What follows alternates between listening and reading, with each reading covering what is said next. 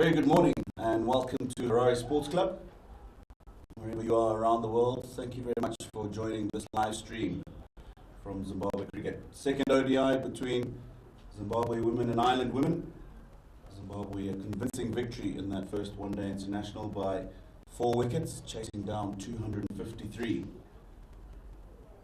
Unchanged side for the Zimbabweans. Earlier on at the toss, Marianne Musonda, the captain, winning the toss and electing to field again. And the two opening batters for Ireland making their way out to the middle. Gabby Lewis and Leah Paul.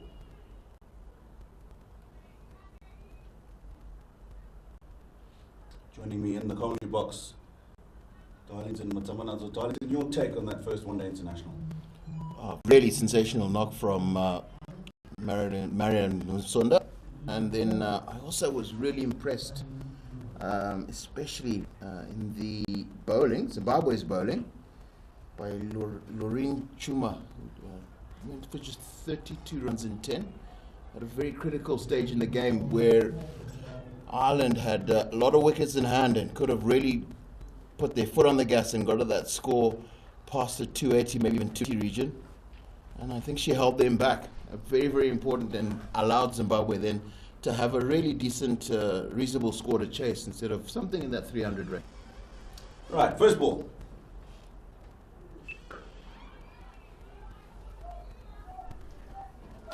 Cornwall, steady medium pacer.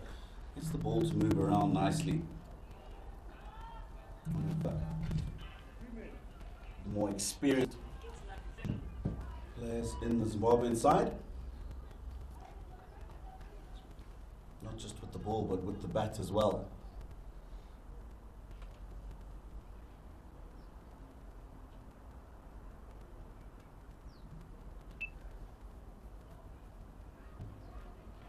Through to the keeper on the sing bounce.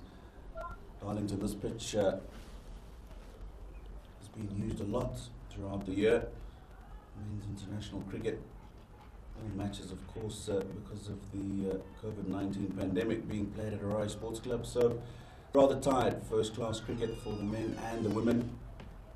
International cricket hosted Bangladesh a couple of months ago. Pakistan as well earlier in the year.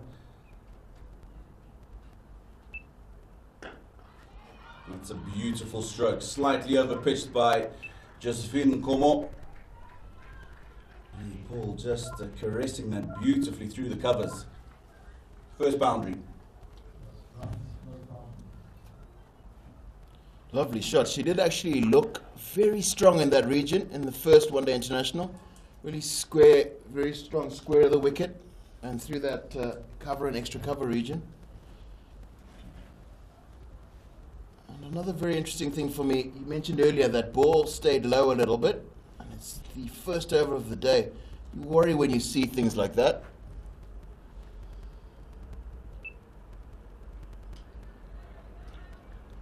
And there we see another one, which suggests that it might make chasing in the Union a little bit more difficult, as generally it tends to get lower and lower through the day, doesn't it?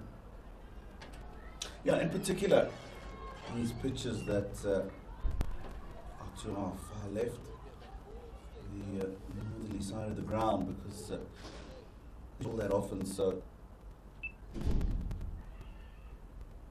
just don't have the bounce that you'd expect through them.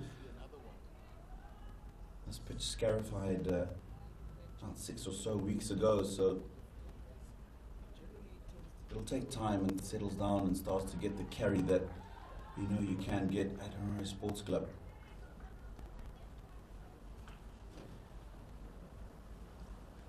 No, that's right. And then the length that Nkomo has to bowl here, she could perhaps bowl a little bit shorter than a real good length. I think you generally find that when the ball's a little bit shorter, if it stays down, maybe back of a length, might be a little more interesting. Somewhere around about there. Ireland are 5 for none.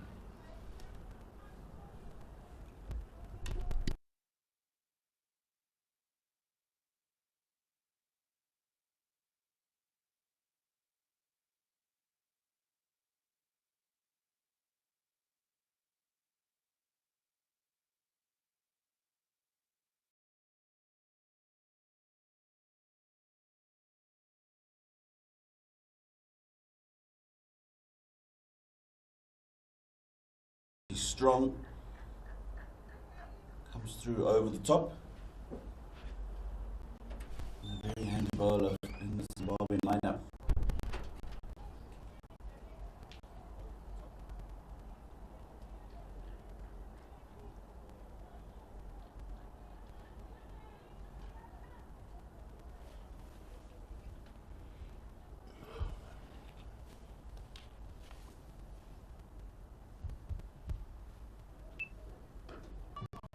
So,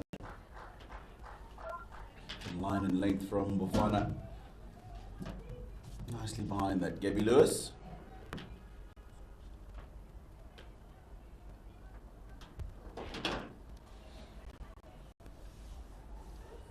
.24 she got in that first match, 54 balls. Took her time, but looks really solid. Nice technique.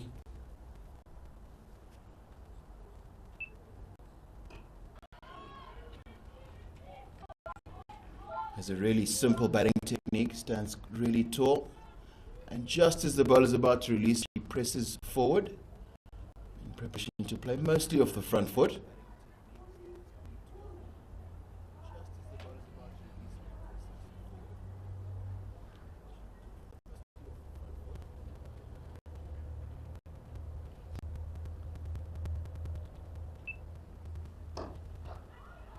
That's exactly what I'm talking about.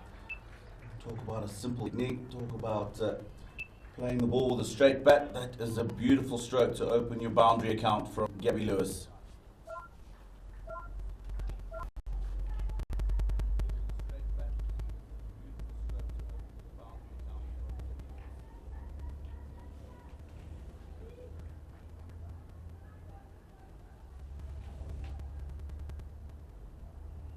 Just a little bit over-pitched from Bafana. It's a really nice stroke back up the ground. Trademark of opening batters, being able to play straight back up the ground. It's a typical example. Nicely left alone. And a length from Bafana. We mentioned earlier she struggled, didn't quite get the figures she probably would have wanted in the first one-day international. I think she's just bowled a little too full and not got the swing she usually gets, and allowed Irish batters to actually hit through the line.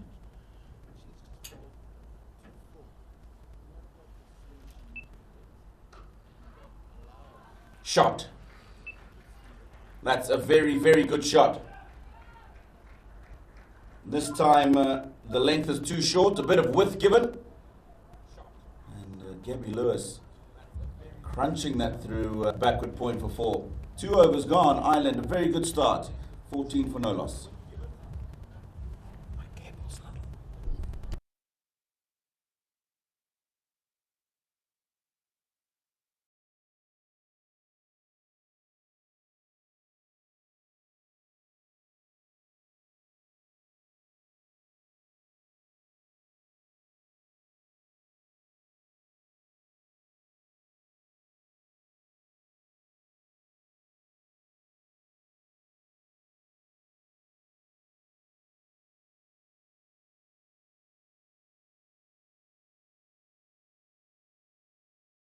That's another very good shot.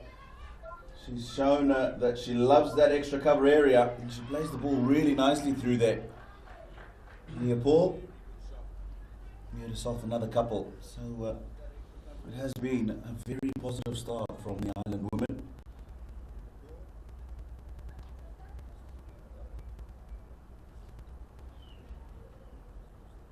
Deliveries into the innings, 16 already on the board. And all they've done really is play the balls on merit.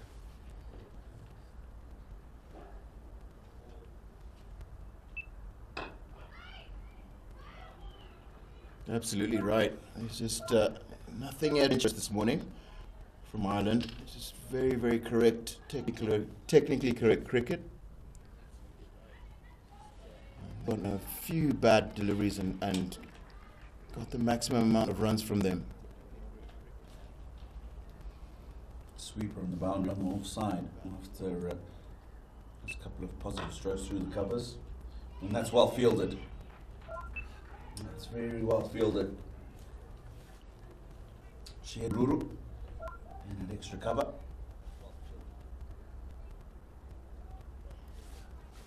Yeah, she's had a bit of ground to cover on her towards her right. She got down quickly. And, stopped what could have been 2, maybe even 4 runs.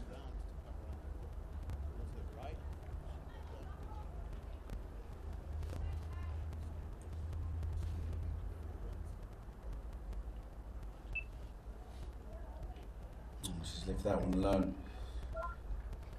Entertain thoughts of playing that ball off the back foot. Putt cover field. Mid off, extra cover, cover point, and a backward point. Be an indication that Josephine Nkomo will be looking to keep that ball as much as she can outside that off stump.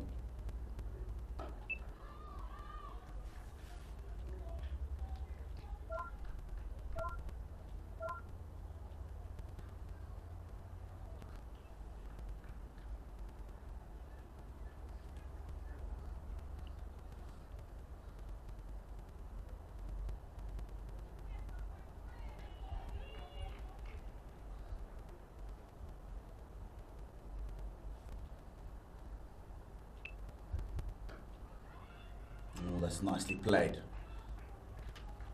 It's gone straight to the field at backward point. And that's a couple of meters either side of her, and that would have gone to the boundary. End of the third over. Ireland women 17 for 0.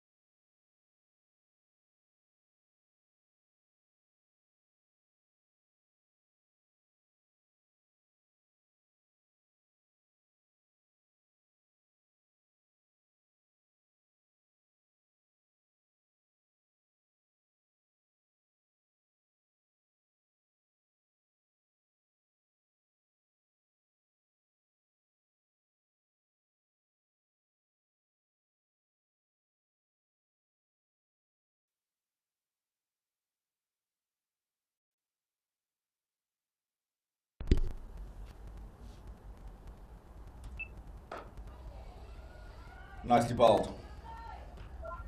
Good area from Josephine Nkomo. Yeah, for me, that's the length. I think Josephine should be looking to bowl here. And stay down, stay low. At the toe of the bat.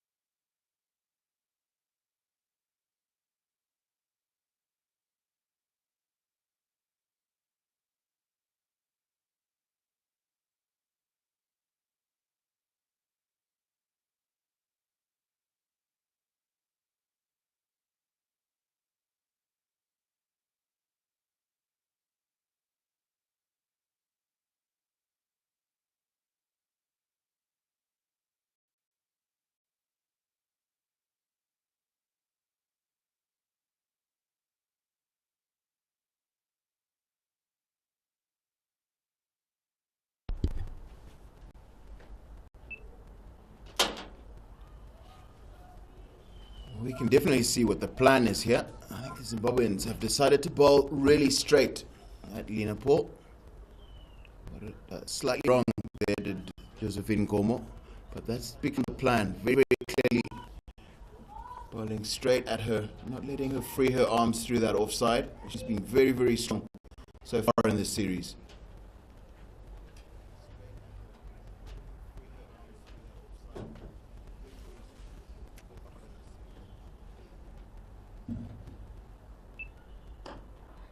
Bit of swing for Josephine Nkomo that time.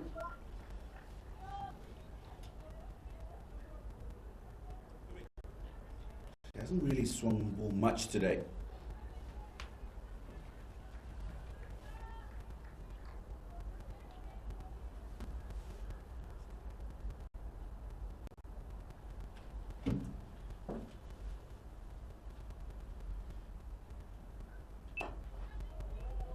Definitely just getting a bit of shape back into the left hand in the last couple of deliveries. That's what she does normally, takes the ball away from the right-handers.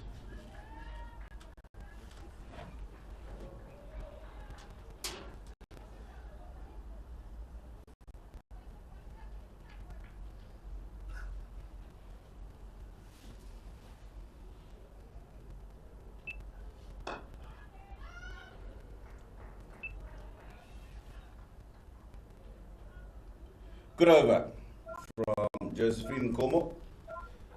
A maiden and women, 26 for no loss.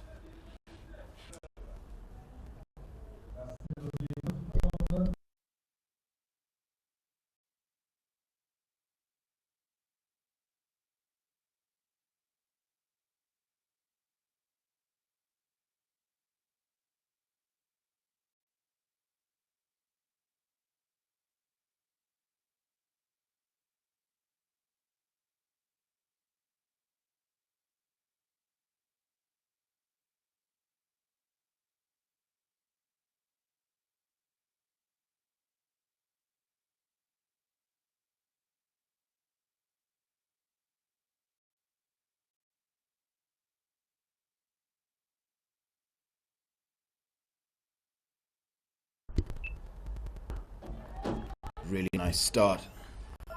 First up again. Found her length. And it's interesting, Tino. We didn't see much swing in the first 3 or 4 overs, and we're starting to see a little bit now. I think as the sheen has been knocked off that new ball, I've been working hard on the one side of the delivery and I've started to get it to shape just a little bit.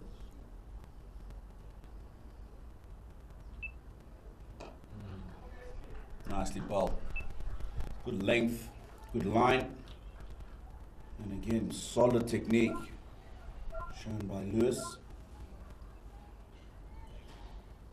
I like the temperament of the Irish opening batters, not just today, but even in that first one-day international. Very organised, know their scoring areas, and are patient, willing to wait for the ball to come in those areas.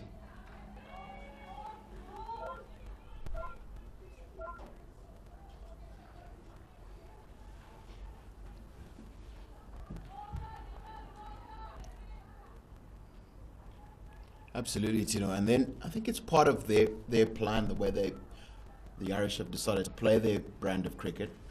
As we saw Captain Laura Delaney play quite aggressively in the second half of the Irish innings yesterday.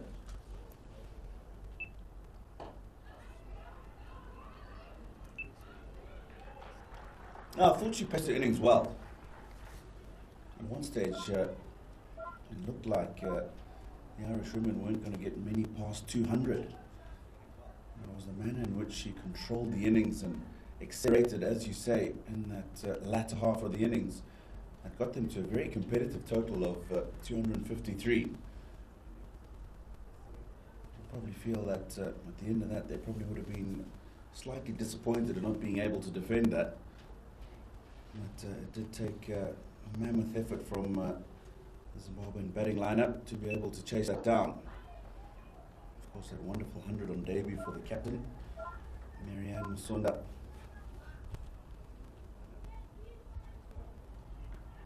A prime example of how to go about chasing a total in one-day international cricket.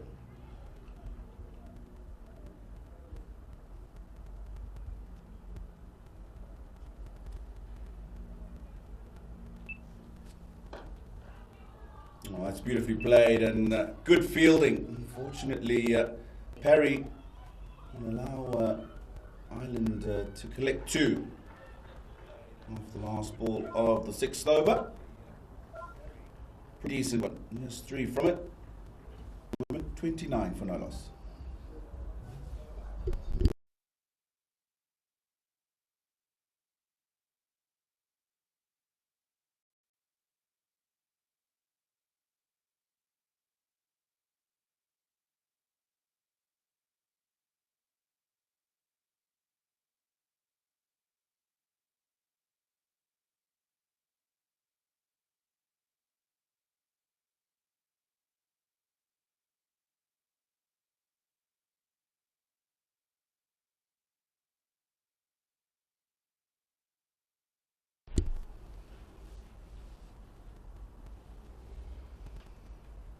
And Como into a 4th over. Nicely behind that one. I think, Darlington, you were just talking about swing, and the last couple of overs we've just started to see the ball shape a little bit. Josephine's definitely got the ball swinging into the left-hander. I haven't seen her being able to take the ball away from the right-hander. It is what she does naturally with the ball. That is a beautiful cricket stroke, and that's well fielded again. The Zimbabwean fielders are definitely throwing themselves around the field.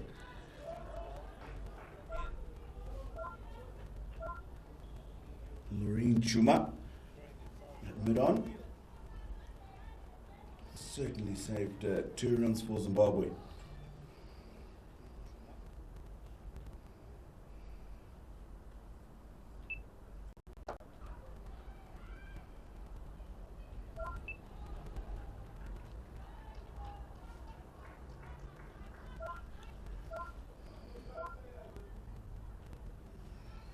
Just one off the edge there as Gary Lewis has just lost him a little bit.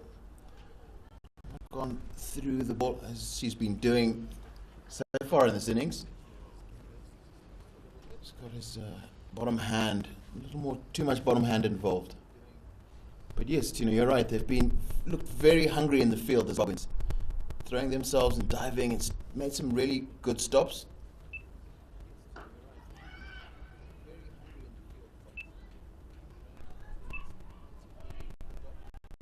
Change of pace, well played there by Lena Paul. It's just waited for it and pushed it to that big gap at cover.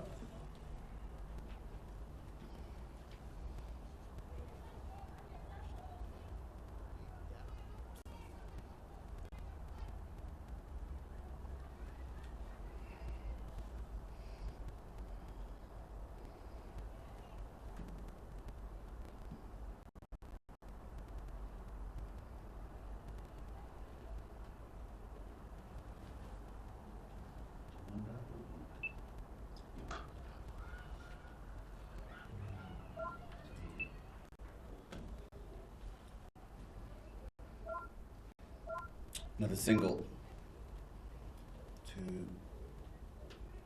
Ireland.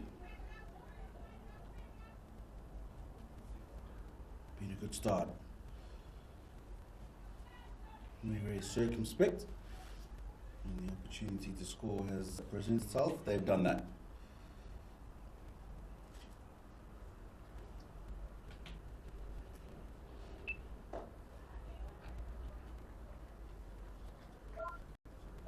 Nicely watched. Brings us to the end of the 7th over.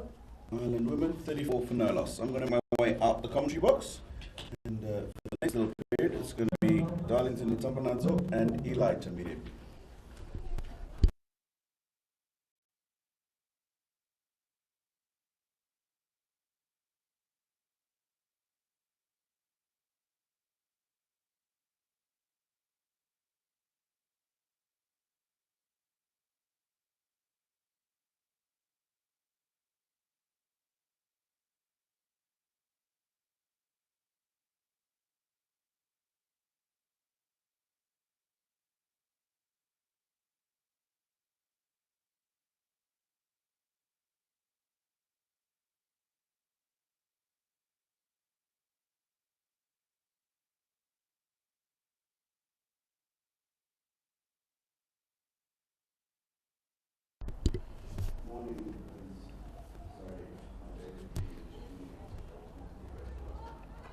Zimbabwe is just beginning her 4th over from the city end.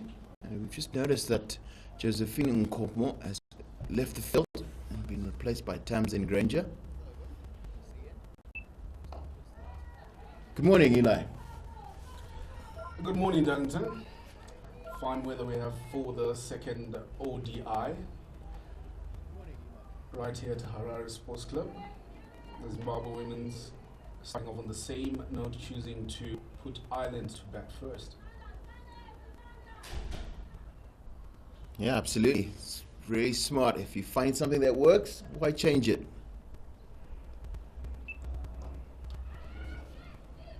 That's a bit on the full.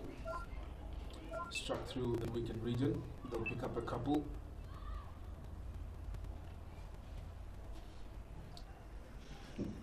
First time we've seen an attempted Yorker, I think. It's trying to find a breakthrough here, I think, in her mind. Mentally, Zimbabwe is thinking to herself, we could do with a wicket out.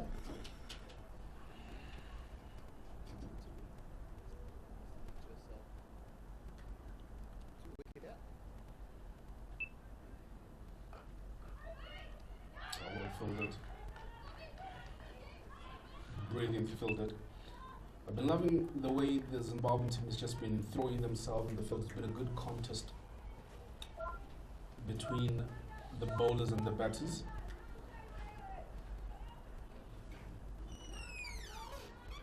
And then they've been very supportive, always behind each other. You see every single time that you've seen somebody do a good bit of fielding, you've seen at least a couple of team members come up, congratulate, little fist bumps and pats on the back.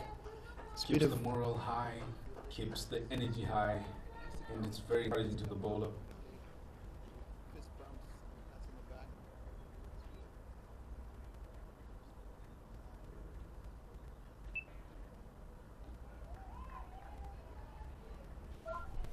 Wide down the leg side.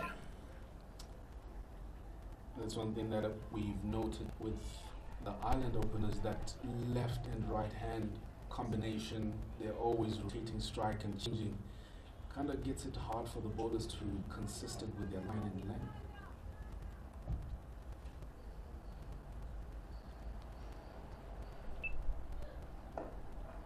It's a good comeback delivery. Absolutely in the right area. And I think it's also that idea that Lena has been very long through the cover of the wicket on the other side. And it's that attempt to make sure you're bowling nice and straight. Sometimes you get it just a little too straight.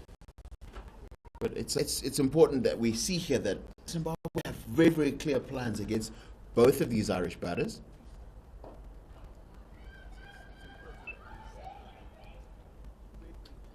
Bit of miscommunication in the centre there.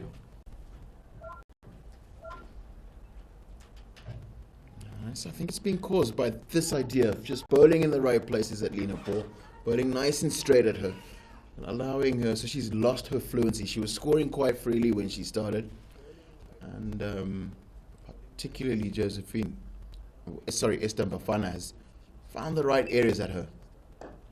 But that's not it, and she's taken full toss. It was an attempted change of pace. She's hit it well as Lena Paul.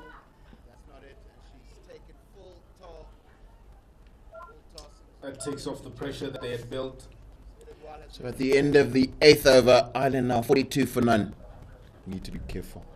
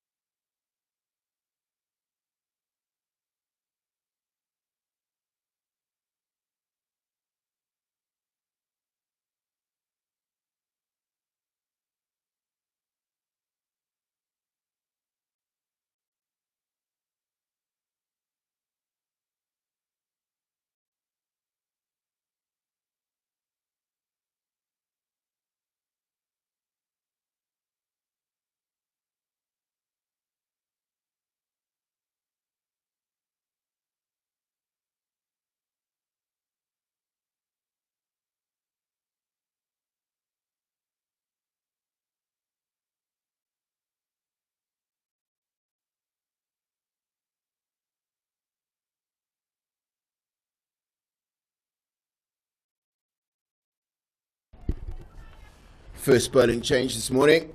Precious Marange replaces Nkomo from the golf course end, off spin. She started well immediately. Just a little bit of turn, I think, for her there.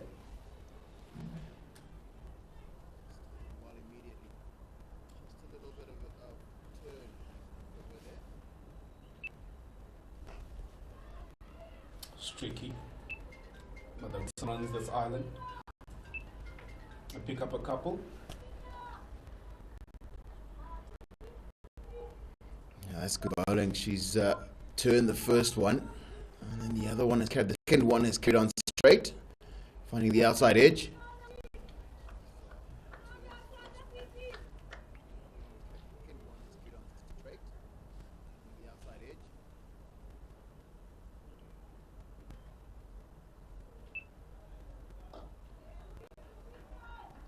I think that's a really nice pace. She's not trying to bowl it through too quickly through the air. It's a good change of pace. Good decision by the captain to bring Precious on, to change the pace. The batsman not getting comfortable. Bowled quite well as well as in the first one-day international. 10 overs, 2 wickets, 48 runs.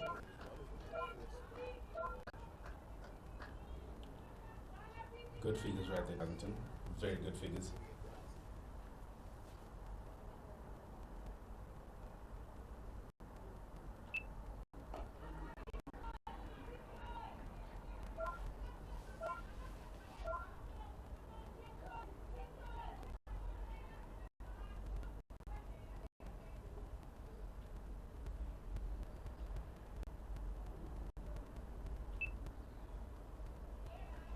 Again, we see that straight one that goes on with the arm to end off the 9th over. Ireland are 44 for none.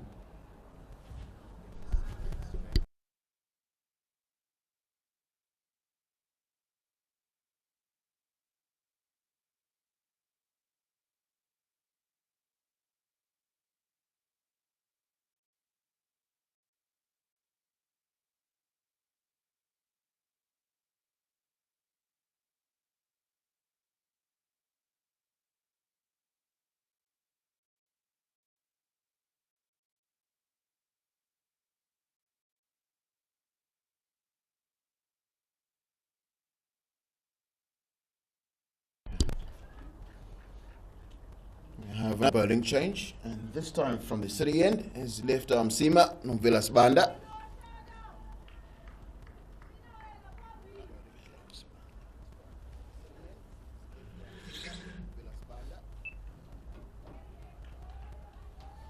That's well bowled. Good start from Nomvelo.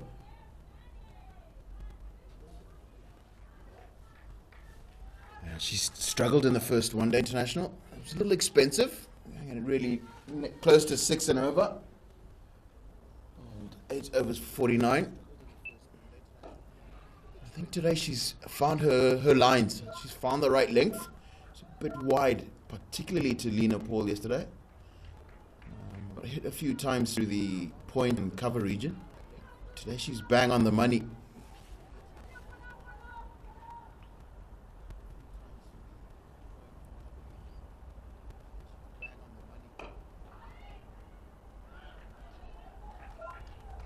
Good start by Nombelo. She's hitting the right areas. Would you think that performing the first ODI is just the pressure, the nerves of being the first one-day international? Perhaps, and I think because you're not really. I think and that's she's just found the outside edge with a real beauty, a little bit of shape for her today, and that goes off the outside edge all the way down to third man boundary for 4. She was a little unlucky there, but we just see that there's just not the carry in the wicket this morning.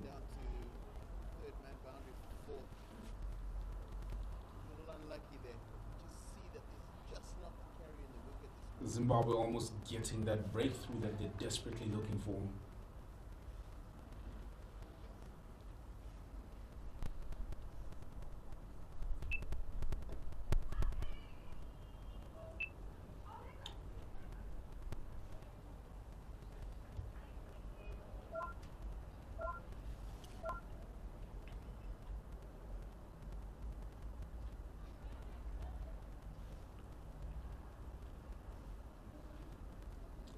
That change in that left and right hand batting combination that I was talking about, just some field changes happening. And we see a very strong offside field. 3 men in the ring, Smith off.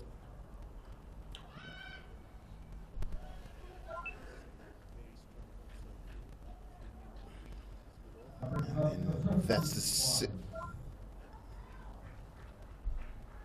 a single to end the 10th over. Ireland are 50 for none.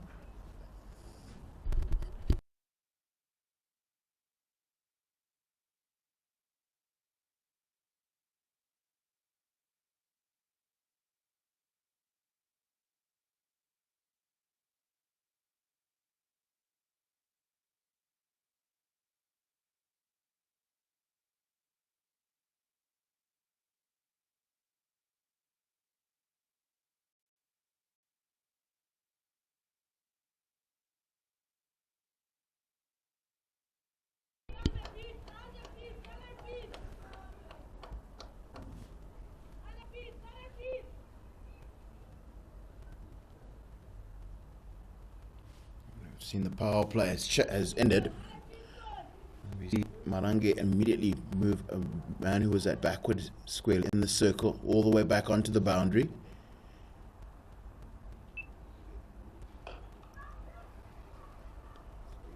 And immediately she makes a mistake of bowling just a little too full and wide.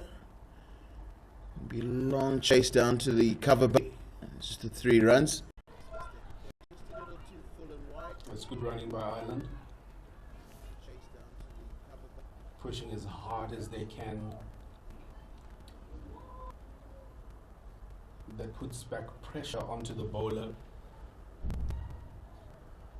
and giving them a very good start to the over. 3 runs off the first ball. Absolutely, and when you get 3 runs off, 3 or 4 runs off the first ball of the over, you really should be thinking to yourself, how could we maximize this? There's another boundary or 2 here. And it becomes a very, very big over. And often you want to force a bowling change quite early in a bowler's spell. As you can see, that pressure being marked the ball, of fielding changes happening because of those 3 runs that were conceded off the first ball. Now you have the bowler thinking.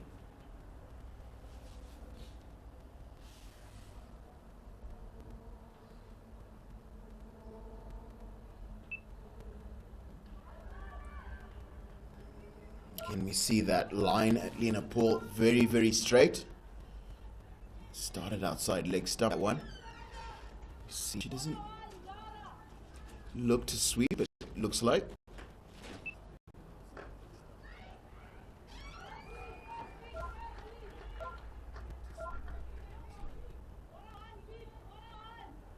Good comeback from Prince. Another dot ball.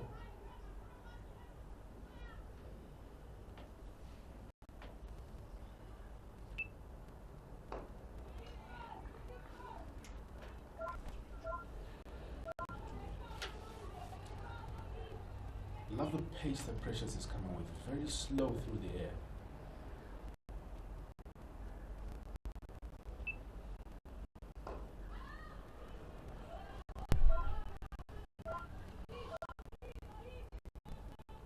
Absolutely, it's good. It's because the idea here is you give them no pace to work with, force them to look to add pace to the delivery.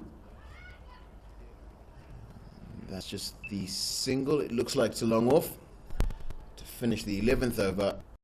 Ireland are 54 for 1 for 9.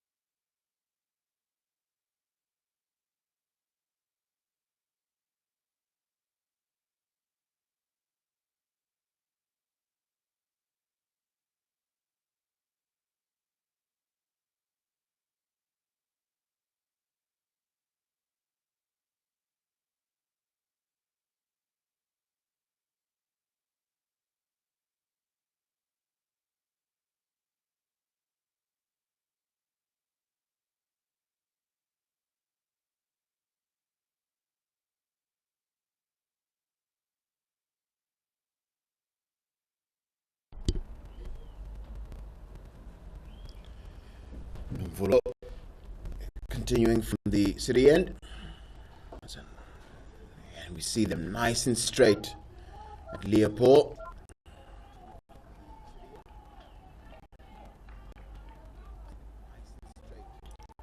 Keep a tight line.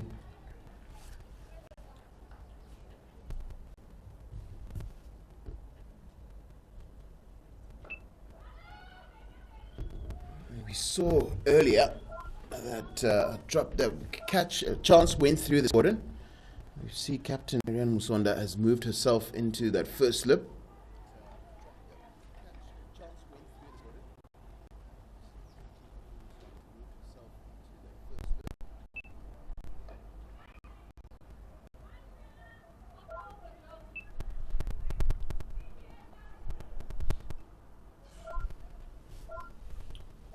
I think that's a good play to bring in a slip.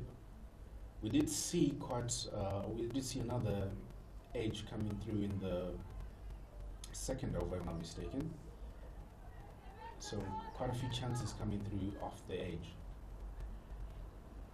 Yeah, but the worry for me is that you just haven't seen carry today.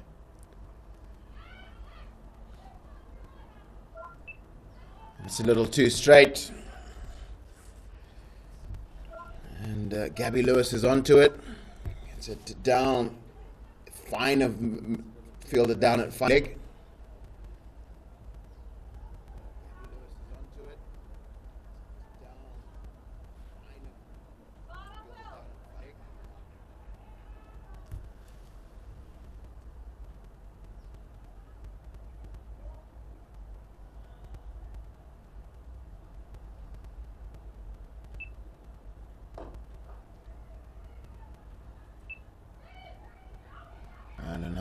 Another misfield here.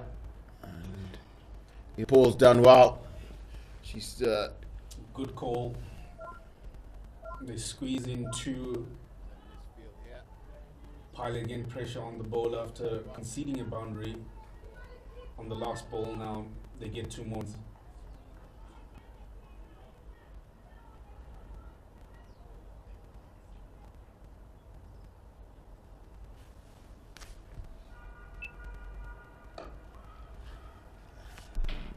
just the dot to finish the over. Ireland 61 for none after 12. I'm going to leave you in capable hands of Eli and Tinashe.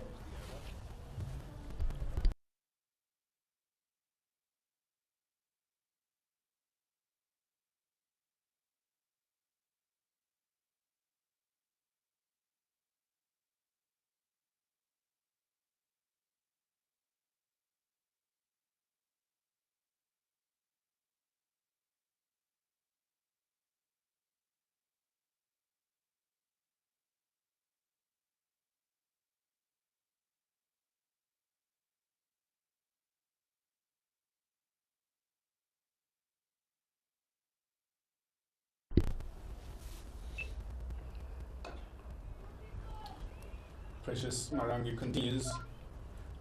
Ball in the tight line. Pitching that ball between middle and leg stump.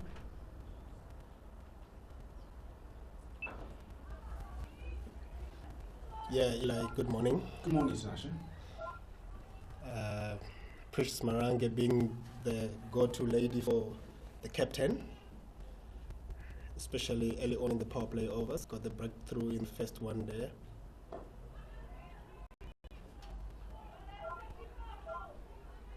And she's had a good start to her bowling spell.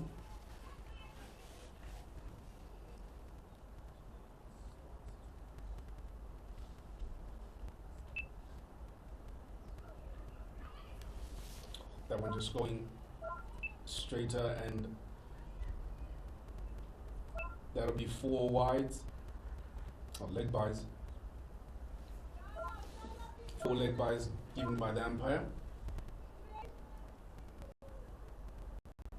Yeah, wicketkeeper Modesta Mpachikwa is failing to get her hands to that one. Precious Marangi just straying down leg side a little bit, and Ireland profiting.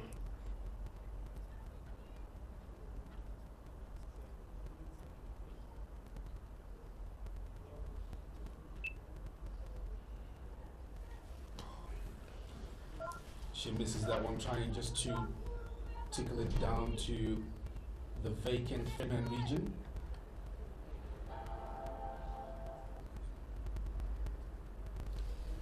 Yeah, the spinners did put the brakes in the innings in the first one there. The change of pace, the slowing down of the pace with the 3 spinners in the team. Lorraine Piri, Precious Marangi.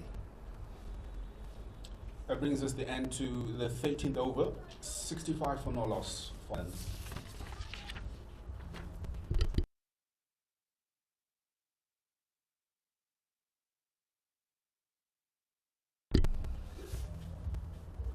Lorraine Piri and Precious Marangi put the brakes on the good start that Ireland had in the first one there.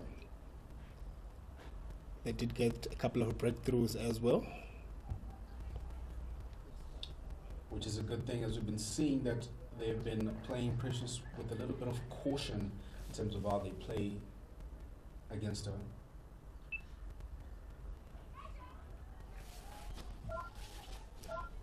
wide again from Nomvelo. She didn't really hit her rhythm nicely, as we know. She's a rhythm bowler, and today, as again from the first one there, she hasn't really enjoyed herself. A misfield there. Ireland squeezing a single. The last ball from Nombela Swanda, a little bit too full, allowing the batsman to drive that one. Yeah, you can hear the captain emphasizing on the lines as the island girls have been really onto any sort of width.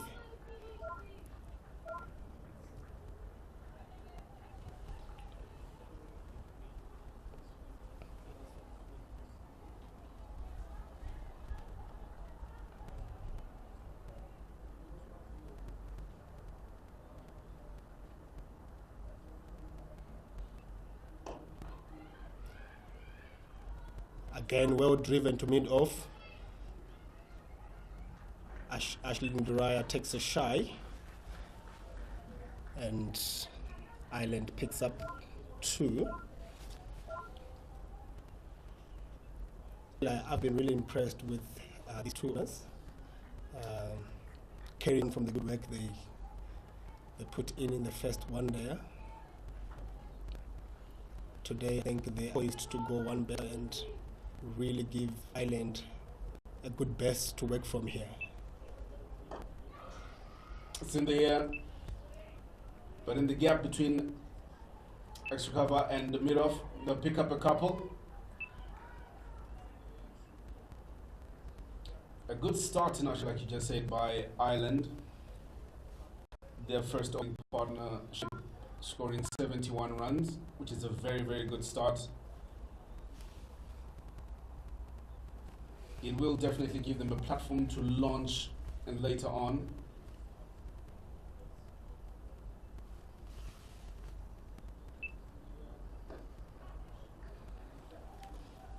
Yeah, I'm sure the Irish technical team would have been a little bit disappointed just ending up at 53 after having had a good start and a majestic innings from their captain, who was 12 short of 100.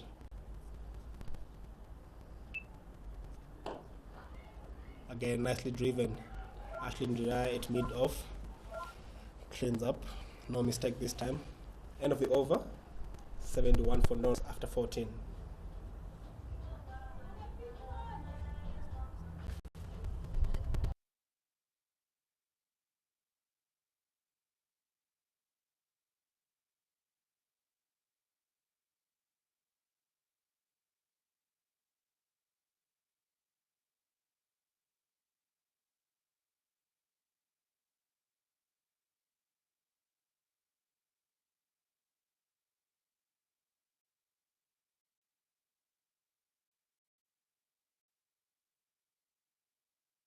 Continue at the start of the 15th over.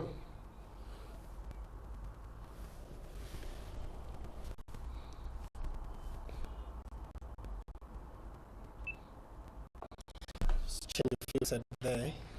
Captain Marianne Musora going with a slip, taking one out of that cover region. You can feel the anxiety of the Zimbabwean ladies. They need a breakthrough here, don't they, Eli?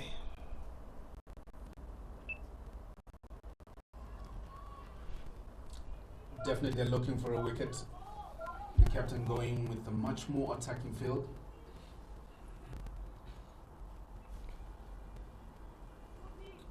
Mid-on is still on the fence and a deep backward square.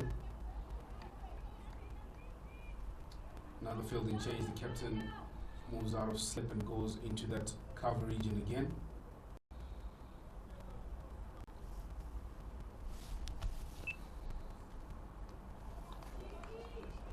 Good lines. Very good lines, and in that instance, Gabby leaves it alone.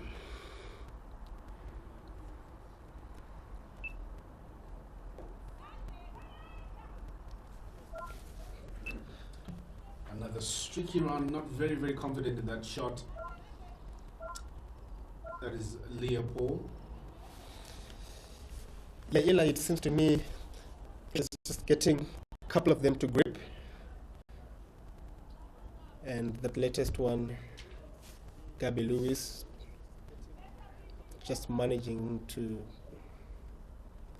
drive it past mid wicket. Very straightish mid wicket.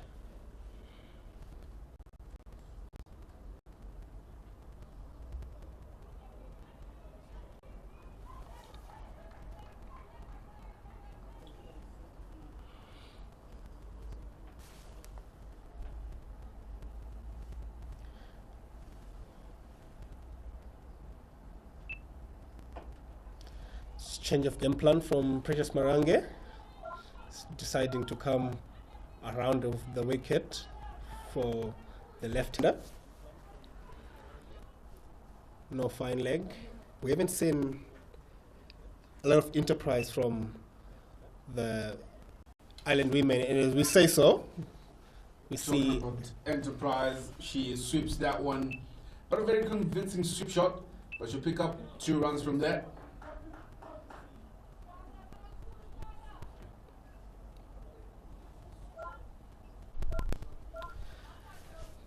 end of the over. 72 for no loss after 15.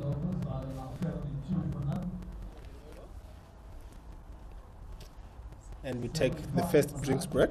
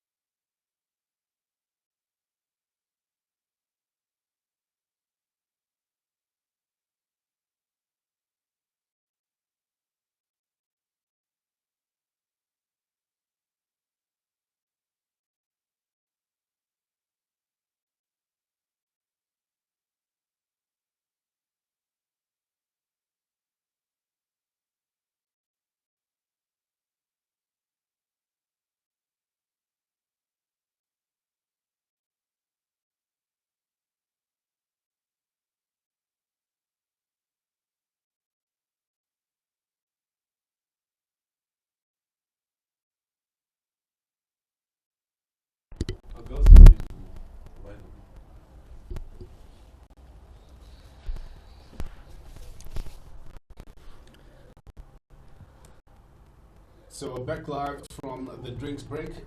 Nombelos wanted to continue from the city end. Still with a very, very much attacking field setup.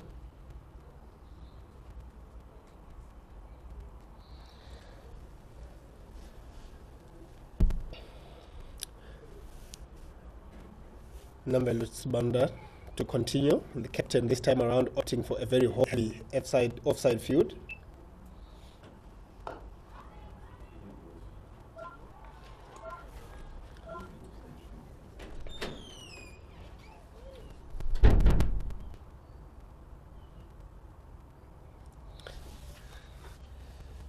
Full time, driven confidently to mid off when Diraya cleans up.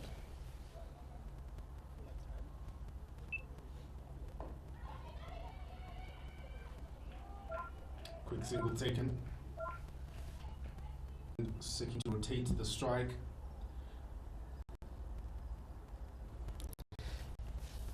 Eli, I'm not really sure what's the plan here. Obviously, the captain wants a breakthrough. Her way to that is pressure, trying to reduce the run rate. Ireland have seemed confident and comfortable, haven't they?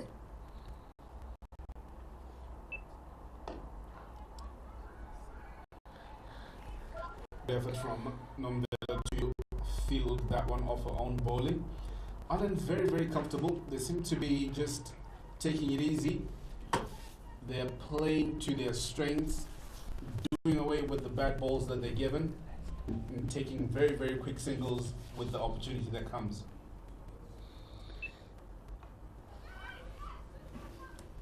Yeah, I think they're really, really prepared to bet long and bet deep. Current partnership 77 of 94 balls. So I get the feeling that they are happy with getting deep and making sure that they are more enterprising batters in the middle order, like we saw in the first inning, in the first game of the series. Will come and do much of the damage. That one is nudged to backward point. Ashley Ndriaya tries to stop the single, get there comfortably. You did mention trying to look for a plan and to get that first wicket for Zimbabwe, but I think what is key is for Nombela just to change things up a bit. She seems just to be coming in, running in hard and banging it in. No change of pace, and she's becoming predictable. What about to finish the over? 78 for no loss. I think it's the sort of back of a length that Darlington spoke about earlier. Something that we haven't really seen from the seamers. They need to change it up, bring in slow balls, knuckleballs, off cutters.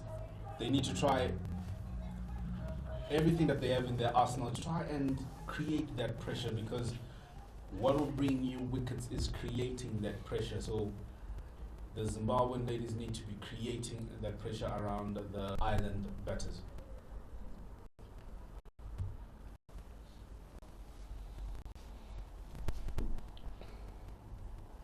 Precious Marange continues from the golf course end.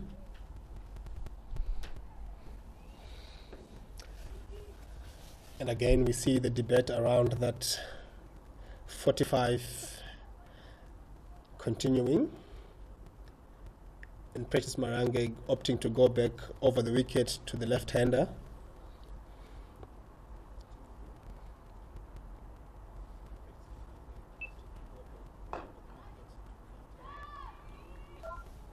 Again, she flights it between Midland leg.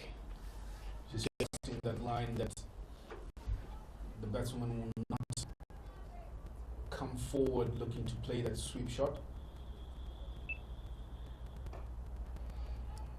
About this time around, she gets to grip a little bit. Ireland still managed to get a single at backward point, where the vice captain Josephine Como has rejoined us. Subfielder Tasmin Granger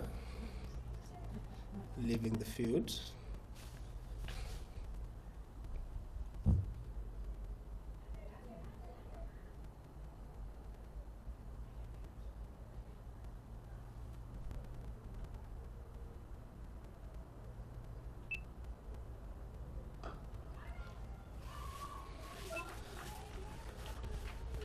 A little bit too full, played well, but she's got protection in the cover area. The captain leading by example.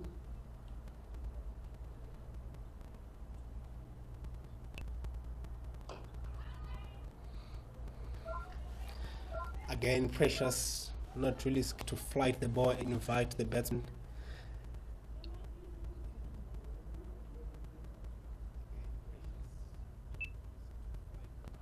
This time around, Gabby Lewis finds the gap. And he'd like to run away for 4. Gabby is piercing the field, picks up 4 runs. Again, that pressure that Precious was building up sort of relieves that pressure.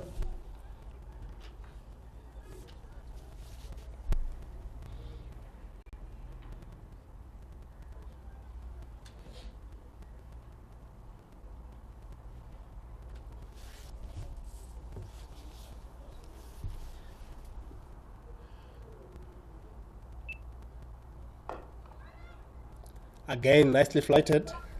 Gabby Lewis obliges, drives it, but can't find the gap this time around. End of the over. It's 83 for no loss after 17.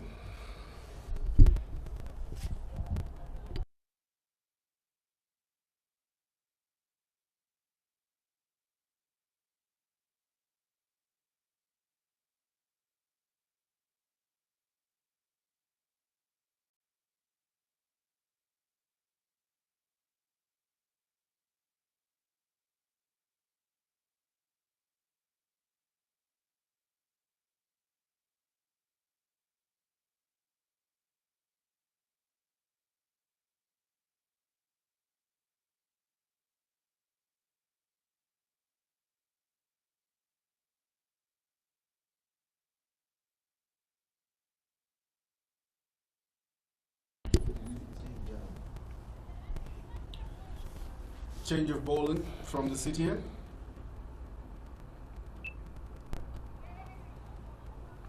Lorraine Schumer coming attack. Had a good outing in the first one-day international. 32 in her 10. This time around, pitches it short, pulled, and Pelagia Mujabi at 45 gives away a single.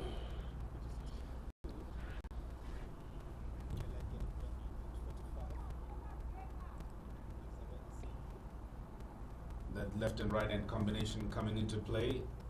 Fielding change is happening. One thing that we have seen from Ireland, no one has really been up to go over the top. Darlington say that during our drinks break. They're just comfortable playing it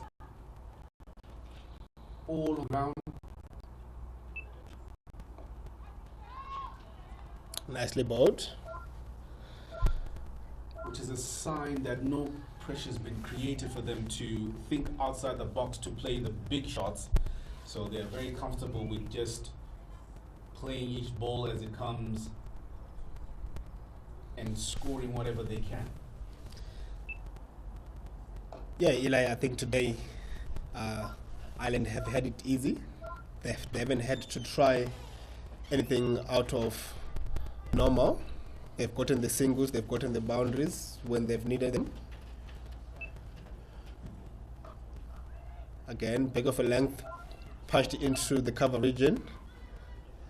Josephine Como can stop the single.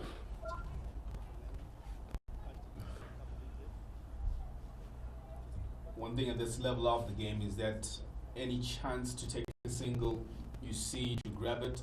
Those singles, they pile on the pressure onto the bowl side and are very key towards the end in you reaching that big total that you would want at the end of the day.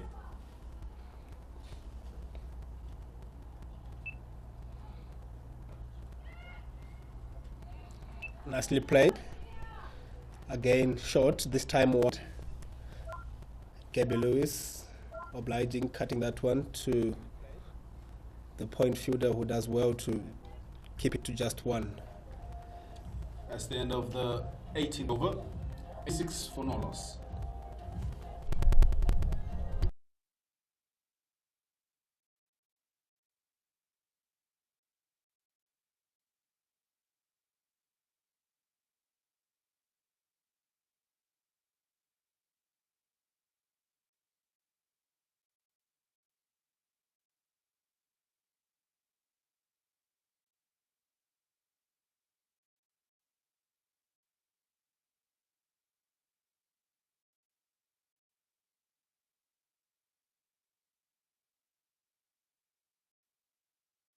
Okay, good luck there.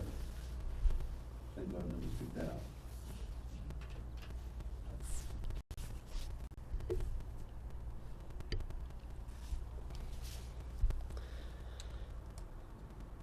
We're back again. Change of bowling from the Gulf Coast end. Lauren Perry.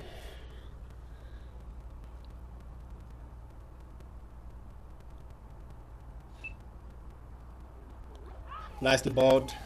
Gets it to grip, find the edge. Come around. There's no slip. So I want to talk about just the field settings just a bit. We're still looking for wickets as Zimbabwe. Ireland are not playing any big shots. How would you go about it? What would you be looking to do?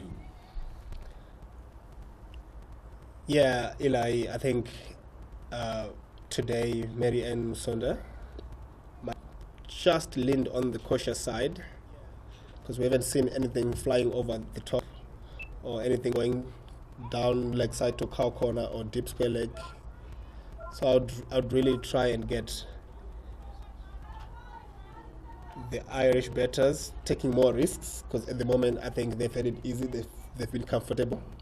They've taken whatever has been availed to themselves.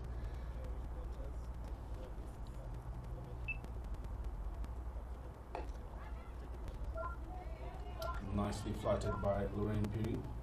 Just trying to invite the batsman just to take a little bit more risk in the shot, but well played in the end.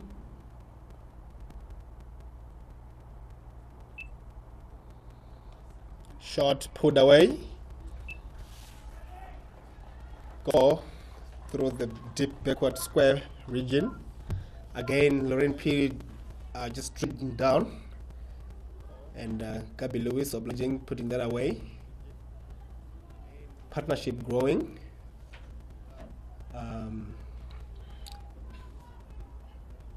This should be the highest partnership for Ireland. Opening stand of 2.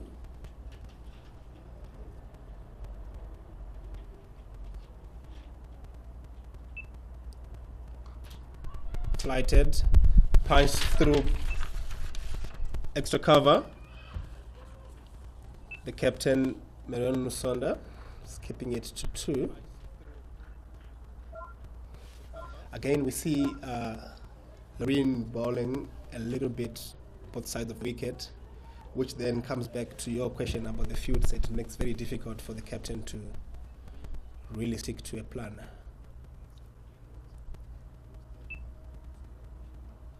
Edged. And a race away. Does it have enough legs to take it to the boundary?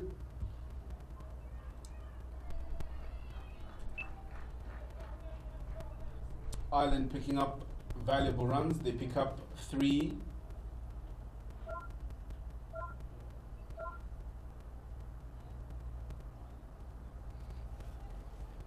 Problems here for Marianne. She's going to have to find the plan to dry the runs, break through half those problems. Definitely pressure is mounting on the Zimbabwean team, and you can see it in the way that they've just gone quiet in the field.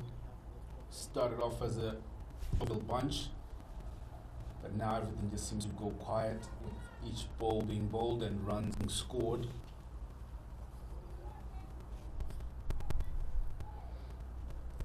So definitely it'll take a lot for them to pick themselves up and just get that breakthrough.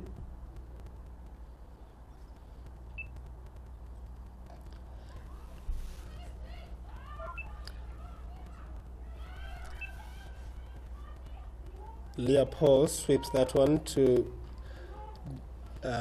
deep mid wicket for a single, which brings the over.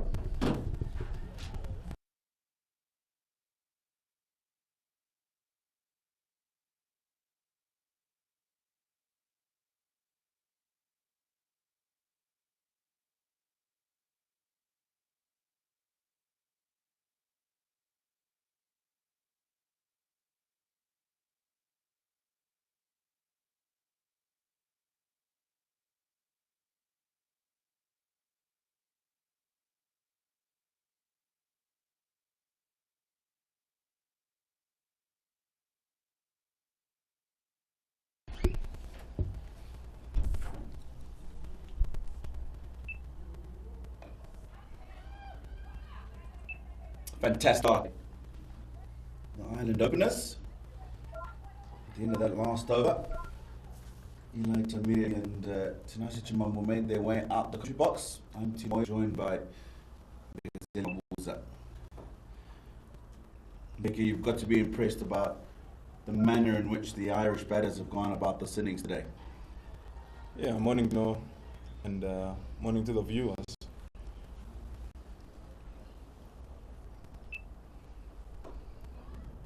Yeah, what's impressed me the most is that the Island batters have kept it really simple.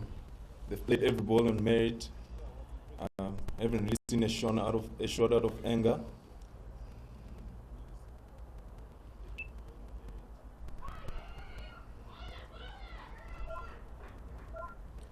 Quick single taken. Yeah, Zimbabwe also need a breakthrough here. They rely heavily on their spinners, and it's good to see Lorraine Chuma back in the side.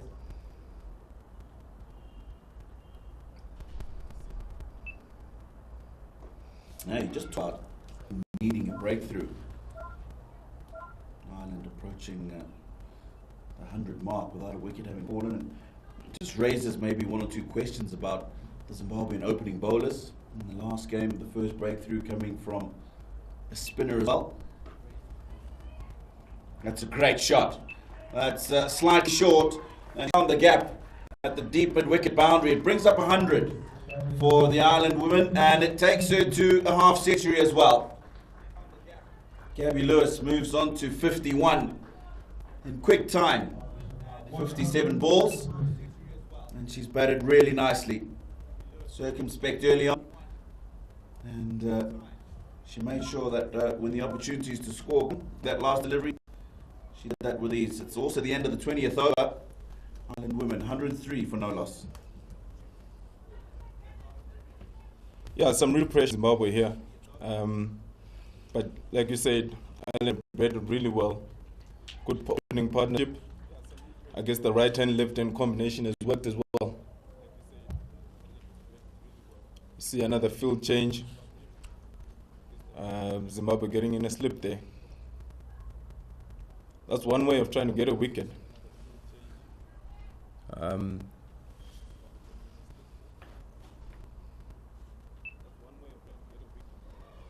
big sweep shot there. She doesn't strike me as a good sweeper of the ball. I think that's the second one she's attempted. The first one she hit. But Zimbabwe can look to exploit that.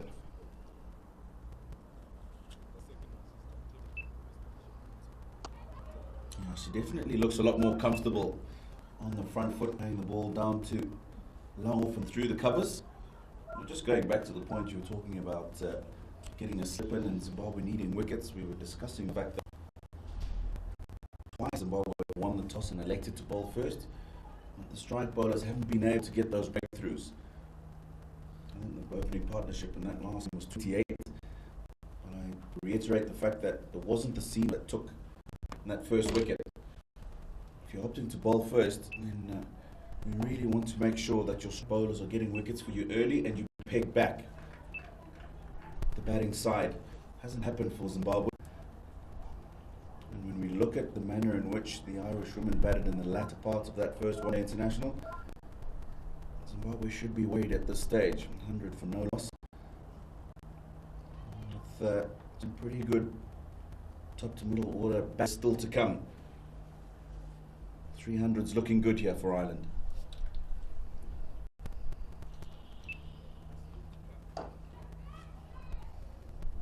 Yeah, 300 is looking good, you know, and it must be a real worry for the whole team,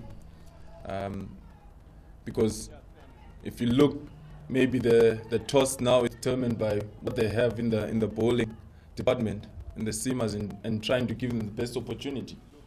That's why they opt to bowl first. That it happened, so they rely heavily on their spin bowlers.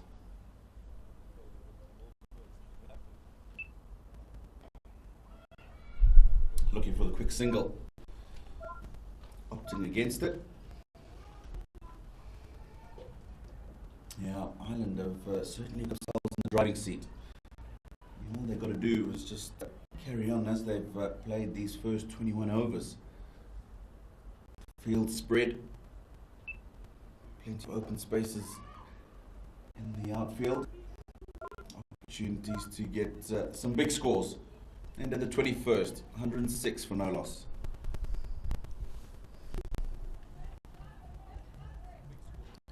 Yeah, you can see that Zimbabwe is really under pressure. The body language has changed. I think the guys that were on air just before us mentioned it, that the shoulders have dropped somewhat. Somebody needs to pick them up. I think the wicketkeeper can roll, and obviously the captain. But most of the times it's the wicket that wills the team together again.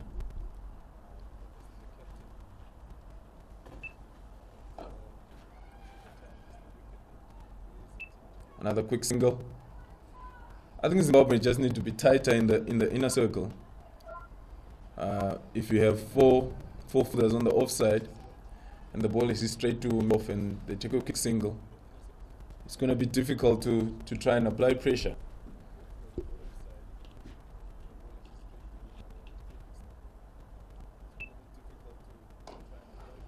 Lorena started well.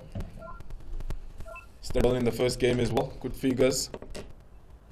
And it's good to see her back after 3 years out the game. She's come back well, and she plays with a big heart. She wears a heart on her sleeve.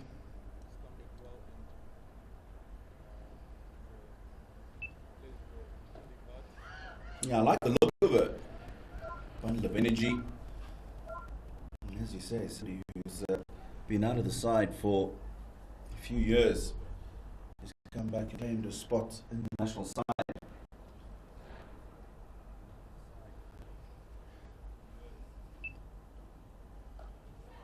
Bowled decently in that first one-day international. 10 overs going for 32. Just the sole wicket. But very accurate. And as you say, she's had another good start today. What Zimbabwe do need are breakthroughs, though. That's a lovely shot. A lap sweep. Taking note of the fact that there's nobody at 45. Just to feel they're at deep backward square.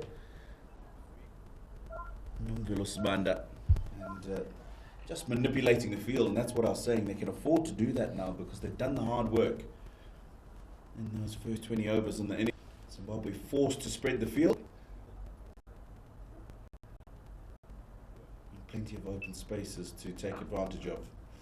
Full toss, shouldn't be disappointed. Gabby Lewis, opportunity to get another boundary.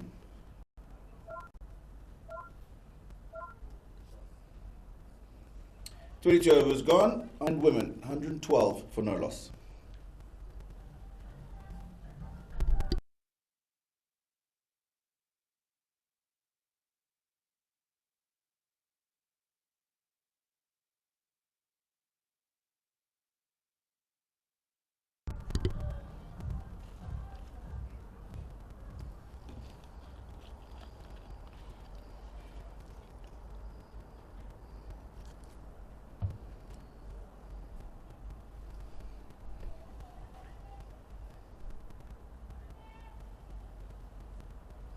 Lorraine Peary from the golf course end.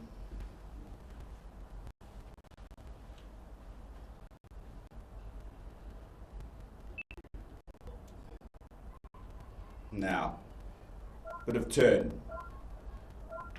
Just too straight and too short, that delivery. That'll be encouraging for Ireland to see. A couple of decent spinners in their lineup. We saw in that first international.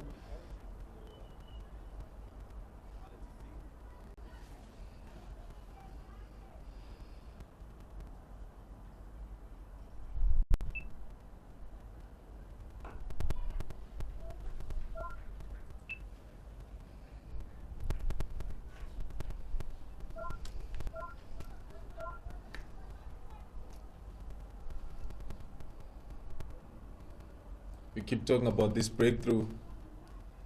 When you look at the field and you wonder, Zimbabwe are looking to get this wicket.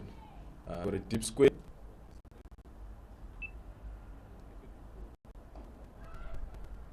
Yeah, they have a deep square leg, a cow corner, and a long on. They also have a long off.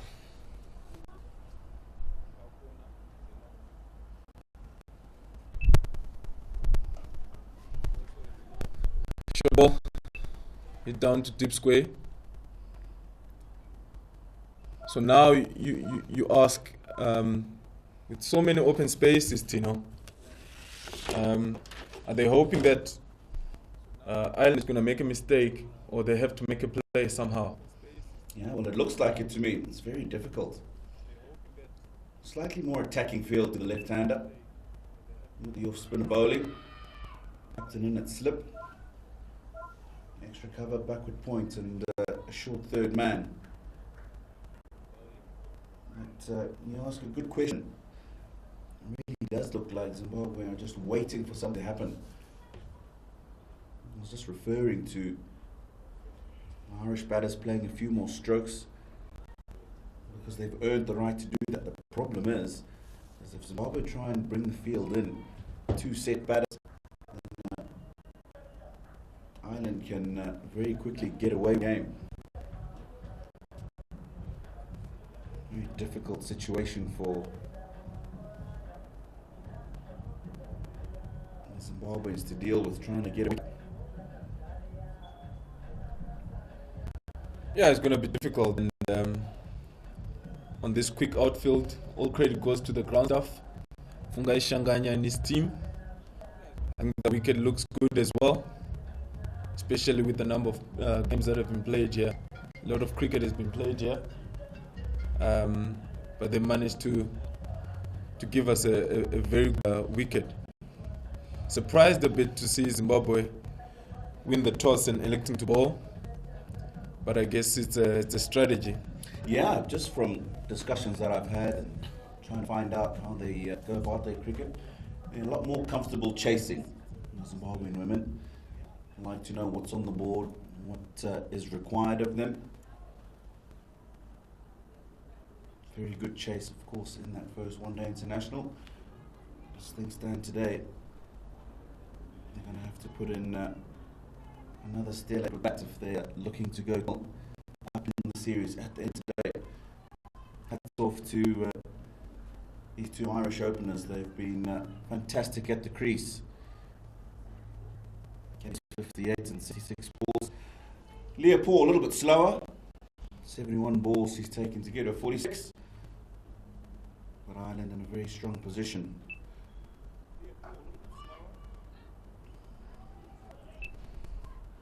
It'll be a single to end the 23rd over. Ireland 116, no loss.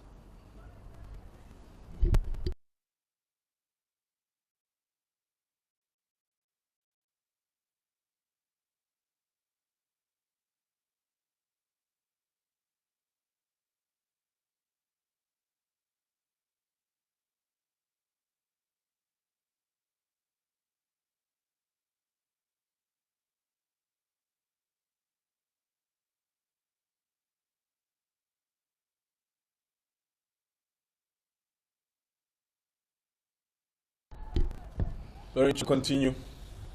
from the C end.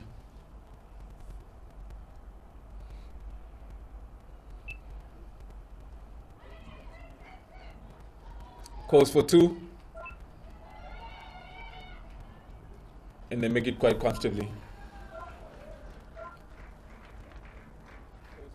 But those are the 1%ers that talk about, maybe attacking the ball and trying to prevent that second run. As it is, Zimbabwe are leaving too many open spaces.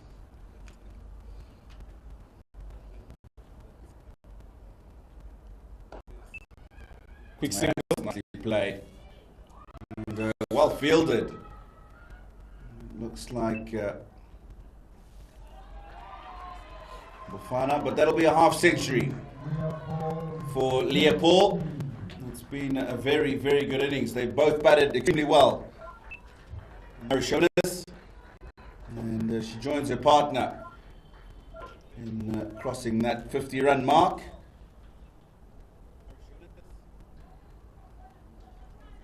Very good innings, composed, control, not having had taken any risks.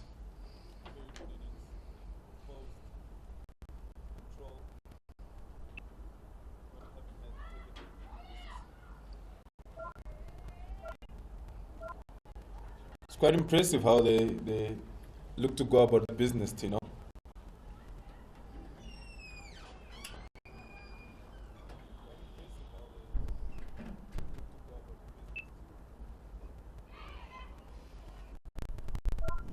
been exemplary this morning.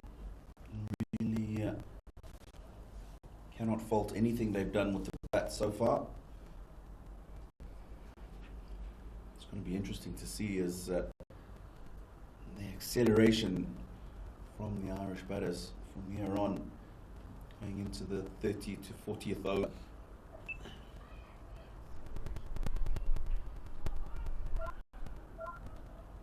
Extremely well set. Good launch pad to ensure that they get close to that 300 mark. It's certainly on the horizon. 122 for no loss. The ball to go on the 24th.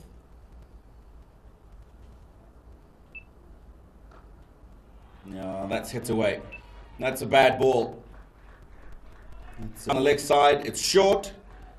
And as well as she's batted all day, she puts that away for 4. 24 overs gone now. Ireland, 126 for no loss.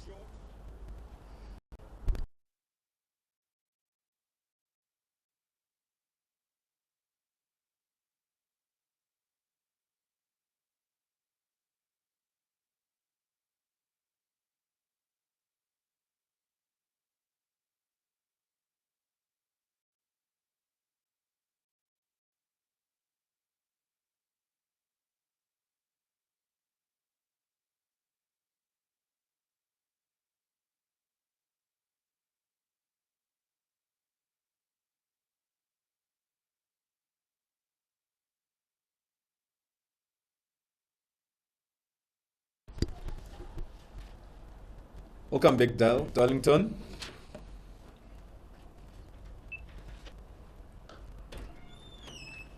Zimbabwe having hard going today, Yeah, it's tough, It looks a very good batting surface. So, which is interesting for me. It might not be as hard as it looks when you come to chase on a wicket like this.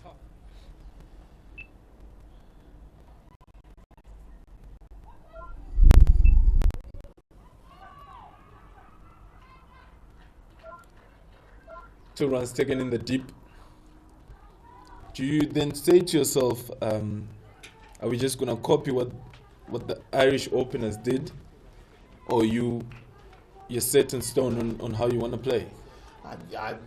I always look to try and think on really good batting surfaces. I think it's much more important to take advantage of that power play over those 10 overs to start at the beginning of a game. But then often you run the risk of losing 1 or 2 more wickets than you'd really like to in that period. So it's a balancing act. But I'd really like to see a little bit more venturesome of, because as it is right now, I can't see Ireland, barring a real disaster, I can't see Ireland making less than probably 300, maybe even 320 here. Yeah, another midfield on the deep midfield fence. I mean, to show how much pressure that Zimbabwe are under, we're already talking about how they're gonna go about their innings, and we haven't even reached the mark of the first innings. Everything here says really big score. You know what I mean? Everything here says you can't look at expect anything under 300 here. Yeah, that'll Anyway, be disappointing. So at the end of the, this is the key thing is it's unlikely going to be less than 300. And if somebody plays really well, one of these two set batters, and we saw the Irish captain, play very well in the first one international. You could get there's potentially a score around 350 or 360 here from a start like this. So I think this is we're talking about the second innings. Anyway, Ireland now 130.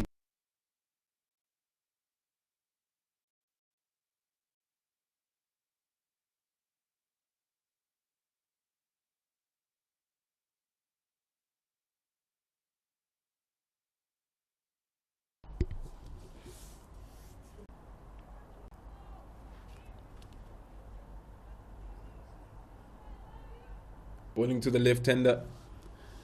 Just shows you how good a batting wicket immediately to the sweeper at Cow. And this is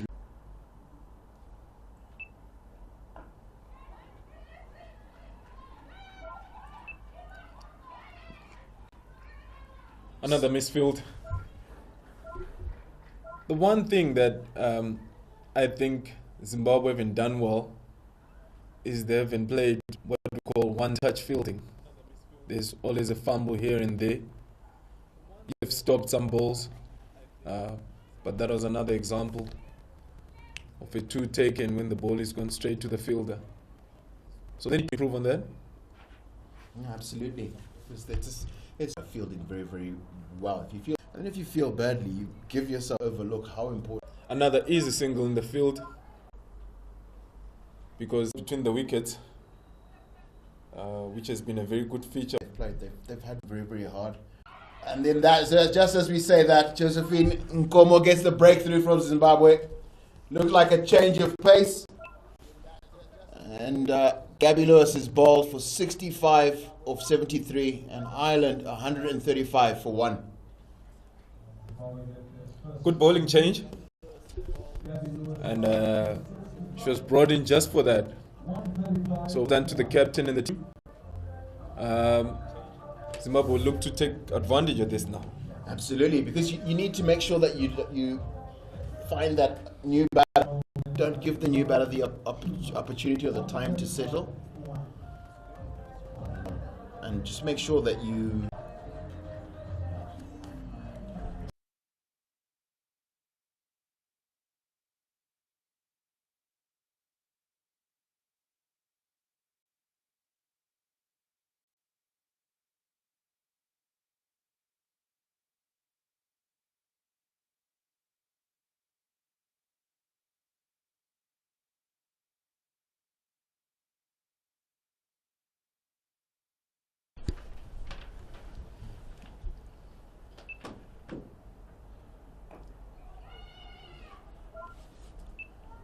Seen already, Josephine Nkomo has just started up at Hunter with a slow ball.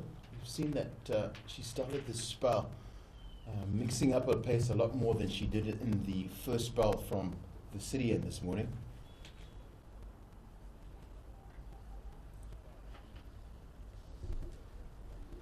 Yeah, how much did Zimbabwe need that breakthrough? But again, Amy Hunter first ball gets off the mark. Field is too deep. Yeah, I just think it's awareness sometimes. I think our players just need to get tighter, especially to the new batter. But she's off the mark now.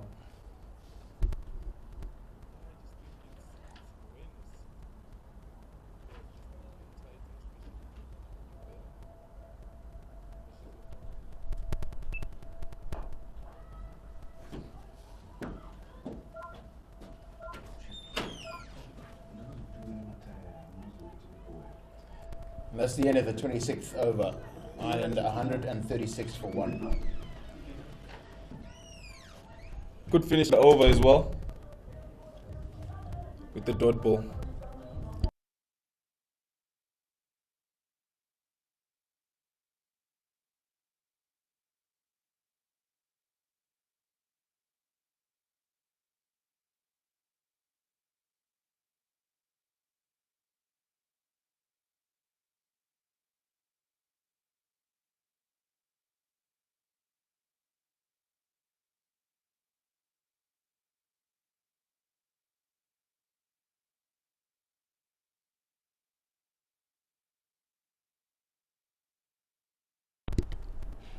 Okay, change of bowling.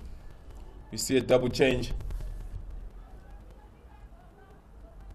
Esther Mbofana coming in from the golf course end. Zimbabwe will be hoping she gets them another breakthrough. That's right. She struggled early on today.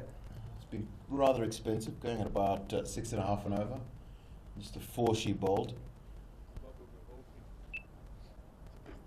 And immediately she goes up with a shot and she's gotten it. Another breakthrough. Amy Hunter goes for just the 1 run.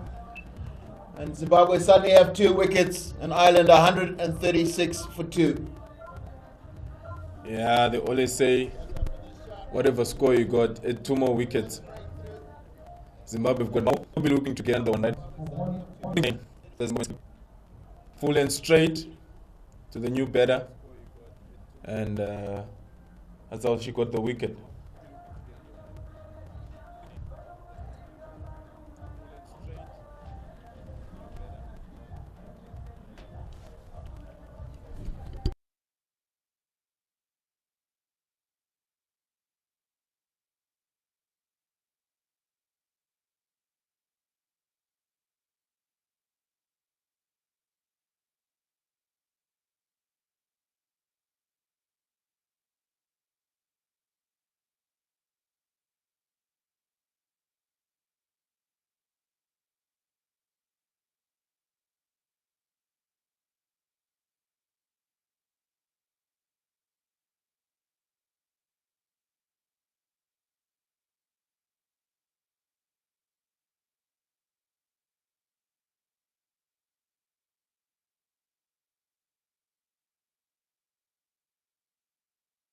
In the first one-day international, 88 of 81. And as there is a change out on the field, there's a change in the commentary box. And Tinashe Chimbambo is going to come and help us understand what prospects Zimbabwe have. Whether this is, 'cause my first impression is that this is going to be a really big score. Ireland should get close to 300 past. And what are the possibilities that Zimbabwe will really restrict them somewhere in the 250 range? Because we saw them chase that in the first one-day international. Good morning, Darlington. Yeah, really important phase of the game here for Zimbabwe. They have done well to peg Ireland back with those 2 quick wickets. But coming to your question, I think the Irish will be a little bit with the way the proceedings have gone. But I think Zimbabwe have a real chance here to pull things back. And look to just round about the 270 region. I don't think it will be a big problem for them, considering they chased down the 250 with 6.5 overs to spare. So generally, that first wicket we played on could have been a 270 to 80 wicket. And Zimbabwe were on course to get that in that first innings with that magnificent century from the captain, Marianne Musonda. This has been a change. 2 experienced seamers coming back, Josephine getting the first breakthrough, and then Esther Mbufana getting in on the act as well.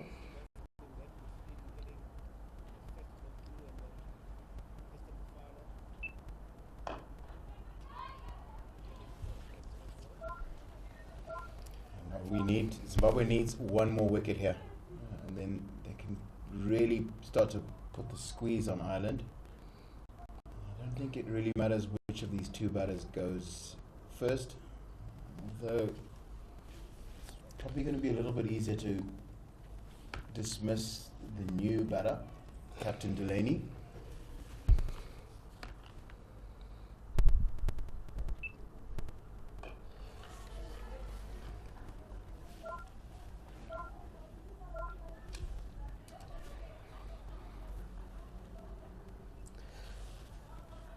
Good over from Esther Mbufana, 138 for the loss of 2 wickets after 27 overs.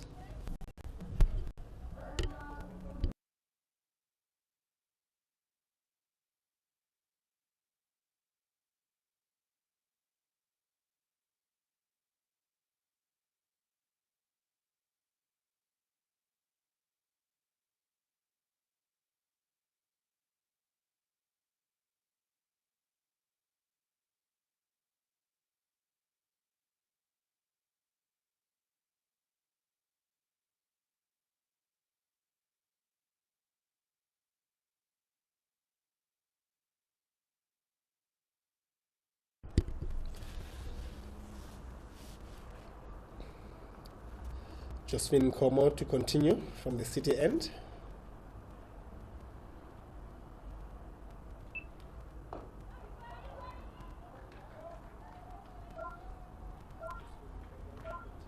About she's sort of finding that length that you were really encouraging from her with the new ball. Absolutely, it's not quite there to drive, but still got to be played off the front foot. So if you have a little bit of, saw some stay down earlier. If a ball keeps low and you're expecting it around about to arrive at you around about knee high, it can be very difficult to jam down your bat in time. So you'll find the outside edge of Leopold. Yeah, Leopold, she's been brilliant, hasn't she? She's been good. She's just kept it very simple. Just batted to her strengths, and then she's expanded the game. She's gotten in. So we saw bowling at her, and she wasn't. We didn't see her play the sweep. We were talking inside in this commentary box about one of us would have wanted to play the sweep as an example, and we saw her then incorporate the sweep into her game. We've seen her come down the track and head down the ground, so we can see her game expanding as this game is progressing, which could be quite ominous for Zimbabwe. Yeah, definitely. I think she's one of those openers who wants to sort of about by Josephine. A muted appeal. Umpire Stanley Gogwe, not interested. Coming back to Leopold, I think she's done well to sort of just be the glue of that innings. I think we saw Gabi was really aggressive at times, but she kept to her guns, really respected how she plays, and she's still out there. I think if she's able to emulate what the Zimbabwean captain did in the first game, get 100 not out, Ireland be well set to give Zimbabwe something to really think about in that chess. That's right. Like every coach I've played under always says that once you've gotten in, you've got to make sure you bat and face the last ball of the game. And if you do that, whether you're setting a score or chasing a score, you're always going to win if your batsman bats until the last ball of the game. And if Leopold can do that here, one of the other or two of the other players to close the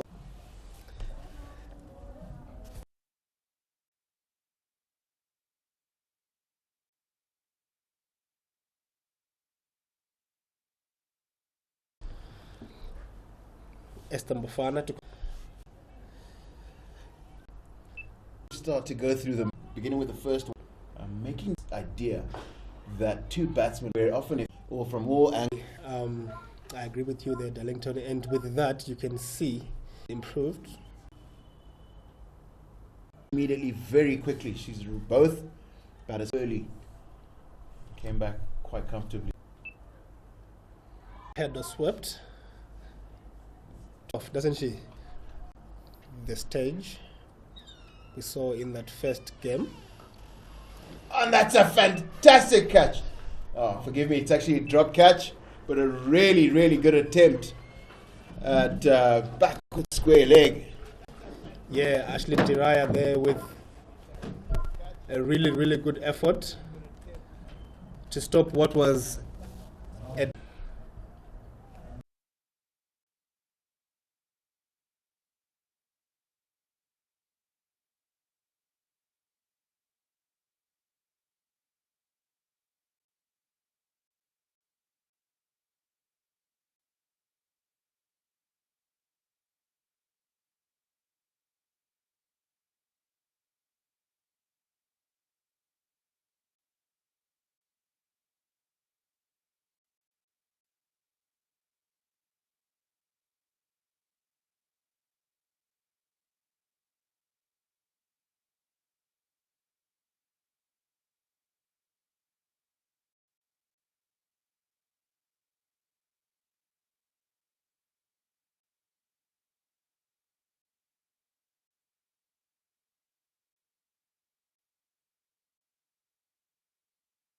Quiet period. In the last sort of 3 or 4 overs.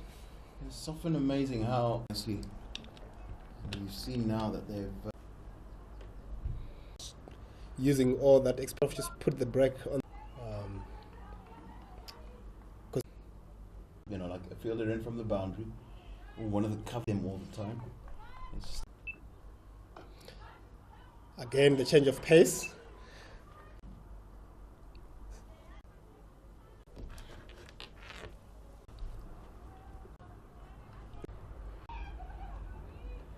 a 45 for 2.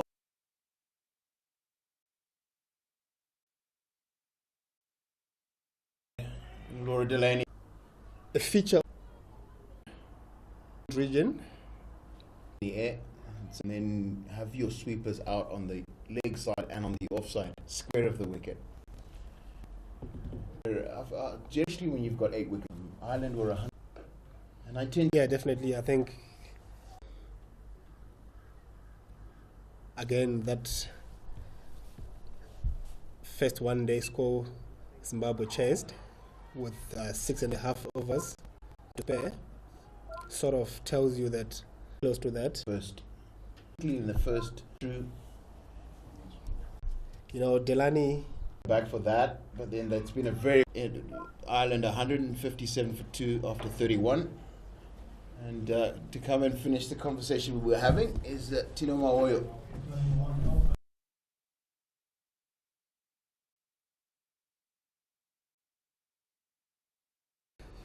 change of bowling from the city end. Nombelo cuts off with a wide. Good afternoon, Tino. Afternoon, Tinashe. Attack and make it difficult. She was quite. It's extremely important to realise, especially when you've struggled to get wickets at the beginning of the innings, that when you struggle to get work to get their runs, and to play the shots that they played. They earned the right to have fielders on the boundary and the wide open spaces in the outfield. That a new batsman or new batter, pardon, when they walk out to the middle, haven't been right. And you're quite right in saying that you need to make sure that you bring the field in and put pressure on them. In particular, like the captain, Laura Delaney, she batted extremely well the other day, 88 in quick time, just 81 balls, so she's in good form. And you don't want her to come in and get runs comfortably to sweepers. That's a good shot. But a width given. Nompelo Sibanda. She just caressed that through that forward point area for a boundary. Yes, Tino, Nompelo Sibanda's struggles continue from the first one there.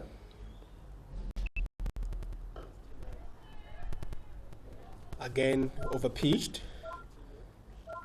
Delani, in the form that she's in, crunches it to extra cover.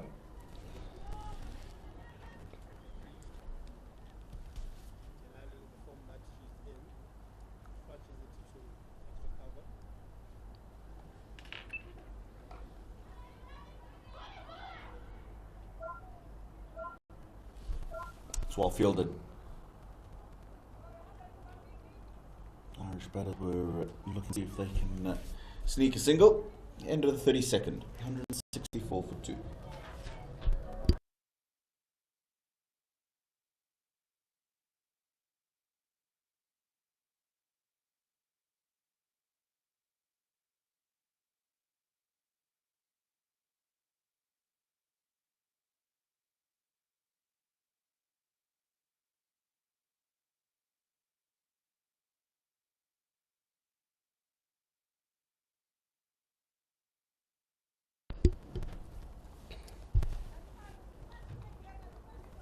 Into the 33rd over, Marianne Musonda, the captain, opts for a bowling change. The veteran Precious Marange comes back into the attack.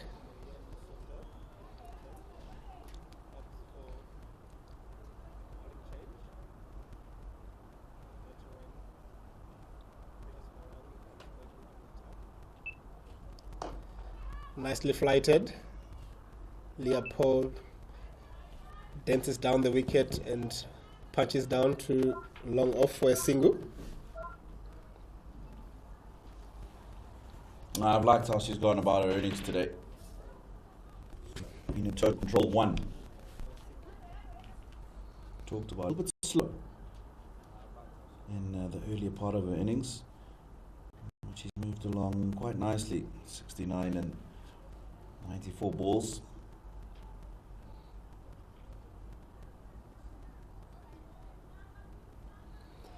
Strike rate of just below 75.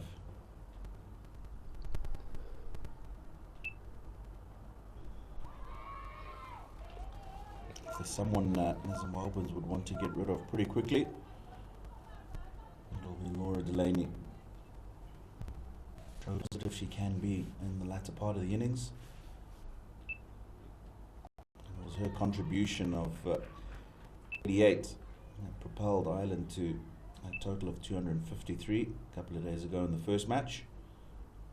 One stage looked like they weren't going to get many past 200.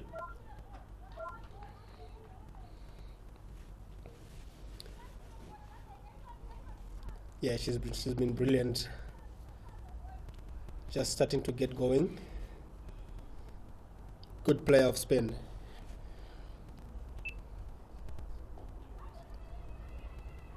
That's good running. It's very good running. It's gone just to the left of Josephine Nkoma at 45. But straight away, Leopold called and got herself to the other side. And good.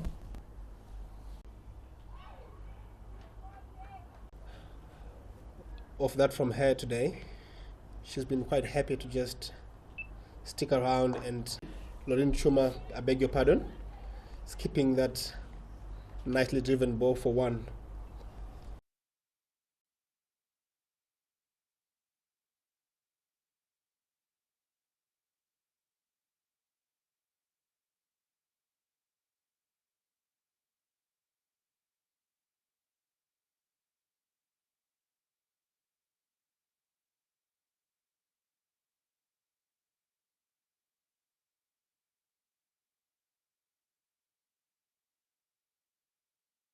Big appeal. And the left-handed Paul.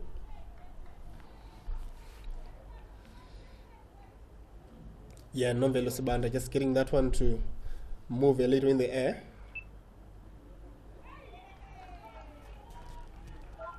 Again, a swing and a miss to change the field set and put a sweeper out. It's well fielded. Always important to be able to field off your own bowling. Yeah, just looking at Leah Paul. She can afford to. She's done the hard work. She's been there for quite a long time. Onset. Precious Marange, interesting period of play. Leah Paul chops it to fine leg. Gets an easy single. And Ola Prendergast comes.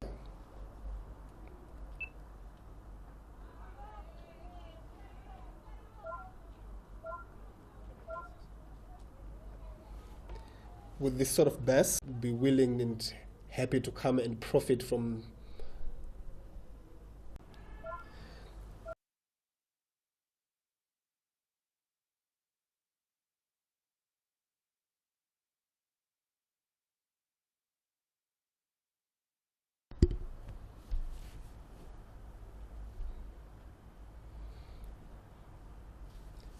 Precious Marange nicely flighted. Just hitting that down to long on for a single. 15 overs to go after this one. Ireland 8 wickets in the bag, 174 on the board. They'll be looking to get themselves at least another 100. It'll be roughly 6 runs to the over from now.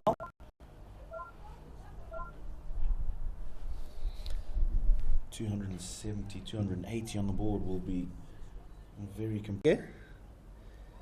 A couple of debates, either they should put a sweeper out in the deep point region, nicely played, guided into the third man region. Delani quickly turns back for the second one. She's been really good through that region, Tino, pouncing on any width, any little bit of room to get that ball into a third man.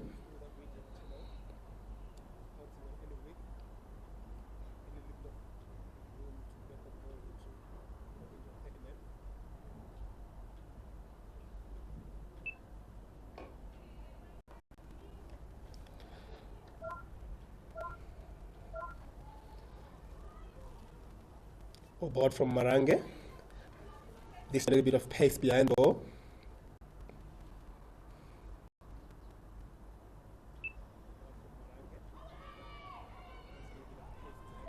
Good running again from the Irish batters.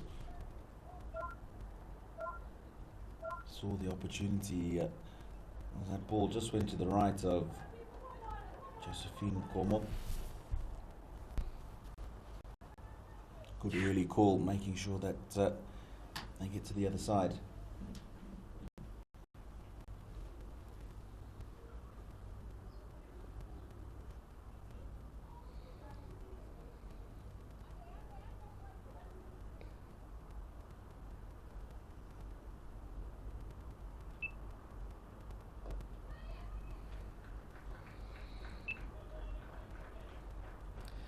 A single to end the over.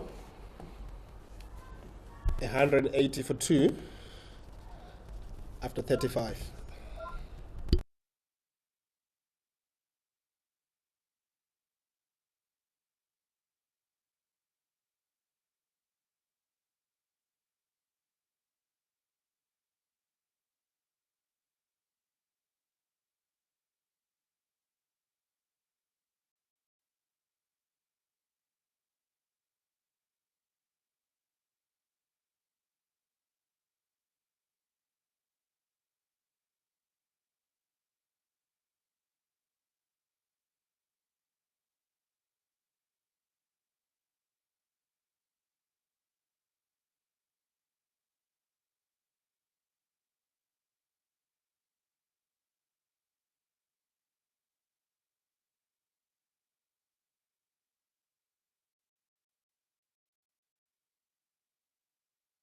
Really good shot from Paul.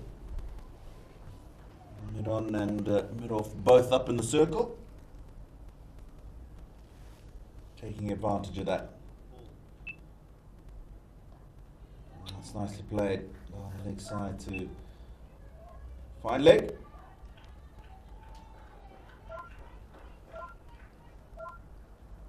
Tinashe Chimambo just made his way out the commentary box at the end of the last over.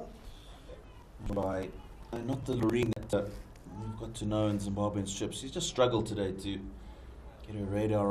Definitely, Tino. Seems as if might just be some nerves.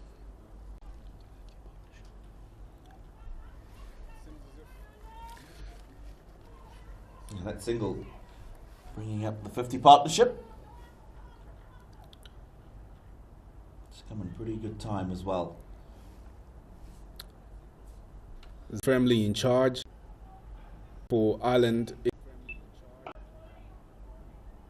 They'll pick up 2. Because he runs over that fielder. Oh, good shot. This time, caress. She's growing confident. 5th highest score. The more and Precious Mar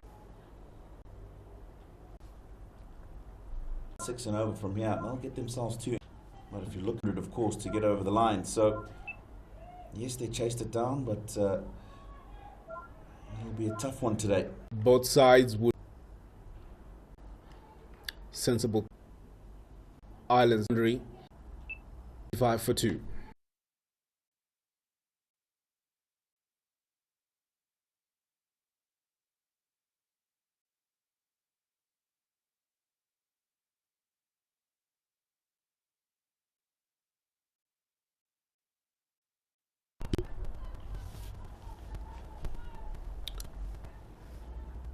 Change of bowling from the City end.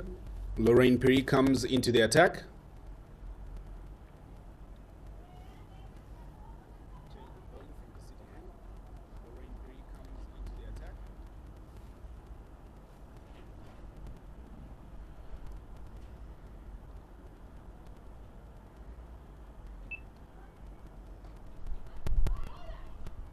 Oh, fumble in the field. They will squeeze in a single.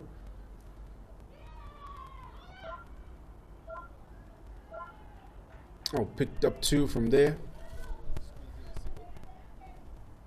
This one feeling happy about that. I definitely will be expecting much more from his team.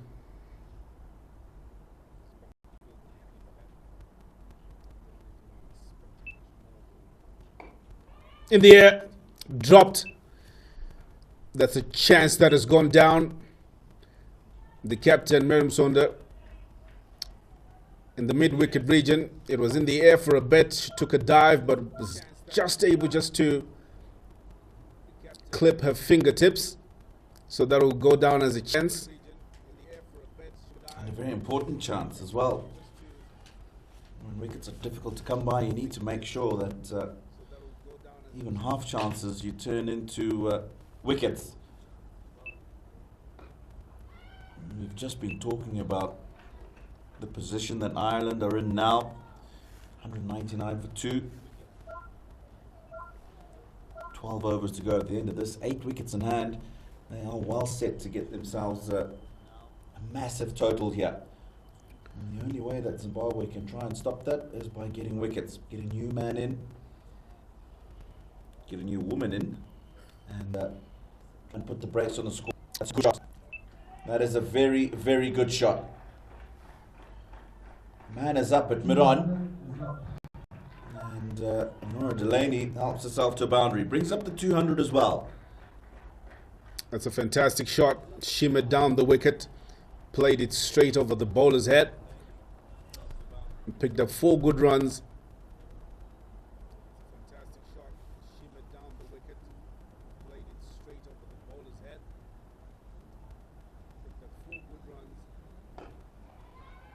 Chance taken. Nonetheless, will take the catch. As Tino was saying, that Ireland having 8 wickets in hand, they'll be looking to tee off. But however, on that one, just managed to Lobbied up into the air, the man at mid-off. And Nombelo swandered. A comfortable catch. And a welcome wicket for Zimbabwe. Crucial wicket at this stage of the innings. And Zimbabwe will be happy because they'll feel that maybe with that wicket they might be able just to stem the run flow for a period.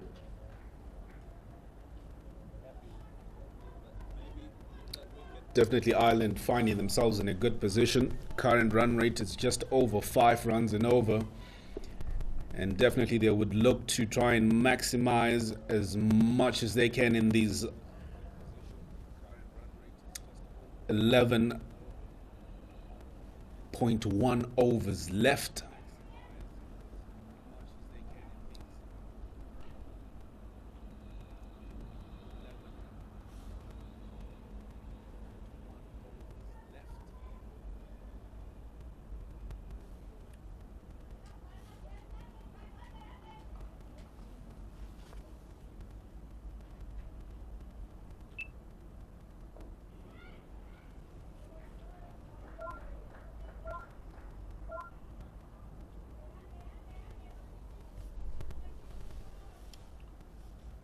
So at the end of 38 overs, it's 204 for the loss of 3.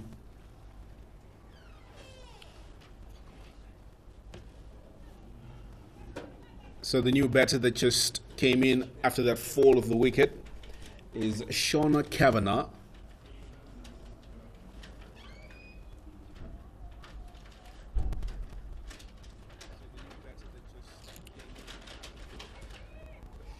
Tina, I'd just like to pick your brains a bit. Having played the game at the highest level, coming in as a new batsman at this stage. Batswoman, sorry. What would you look to do? Would you look to just have a look and then tee off?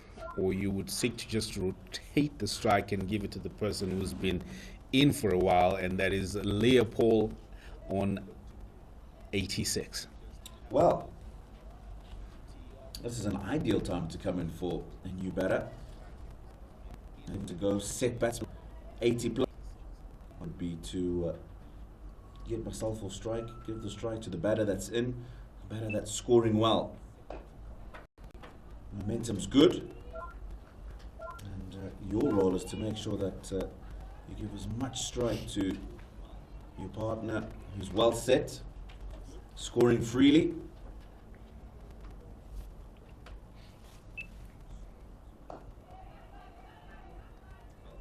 Well bowled by Precious.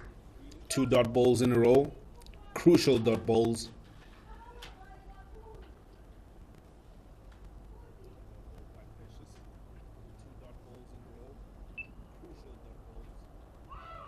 Oh, was that an H?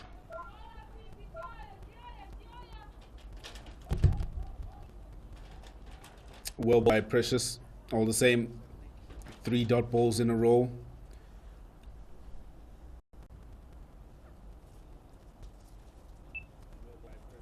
Ah, well bowled. Yorker, right in the block hole. She's done a great job with the ball once again. No wickets today. Just 32 runs from her 8.5 overs so far. She came on earlier, put the brakes on, and even in this spell, it's ideal to have 2 or 3 in the wickets column. It hasn't happened today, but she's made sure that her economy rate's been good. Another well bowl. 39 overs gone. 205 for 3.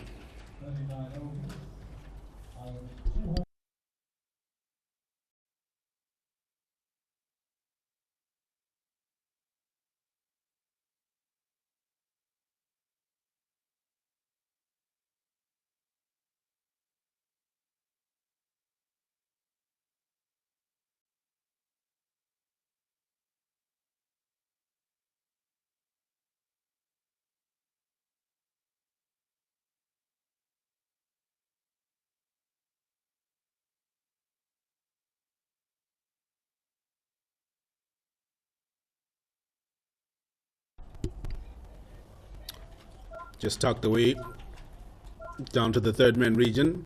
Leopold pick up 2.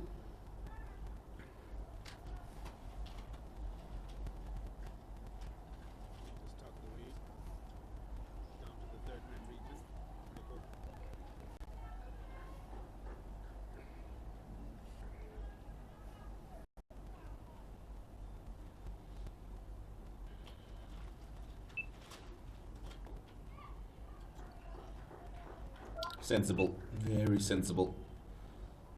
Just using the pace of the ball just to work it around the corner for a quick single.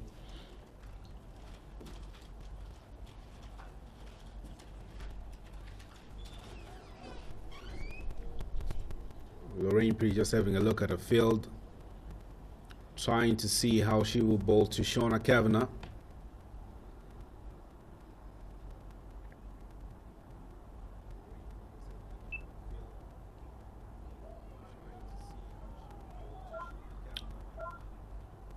That one goes down the leg side. That's a wide given.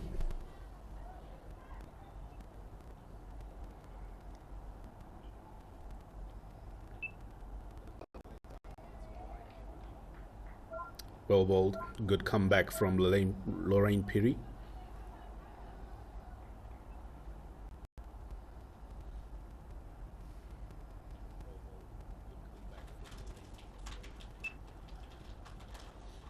Oh, in the air for a bit. She was looking to cut that one, but it was in the air for a bit, going down to the woman actually, at short third man. Easton for fun in the fielder.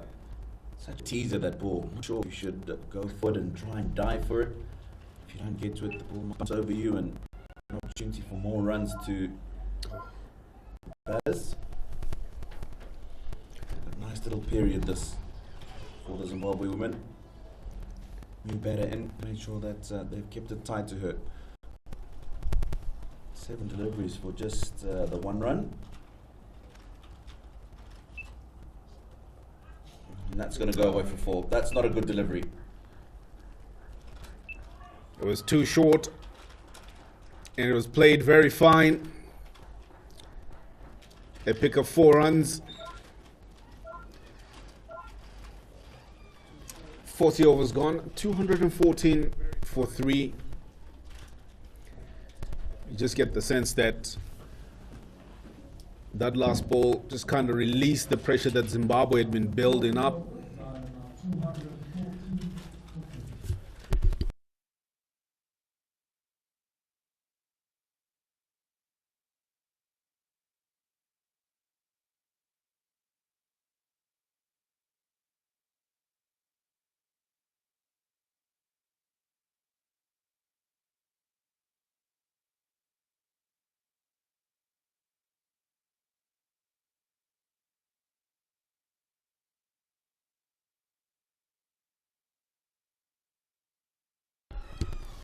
Fantastic shot, 4 runs. Fist pump from the partner. Beautifully played. Fantastic shot, 4 runs. Picking up very, very, very important runs on the first ball of the over. Darlington was saying the pressure that mounts on the bowler just after being hit for a boundary on the first ball just kind of changes the whole approach to the rest of the over.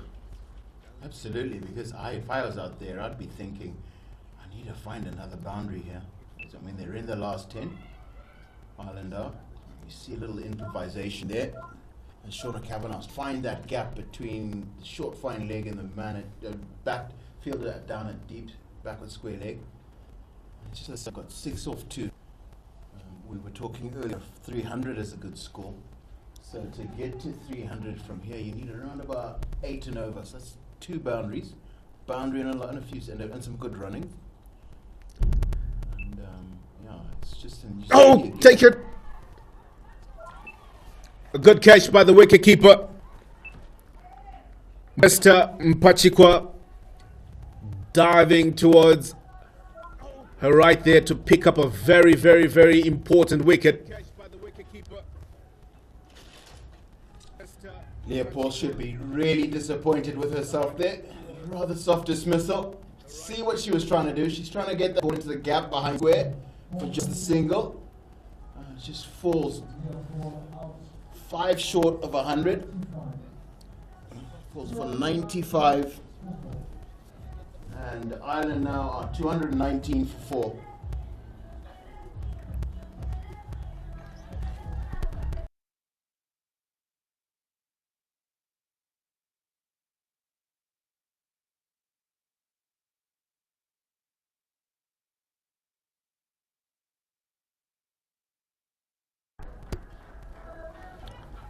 Well, she's walked off the field, just being congratulated by the dressing room for that valiant effort of 95, which comes her highest score so far in this format of the game.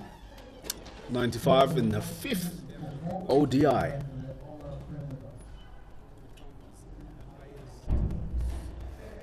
New batter in. It's all Prendergast. Very important role to play here. We saw Ireland in the first match get 253, and that wasn't enough. So at the back of her mind must be, what is going to be enough here, and how must I play to get there? She strikes it attractively immediately. Well, Darlington, 2 fairly new batters at the crease. You're still going with 300? Oddly enough, I think it's a lot easier than it sounds, because as long as we saw this over start with the boundary, we saw a rather soft dismissal, in my opinion, to get the well set man in, well set batter out, and so it's actually possible to get 8 and over, because it's just 8 and over that's required. It's a really attractive drive down the ground. The one from it. Really good bit of fielding at long on to end the over, and Ireland are 220 for 4 after 41. Well, Darlington, you'd say that it's still pretty reachable at 300, but you're finding yourself with fairly 2 new people at the crease. They would want to see the ball for a bit, decide their approach. Are they going to take it? They have 7 wickets in hand and 209 runs on the board. And Zimbabwe just taking the pace off the ball. They continue with the spinners. You might find yourselves with 2 quick overs having gone by whilst deciding how to go about it.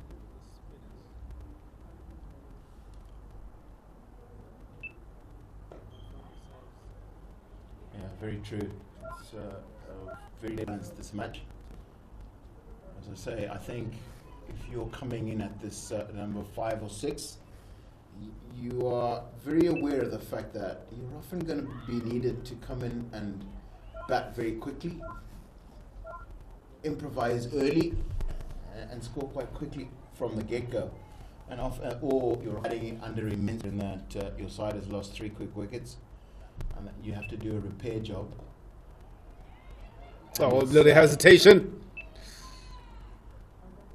It'll take a knock off the batter right there, and they will squeeze in 2 runs. 10 back by the partner. That's very sporting from Ola Prendergast. That ball has hit her, come off her pads as she's made that single, made a ground for that single, and then she's sent back her partner, Shauna Kavanagh, saying we can't take that single because it's come off the bat. Very, very sporting gesture.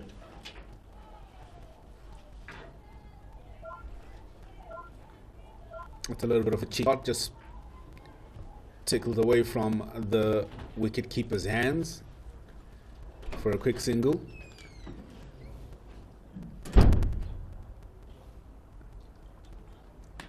We saw in the first one-day international, Irish batters struggle with slower bowling. And there's a run out of it. It looks like it's being taken. Safe. All of Pendergrass just makes a ground. There's never a single on there. She's hit it straight to point. Earlier in the day, we've been talking throughout this Zimbabwean fielding effort about how a lot of the fielders don't get the ball into their hands the first time round. This time around, she did. Really, really good chance there that she could have gotten a run out.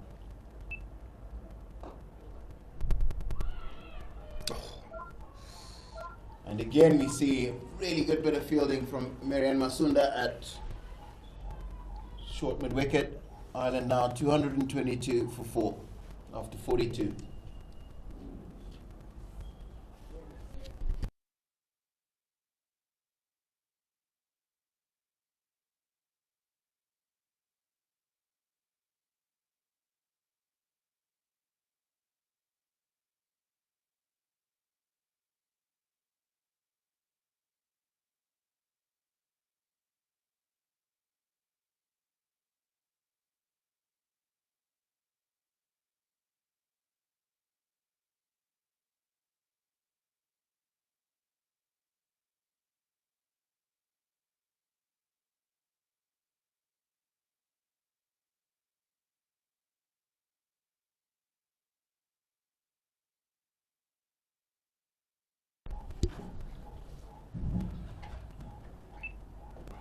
Little inside edge, I think, is going to save Shauna Kavanagh.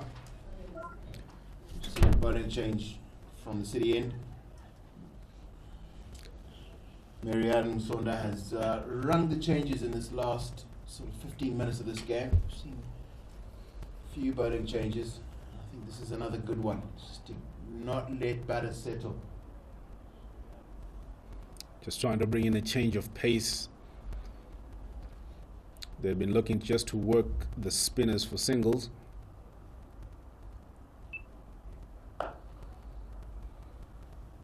It's a good ball in the block hole. Just a little bit of width on it. Good running. Good communication between Prendergast and Kavanagh as they come back for the second.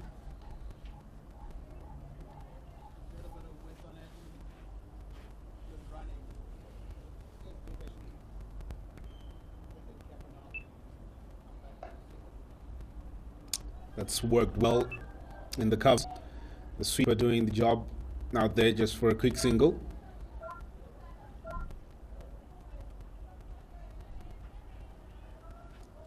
So we've seen 3 of the first 3 balls of this over. We're talking 300. Everything at the moment is suggesting a lot lower than that. Probably around about 260 or 270.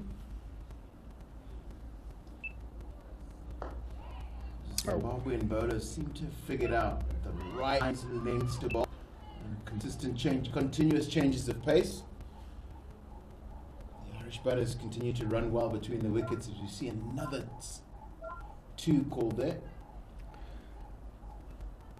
Ireland running between the wickets. They've been rotating the strike consistently, and right now I'm sure the batter will be looking for a boundary after having gotten those 4 singles.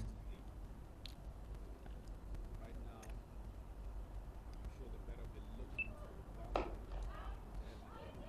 think she's got to feel she's missed out there. Just the one off it. No full toss. You've really, at this stage of the game, got to make sure you put it away.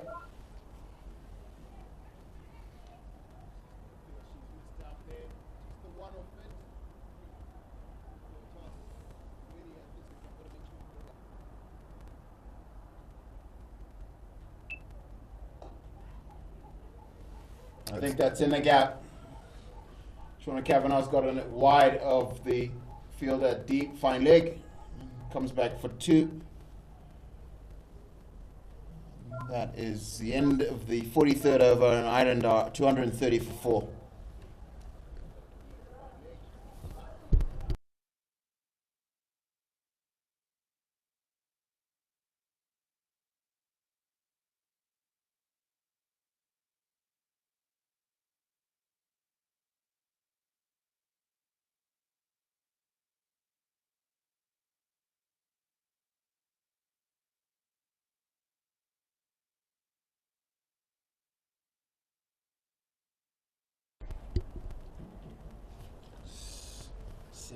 7 is good cricket. Very good cricket.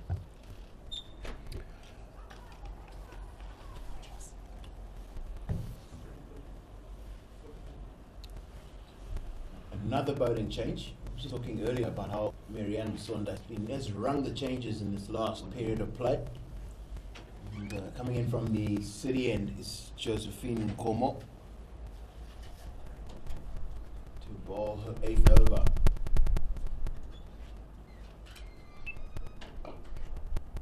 Shot. That's quite a good shot from Ola Prendergast. She's just got a low full toss, and this time round she's got it at wide of a sweeper, a deep square leg boundary. We've come back for 2. The running's been good, hasn't it? Very good running. Very, very good running between the wickets. To any youngsters watching out there, that's how you run in between the wickets. You push and you push. You make the call loud in the first run.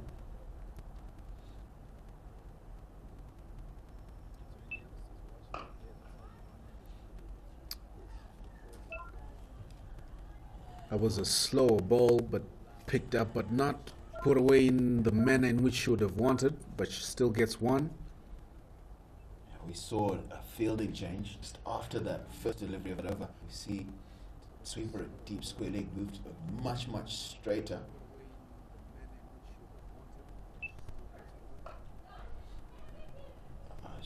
I think she has to feel she missed out there. Shauna Kavanagh. No sweeper behind. That's good for Zimbabwe. They will take that. As I feel that we are definitely looking at another 255, 260 score again today.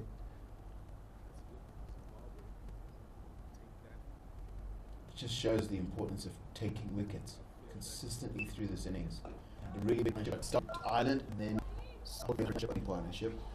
Zimbabwe's taken wickets fairly consistently.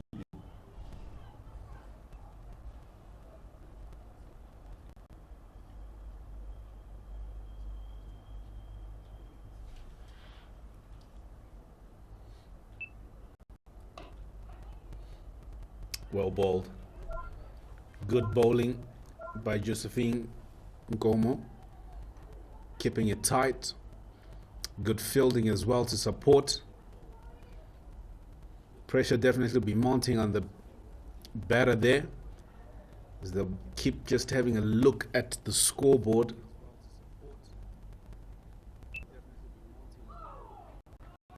Another well bowled slow ball. And that finishes the 44th over, 234 for 4.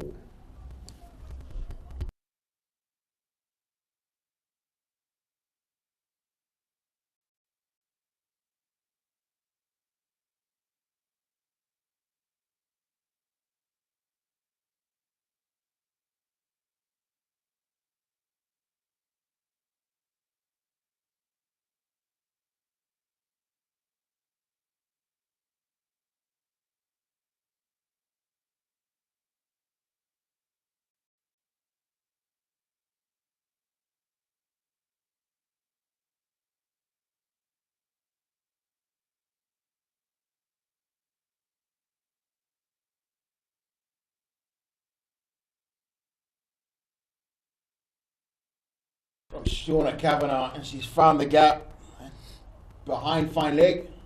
The server starts in a very, very good way for Ireland. Boundary off the first ball of the over. Yeah, getting to the business end of the innings. Good start to the over. Maybe fine leg was a bit too wide there.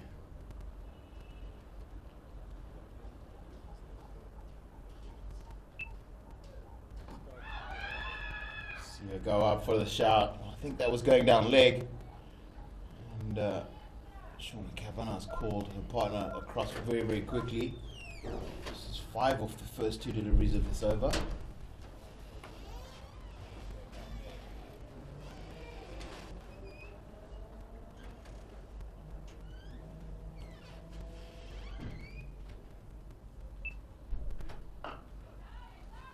And she's run down the track as Ola Penderendegast found the gap between mid-off and extra cover. This is looking like being a really big over for Ireland. Very good shot, and she showed very good innovation, running down the track and hitting it through cover. This field set, you can see the plan will probably be to bowl maybe middle and leg.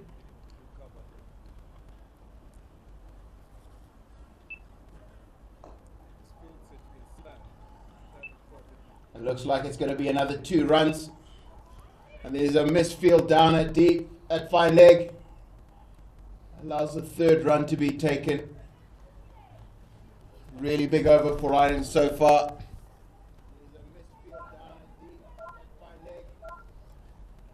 Yeah, Zimbabwe need to tighten the screws here.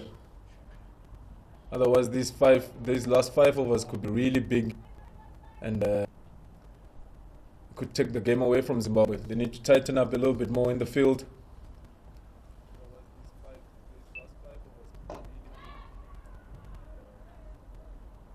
Really, sort of a half chance for Istanbul Fana there.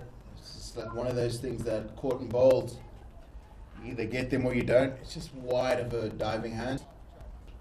Yeah, it's been tough Zimbabwe today because every time they get a wicket, you think that they'll claw back into the game. But Ireland, they seem to have a clear game plan. And one of those game plans is to run well between the wickets. We've seen some fumbles on the field. That's because they put a lot of pressure on the fielders.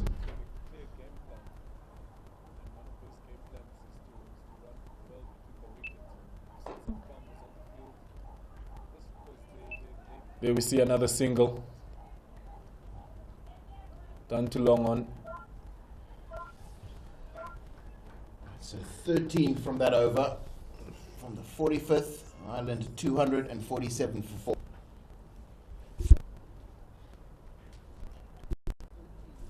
Dals, do you still think 300 is on the cards here? It is, well, technically it is possible, but I'd rather think it's becoming unlikely because I think for it to happen, somebody here has to find a 15-20 run over, or a couple of them, for them to get to 300, being about 50 off at the moment. Some wickets in hand. There is a big chance, but Zimbabwe will really need to bowl well. And for me, it's just the field set, bowling to their field. We understand that it's been tough today, but it's good to see that they've got good field sets. Hopefully they can hold on to a chance when it comes. Absolutely, absolutely.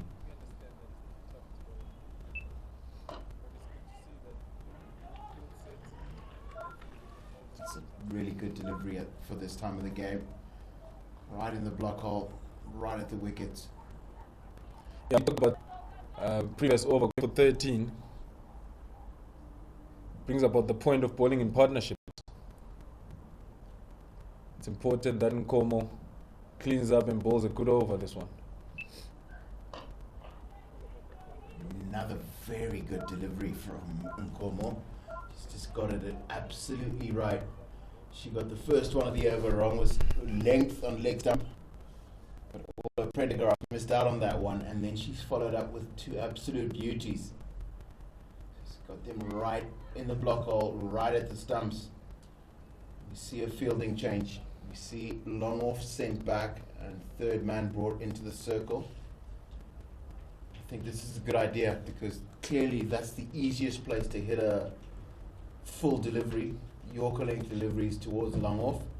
And that change of pace. A really good bit of fielding, keeps that down to just 1. Yeah, she's really changed the pace well today. She's mixed it up. Obviously struggled a bit up front. But she's come back. She got the breakthrough for Zimbabwe in the second spell.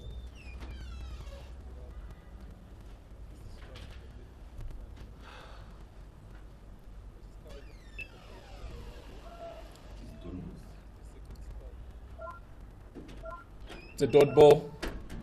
The batter will feel like she missed out there. Looked like it was in the slot. I think she's just looking. She's seen that the sweeper there's no sweeper on the cover boundary. She's looked at workable just off from off dump, half point area. Another good ball from Jose Momo. Probably just the one from it. The end of a very, very good over. Just 2 runs from that over. Yeah, great over there. Ireland 248 fall.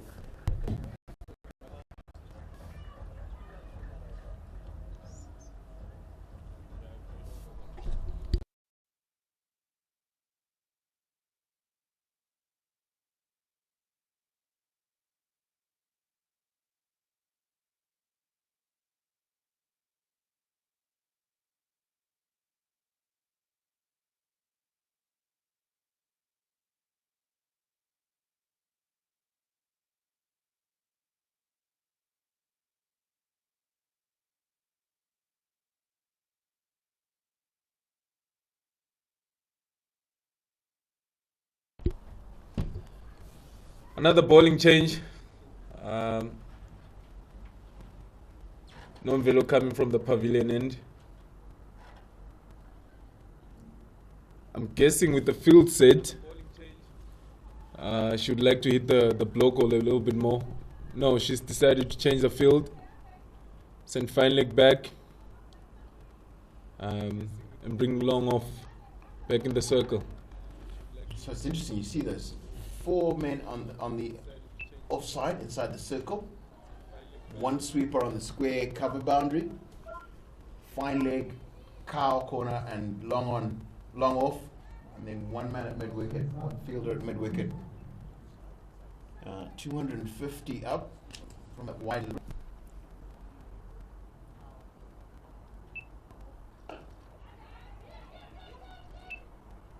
Yeah, you'd think that with this field set, she'd come around the wicket, which is what we've seen a lot of left armers do towards the back end of the innings. But she's decided to stay over. She seems to be getting a little bit of swing as well.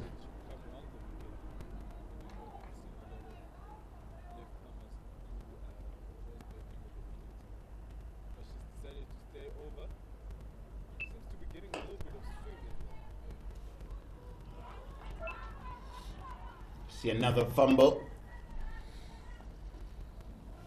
Causes the extra run. Yeah, Zimbabwe need to improve on that. I think we've spoken about it at length today. It's just been too many fumbles.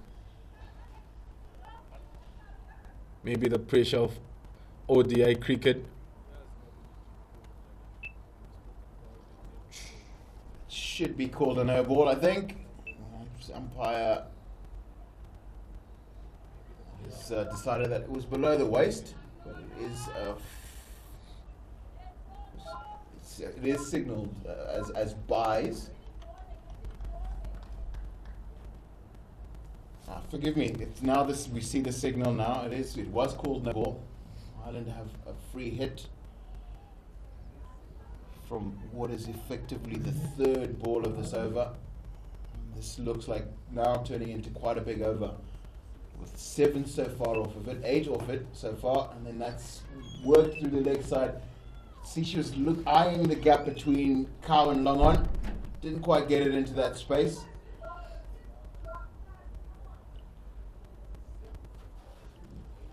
Yeah, we can afford to bowl no balls at this stage of the game. Can't afford to bowl no balls at any stage of a cricket match. Also now, because you know the batsmen and the batters are trying to go after you. I mean, there's a little bit of width. Shauna Kavanagh's hit that quite well. Good bit of fielding from Marianne Musonda at cover. Yeah, Marianne will be feeling that she'll need to carry the bat again today. And that's a beautiful shot. We've seen Ola Prendergrass using her feet at the seamers to try and she runs away towards the leg side a little bit to give herself room to get through the field, crowded offside field, and she gets good contact. It's a boundary of the fifth ball of the over, and it's now a really big over.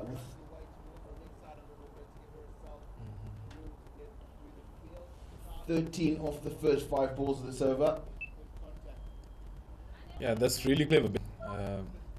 You look at the field set and you see where the boundary riders are. Generally, you want to hit where the fielders are not put. That's a delta finish. The 46th over, Ireland moved to 264 for 4. How I was is that what you want to go over in the air, particularly at the stage of a one-day match, is to look to see where the fielders are inside their ring, because he's right behind those fielders, and that is where you should be looking to go aerial. And that's exactly what all of Prendergrass has done in that, from the 5th ball of that last over. She found that space, wide open spaces over the infielder, down to wideish long off.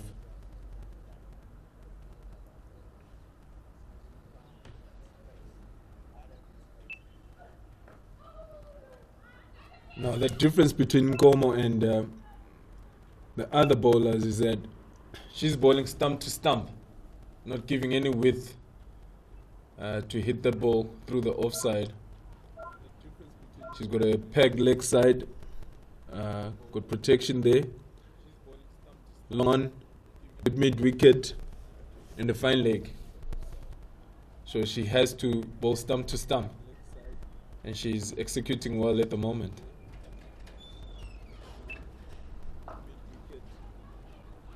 A run out of chance, and it's been taken. Shauna Kavanagh got a waist high full toss. Didn't get all of it. Should have hit it to mid wicket, but it has hit to the boundary, but it hit straight to the fielder at straightish mid wicket. Miriam Saunders done very, very well to pick it up and throw it into the bowler. How much did Zimbabwe wicket?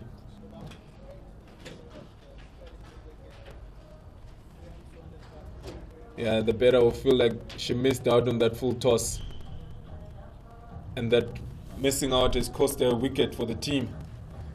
Zimbabwe will be glad they got that wicket. Try and apply a little bit of pressure towards the back end.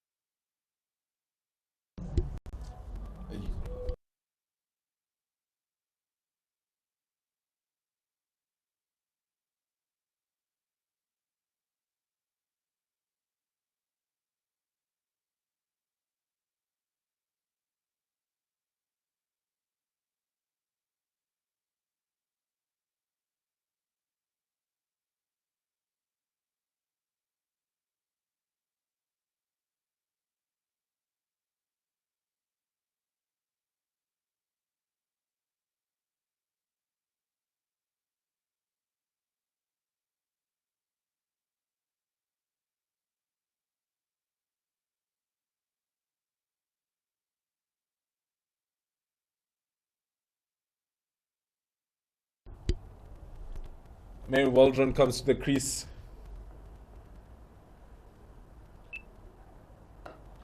And straight away, we always talk about strong shots in cricket.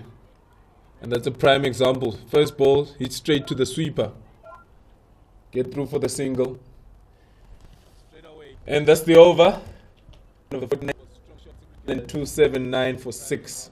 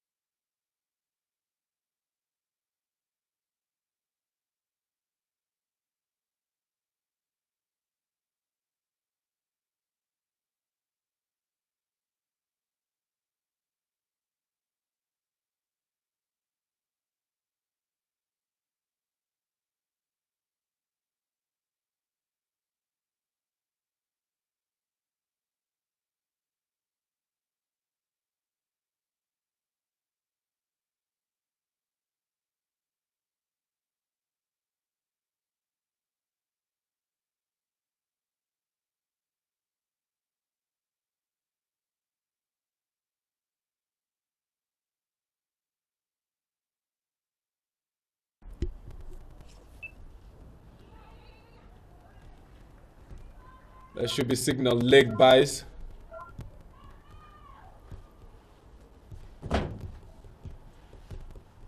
The context of the game.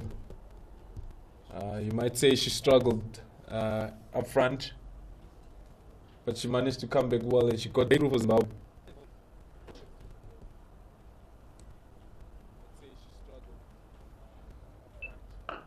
And that's a really good shot from Mary Waldron, I think it is.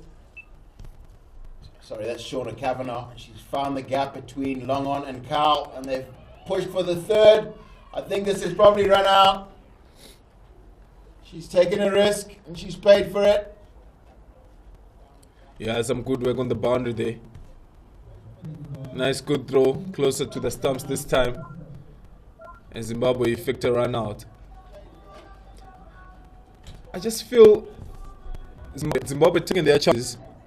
The ones I can remember is the drop catch from the keeper. Then there were 2 more chances that were given. I think the third one was hit towards cover, and Dawes actually shouted that it had been taken and it was put down. It would have really made a difference then. Absolutely. I mean, like, this is now quite a good score. I think we've been looking at 300 as a magic mark of some kind, but I think Tino Mawoya mentioned earlier that he thought that 270 would have been a very, very good score in yesterday's game. So Ireland have gone past that. And there's potentially another maybe 6, 7, maybe 9 runs, maybe 10 runs from the remainder of this over. So somewhere around about 290 would be a very, very interesting score to see Zimbabwe chase.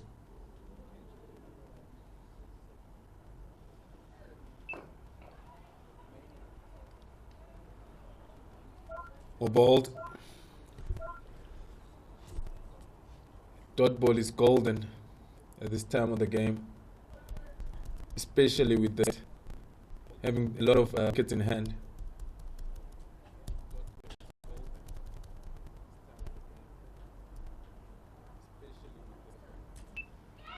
Innovation, just a single.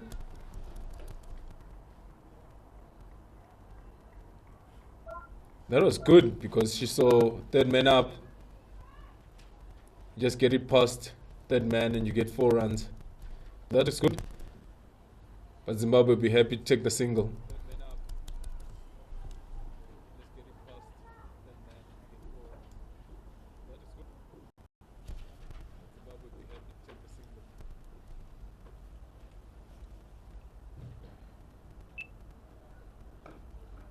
I think she's missed out there a bit. Just a length ball. She's blocked the length ball. It's the new batter in. Celeste Drag. Good thing is she was able to strike, get to the other end, get all the runs available. They might be disappointed that they didn't get to the 300 mark like we anticipated earlier. but I think Zimbabwe did well as well. They bowled well, but well in patches. They just need to bring all that together and get everything going. That's the end of the innings. Ireland end on 284 for 7.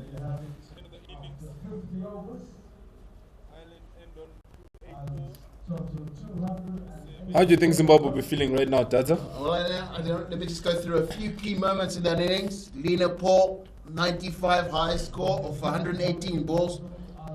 Part of opening partnership, 100 plus opening partnership with Gabby Lewis, got 65 in 70. Other important contributions from captain Laura Delaney, 35 of 40. Shauna Kavanagh, 34. And Ola Prendergast, run out for 23. Key bowlers for Zimbabwe today, Josephine Nkomo bowled very, very well. Just the 1 wicket, 10 overs for 33 runs. And notable is also Loreen Chuma, 34 of 7. And Precious Marange bowled off spin early in the innings, 10 for 1 over, 10 overs, 1 wicket for 38 runs. So now Zimbabwe need to score 287 in 50 runs. In 50 overs. We'll see you in about 45 minutes for the Zimbabwean innings.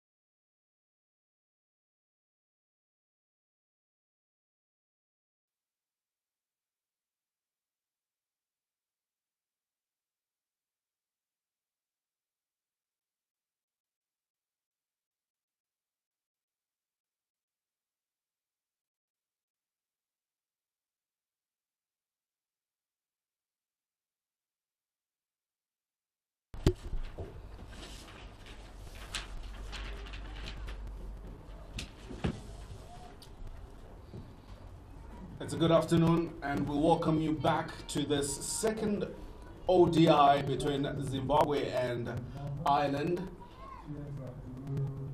Ireland in their first innings putting up a total of 286 for 7 in the allotted 50 overs.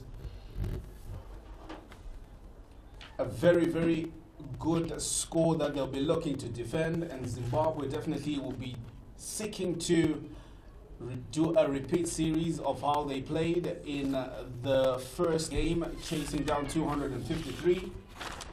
We'll take a look at Zimbabwe's opening batswoman.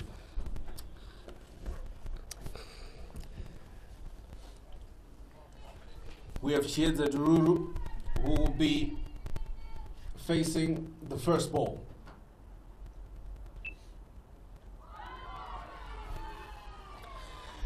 A good Afternoon. start. Afternoon, Eli. Afternoon, Tinashe. What a game we have on the cards. Yes, interesting matchup this afternoon. Jade Maguire getting us started there with a pitch of a delivery. Chiedza playing and missing.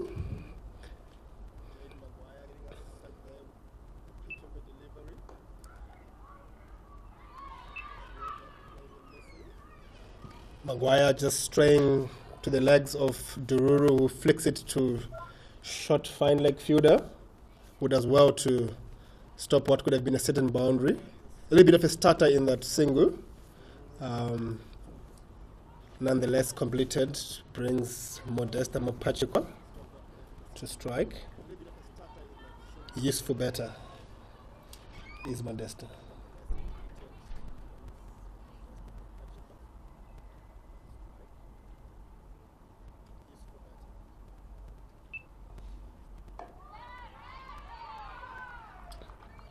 Zimbabwe will just be looking just to have a look at how the ball will behave in this second part of the game.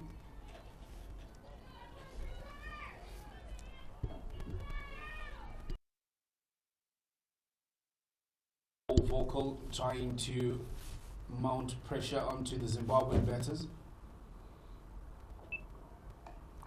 Pulled away. That's 4. A good start to the over. They get 4 runs. And a good start for Dururu. That'll be a huge confident booster. Pitch short. Sort of a low bounce that Darlington did mention. It didn't come up, but she was able just to pull it away down to the vacant square leg region. Yeah, not the tallest is Modesta Mpachikwa.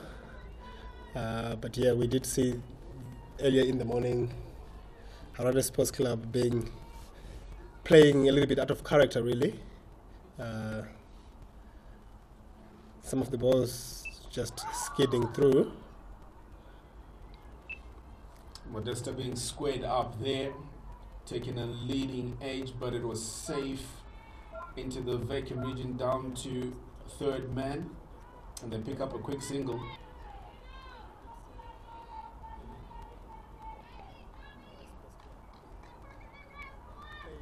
Zimbabwean batters looking very tentative in the first few balls that they faced.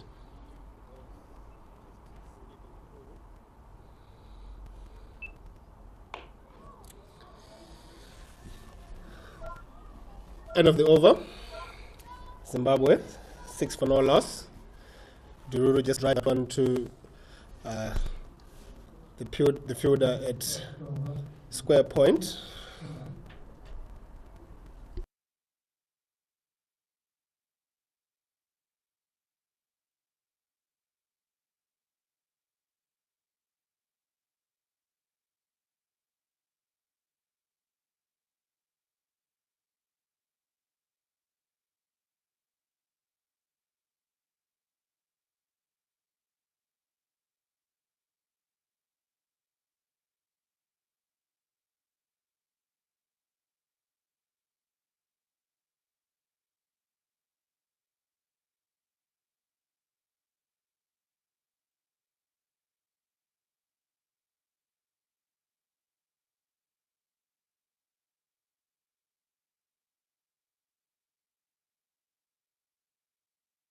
would be Jane Maguire. Sorry, that's Zara Craig. I don't think that's Zara Craig.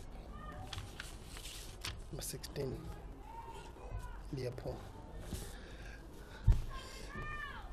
Correction there, that's Leopold, who's opening from the CTN. Quite interesting choice there from Lola Dinani, opting to go with left arm spin. The very handy left arm spin of Leopold. She was quite handy with the bet, contributing 95, just missing out on that elusive 100. The swap of roles now, she's tasked with making sure that Zimbabwe doesn't find it easy chasing down that massive total of 281.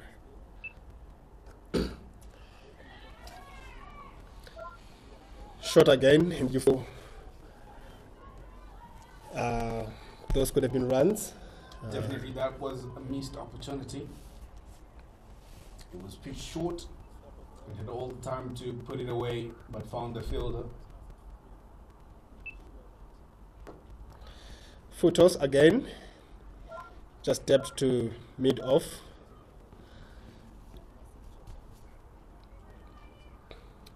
Missed out a little bit on that one. Steady start for Zimbabwe, is it Eli? Very steady start. In his first 5 overs, I'm sure they would just want to have a look and see how the ball will behave, and then map out a roadmap into chasing that big total.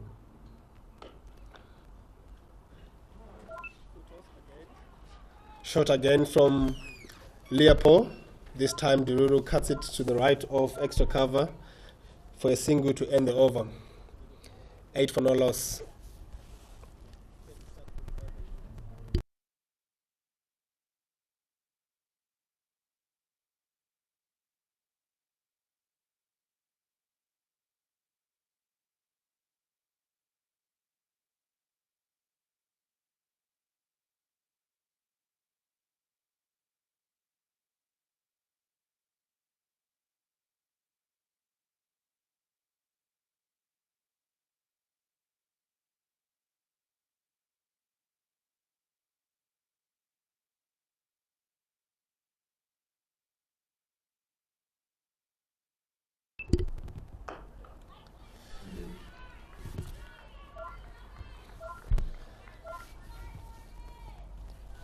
Jane Maguire continues. Nicely bowled. And also very well played by Chienza Dururu. Played with a straight back.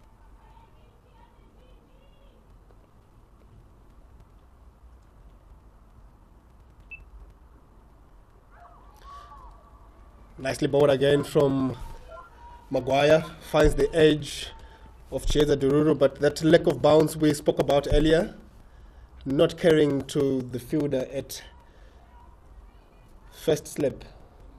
That's a chance, a half a chance. Probably the wicketkeeper and the first slip might just try to rethink their positioning, just moving a little bit closer.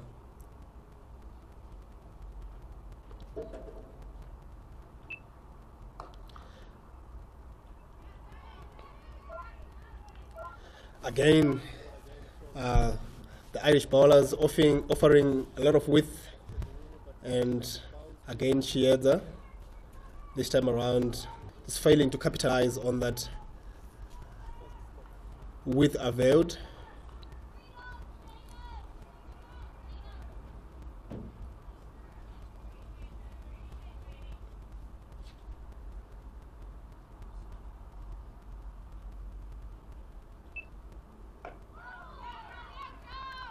Well bowled and well played. Full face of the bat from Chienza Dururu.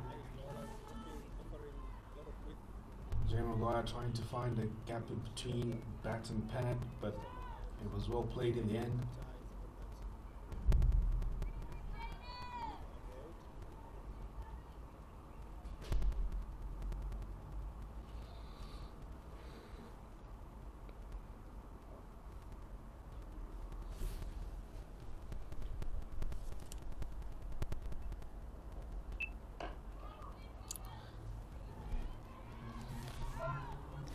full straight.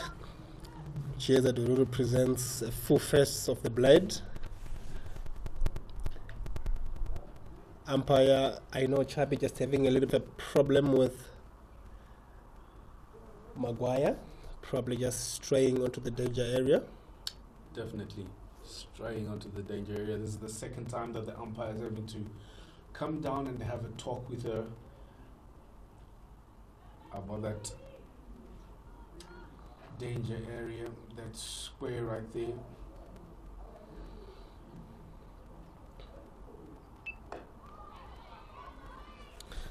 Maiden over, bowled by Jane Maguire, slightly finding her rhythm. 8 for no loss.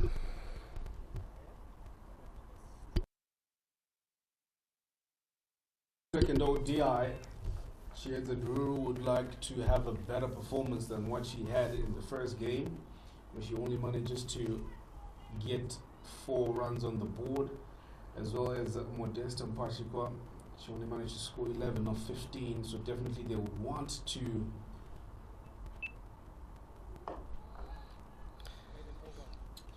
pick themselves up from that note, and they squeeze in 2 runs.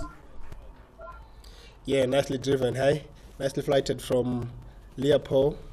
Modesta sort of shuffles a little bit down the ground and he sits to mid on, who fails to collect, profiting 2 runs to the Zimbabwean lot.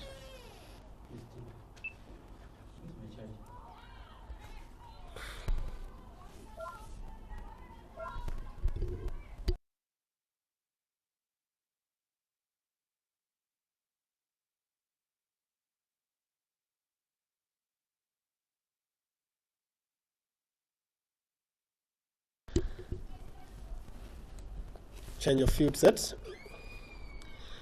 Captain Laura Delany, seeing the need to add another man in that very heavily infested backward square region.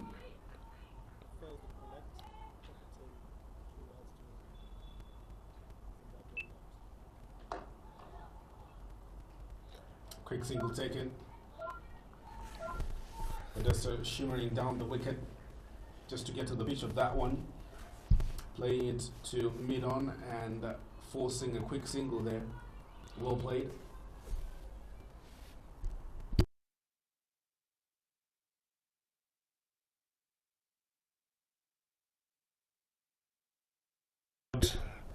Really well bowled from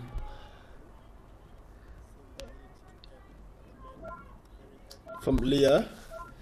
Seemed much like a quicker ball from Leopold. Yeah, that one just going with the arm, isn't it?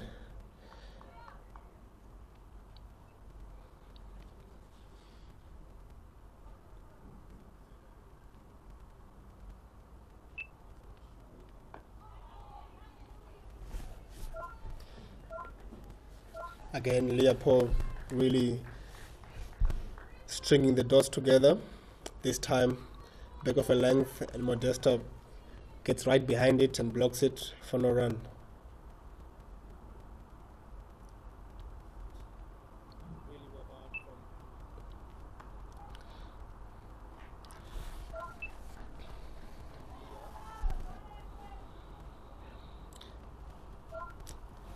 Single to end the over. Shortish ball punched to deep cover boundary for a single. 13 for no loss after 4.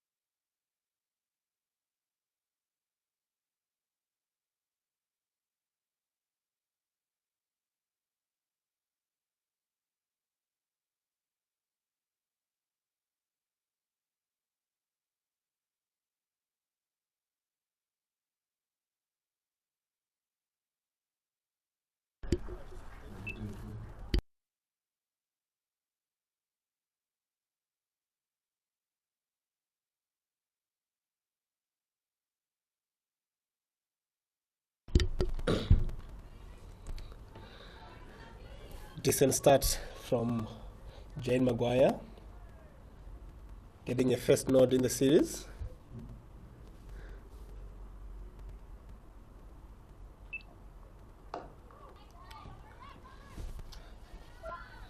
Straightish delivery, tentatively driven to mid-on by Dururu.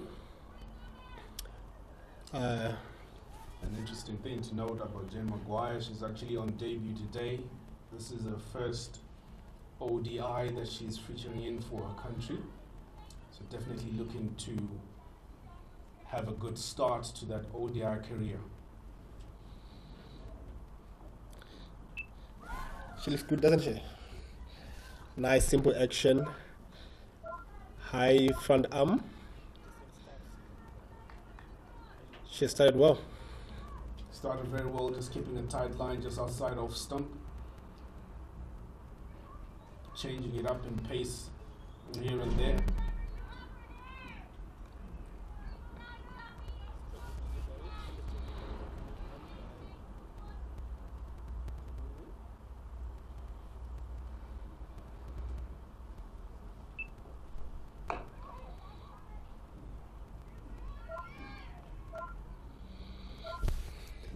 Notable difference here, Eli.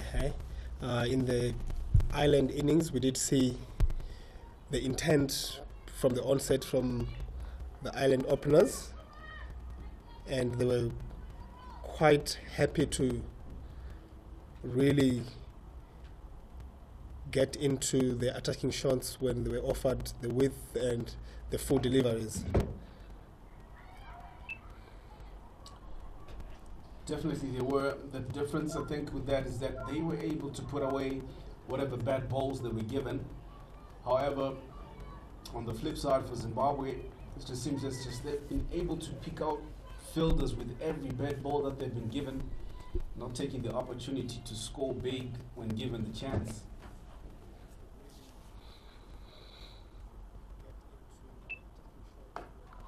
How about, again, consistent is Maguire. No run from that over, second maiden in a row. 14 for no loss.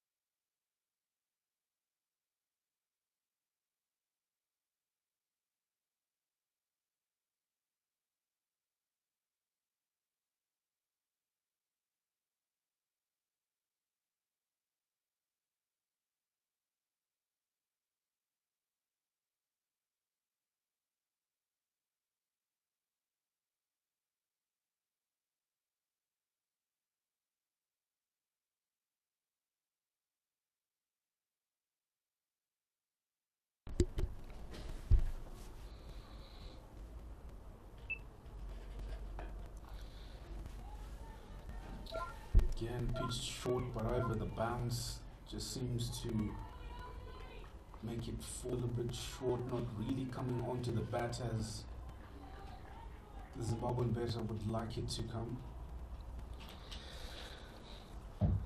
Yeah, Leopold continuing from her brilliant form with the bat, really giving Zimbabwean batters a hard time scoring, finding singles. I think for me it has been the intent from this opening partnership. We haven't really seen them choose an identity. Which way do they want to go? Are they looking to just go through the first 10, negotiate them? Are they looking to use the power play? We haven't seen that. I haven't seen anything positive against Leopold, which really at this stage I would really like to see.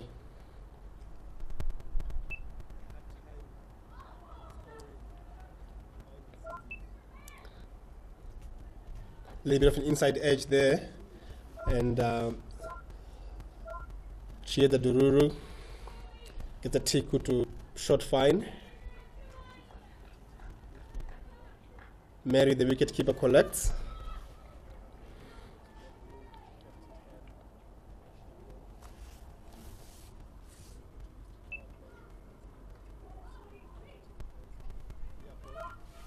bit of a fumble. Seems as if it's one of the things that we're seeing in both innings. When fielders trying to collect the ball, there'll be just a bit of fumbles here and there. Trying to work through that. Just as Zimbabwe is unlucky, unlike Ireland, they were picking up singles during fumbles. But the Irishwomen are a bit much quicker in terms of recovery once they fumble. Yeah, Eli, but I think it all comes back to that statement of intent that I spoke about in the last over. I have not seen the positivity from this opening partnership in terms of really actually being decided on when to take the single, calling in early even for the two. And generally, everything about their aura has been a little bit negative, I would like to say. Definitely right, Tinashe. They're kind of a bit subdued in the way in which they're trying to work out their batting plan.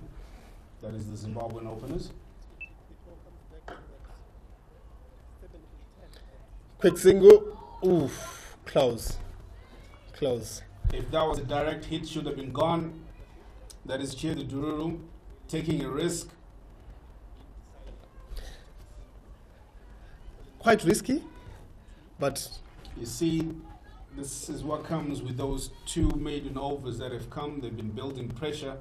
Now they feel that they need to take singles in very tight situations, giving the opposition a chance to grab that all-important first wicket. shot again. Another of the bad balls that could yield some runs to Zimbabwe goes to hand, which has been really the story of the innings for Zimbabwe at the moment. We had found the middle of the bat a couple of times, but again the issue has been picking up the gap. Quick single taken. Good call. Just drops it short and takes off. Much better running, that much better communication. Dimash, I think the key thing here would be just to find a way in which you can rotate the strike and get those singles much more frequently. If they're failing to find the boundaries, just seek to rotate strike more often.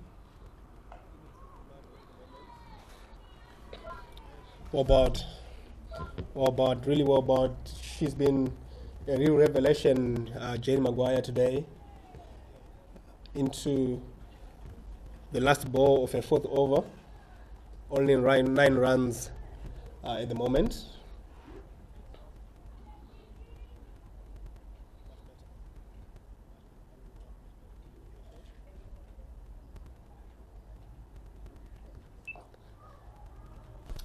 Slashes that one. It'll fall safely down in the third man region, picking up another single.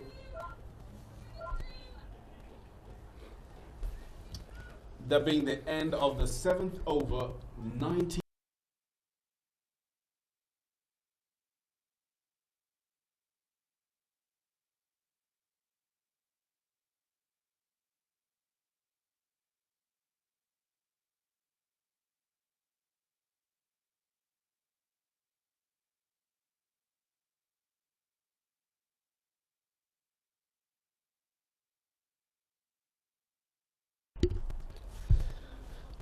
From the city end, Leopold continues.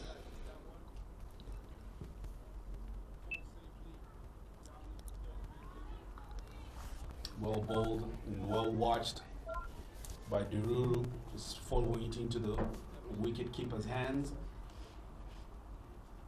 Tinashe, what's your take on this opening bowling pair of a simmer and a spinner on this Harare Sports Club wicket? Calculated, I think. The honest truth is the Irish dugout have done their homework. Leopold was really handy. She gave the Zimbabwean batters a lot of trouble in the first game. And I think this has been a very calculated move to get that skiddy new ball nicely patched up. And we've seen that the move has paid off right now. Leopold just halfway through her fourth over, and she's only gone for 9 runs.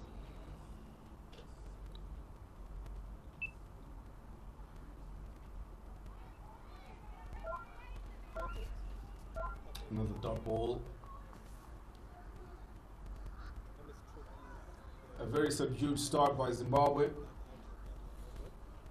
Current run rate sitting at 2.4. The required run rate 6.3. Not to put any pressure on the batters. Again, Eli, that one going with the arm, just squeezing a little bit of from Dururu there. See, that's what you get as well sometimes with a left arm spinner with a new ball. You get the natural variation. The ones that grip and turn will provide the usual difficulty, but for me, I think the most difficult ones are the ones that go with the arm. As we have seen there, Dururu just cramping yourself of room there. End of the over, 19 for no loss after 8.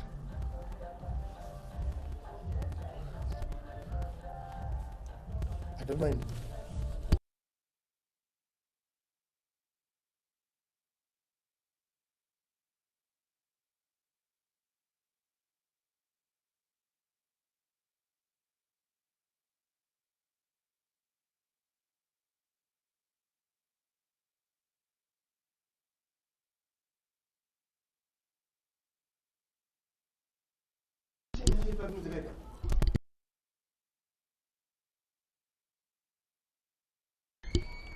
Quick single taken to start off that over. Zimbabwe need to get going. They really don't want that run rate to start soaring up earlier on into their innings. Tell you what, it's already started to climb. We saw it was just under 6 at the start of this innings. Now it's just over 6 already. And it's just because Maguire and Paul at the other end have bowled really, really well. They've had simple plans. Nothing very complicated about what they're doing out there, but they've been very effective. We've seen Maguire has just bowled a good length on and around off stump and not really changed much. And then Lena Paul's gone the other way. She's mostly pitched outside off stump, quite a long way, and heavily packed the offside.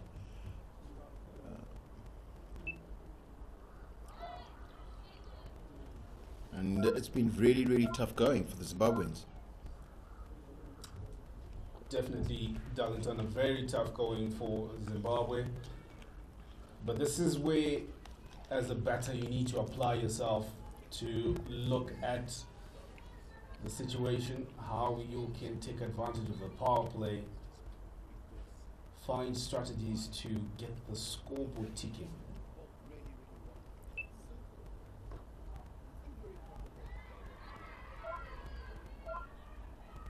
Another crafted attempt of a quick single, trying to work that down to fine leg, but it is easily cut off.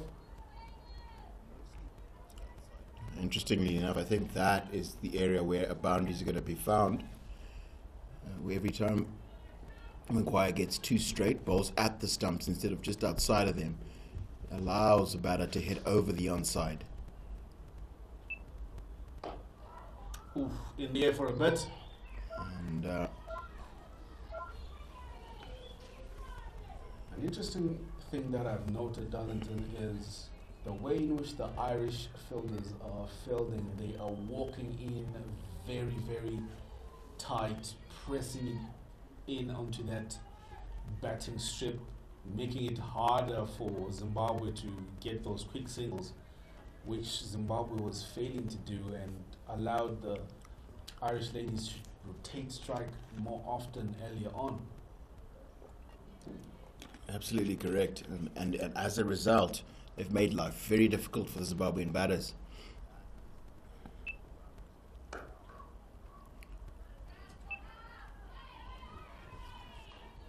Driven a deflection in the extra cover region, allows for a quick single to end that over.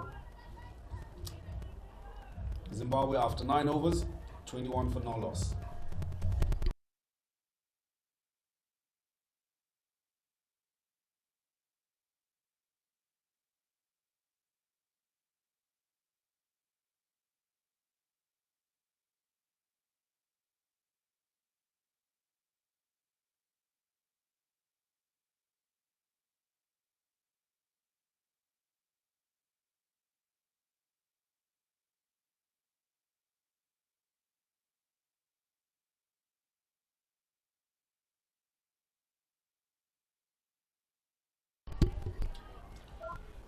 Another good start by Leopold.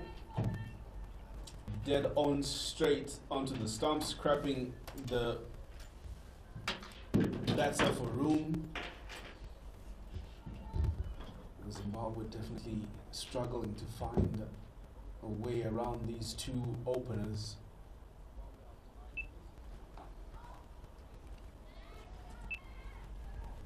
You see there, very well set fields. See four fielders in that offside, saving one catcher, and then a sweeper on the boundary. So that even if you do get it through those four fielders, you're likely only to ever get one. So batters are forced to go over the infield. And at the moment, they've just not gotten the deliveries that allow them to do that. It's been a very, very good performance from Ireland.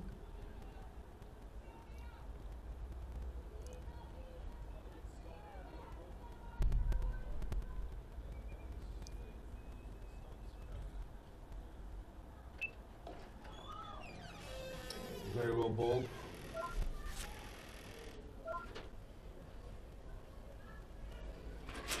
Leopold just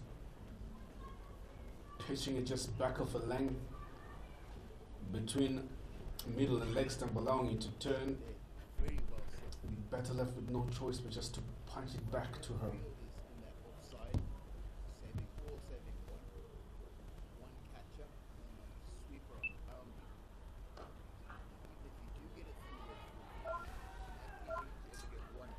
Another well-fielded ball in the extra cover region. Zimbabwe finding it tough to pierce that well-pegged offside.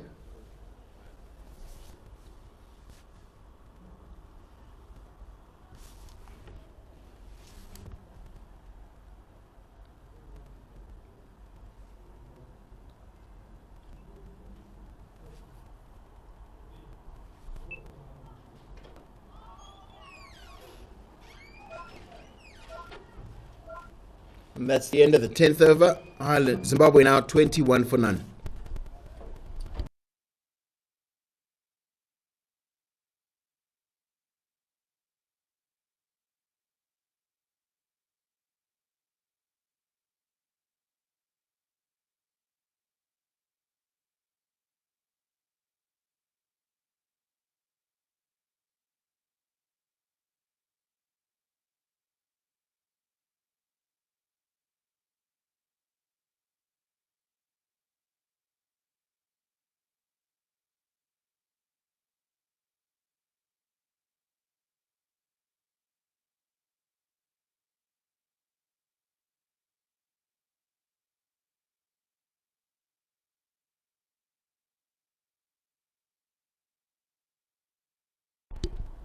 Well, change of bowling from the golf course end.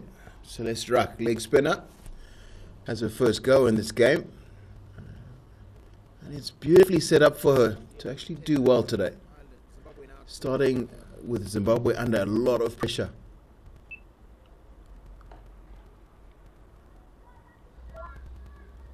And then she's helped. She's just her loosener. She's been hit straight to backward point.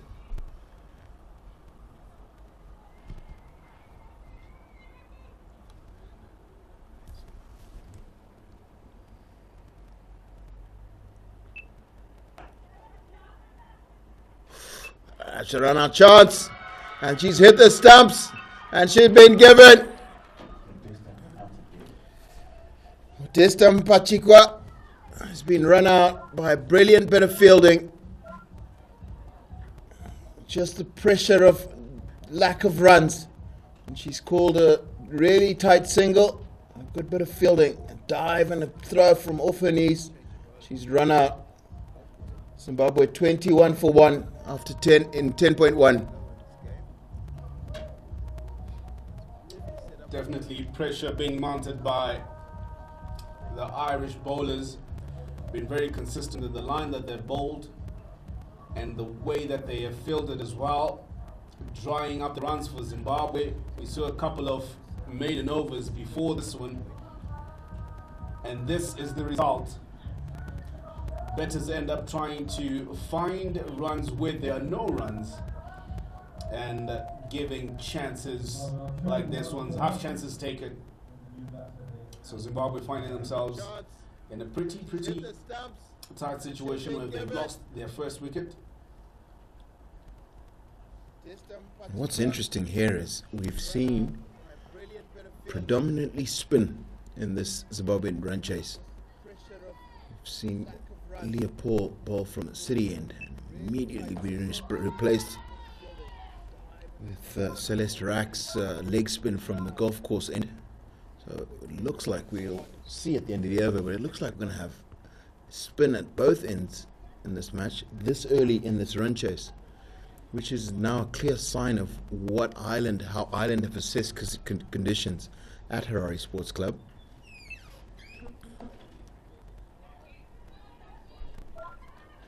Another dot ball. A very, very good over by Celeste Rock.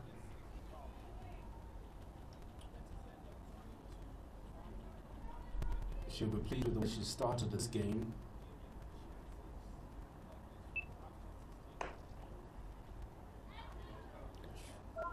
Another dodgy single. Another close call. Close call to straight to a fielder. Just makes it in time.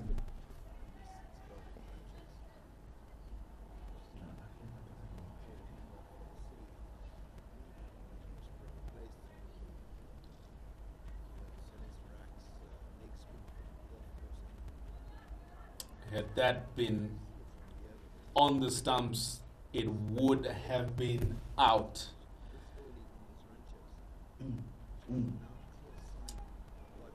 Mary Mpachikwa.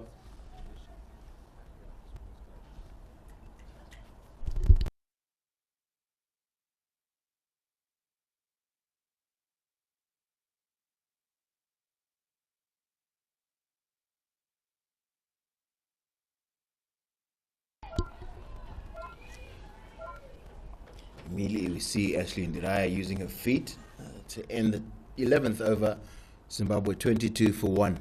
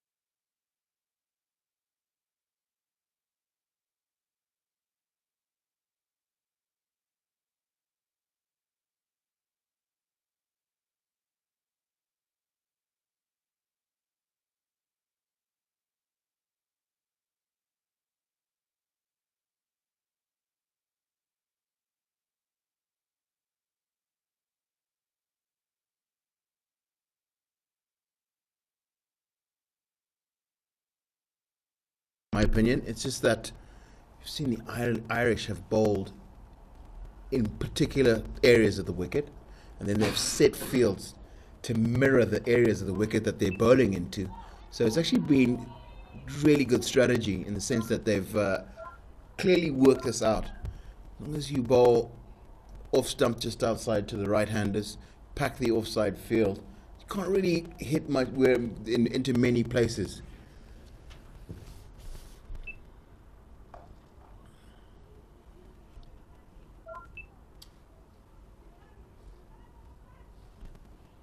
Deraya makes her shot there by using her feet. Sit down towards cow corner. I think this is actually probably a good idea.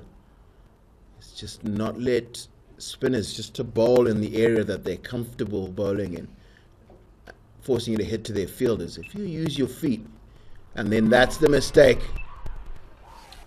Tururu has been beaten through the air, a little bit of turn away. And she stumped for 9 runs of 43 balls, and Zimbabwe are 24 for 2.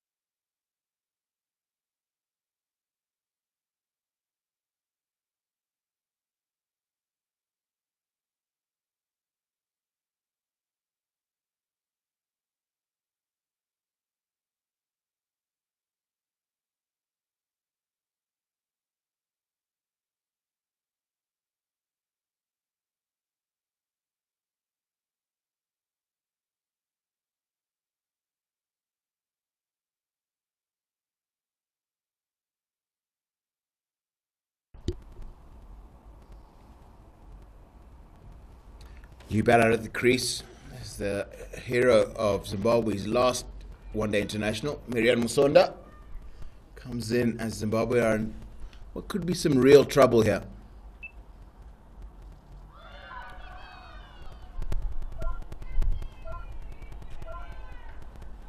And immediately Cara Murray gets one past the outside edge. You can hear Irish voices 100% behind her. And why shouldn't there be? Very ascendant at the moment.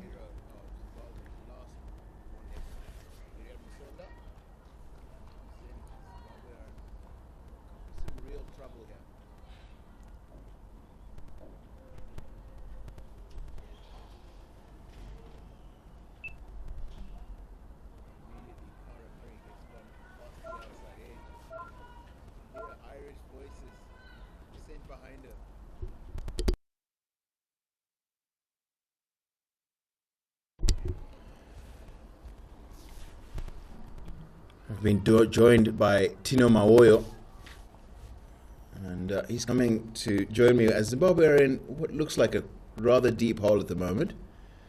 Tino Mawoyo, good afternoon. Afternoon, Darlington. Yeah, Ireland have done a very good job so far with the ball in hand. End of 12. Zimbabwe 25 for 2.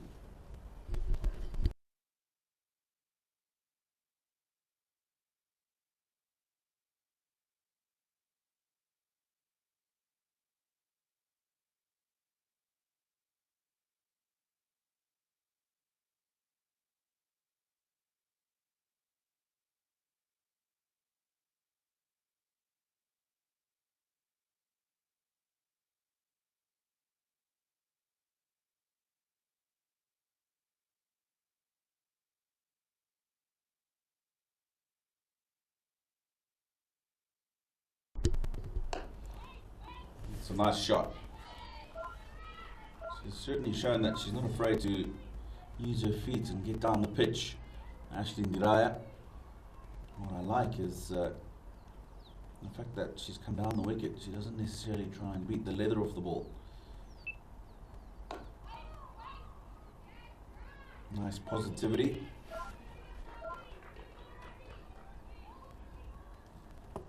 She's looking in control, isn't she? She's worked out a plan. 2 leg spinners. That's a left-hander. She has a slight advantage. It's probably going to be called wide as it passes behind her legs.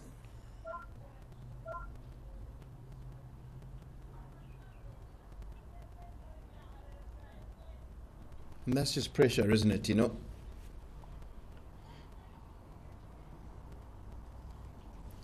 Having a batter run down the track at you, essentially what it does is it negates the advantage that a leg spinner has.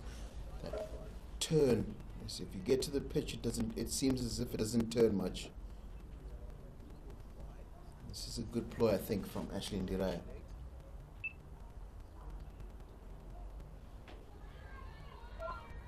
And called wide as well.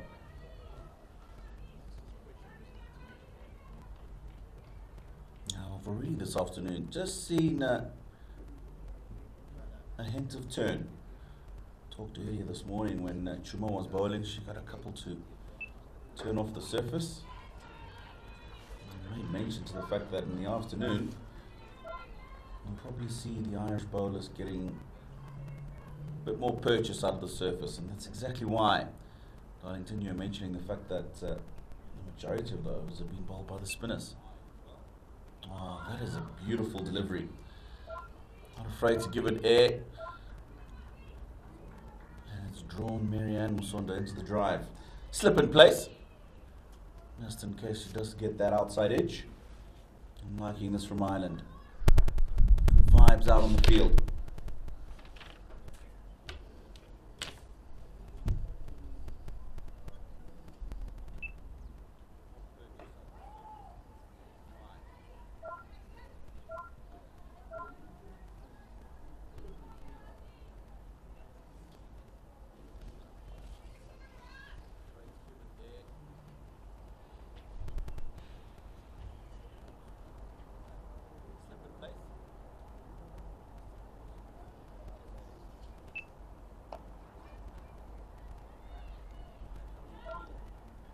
Straight to the fielder. So other than the wide, a pretty good over for Ireland. 28 for 2.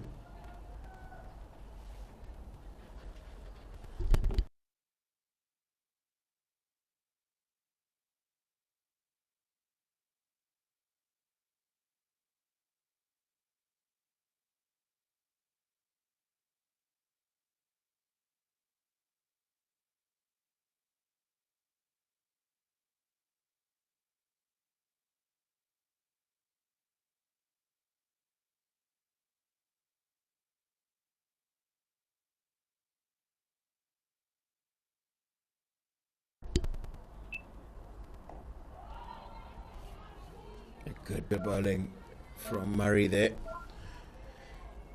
And, Ashley Ndiraya has just come down a little bit early, and she's fired it flat and wide.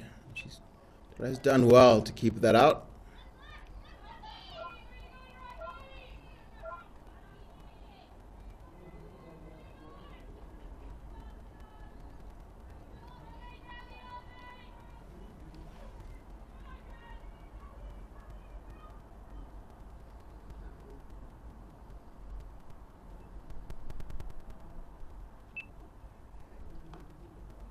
That is a good shot. That's a very good shot. Sliding down the leg side. She plays the sweep shot well. And what I like about that stroke is she knows there's a fielder at 45. She's made sure that she's hit it as fine as possible, evading that fielder. Good shot.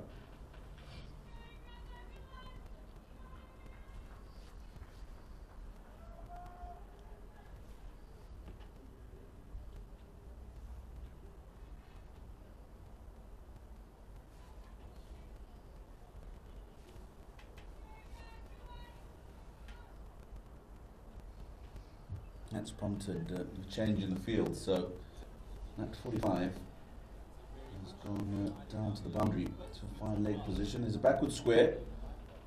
And the deep mid wicket on the boundary. Mid wicket mid on in the circle again. Very nicely played.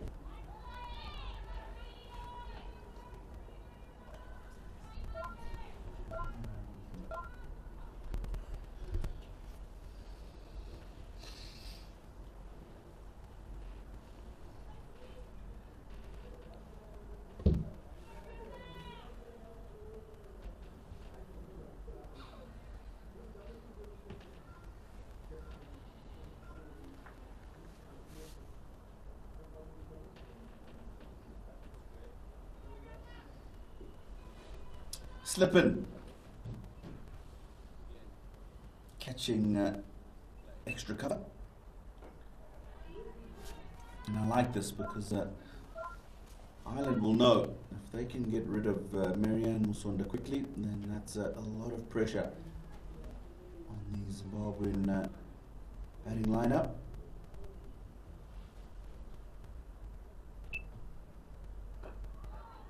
Bowled looks like the googly, that one. 14 gone, 33 for 2.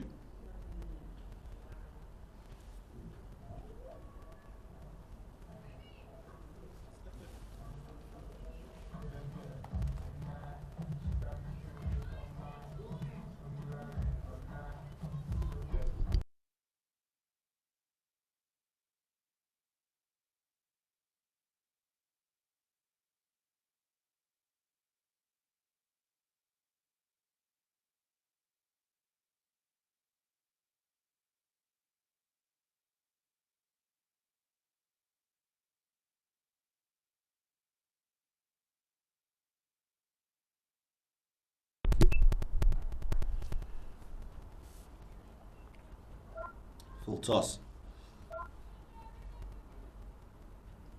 Get the single off that Zimbabwe. Just noticed the Zimbabwe batting lineup in particular in that first one-day international, and it's come to mind just looking at that last full toss. They lost a wicket off a full toss in the last game and almost lost another. To me, they've got to make sure that when they get those opportunities to score, that's a freebie. You've got to make sure that you take toll.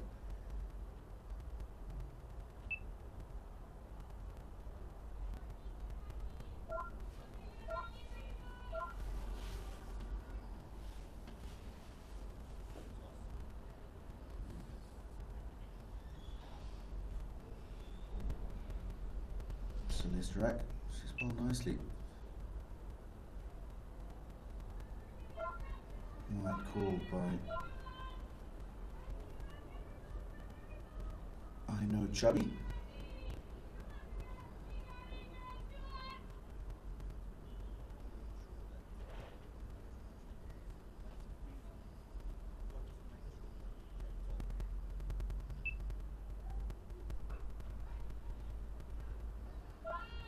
We talked this morning about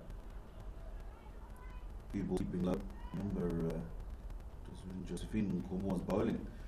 And already you've seen a few times Marianne Musonda going back to the spinners, expecting the ball to have a little bit more bounce, and it's just not being as true as we know Harai Sports Club can be.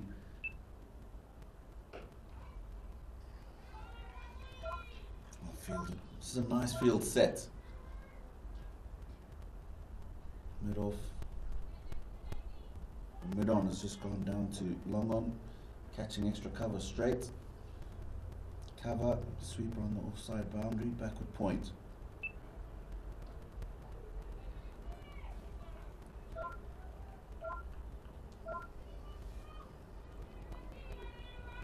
And then on the onside, mid wicket, cow corner on the boundary, and field it on the square boundary.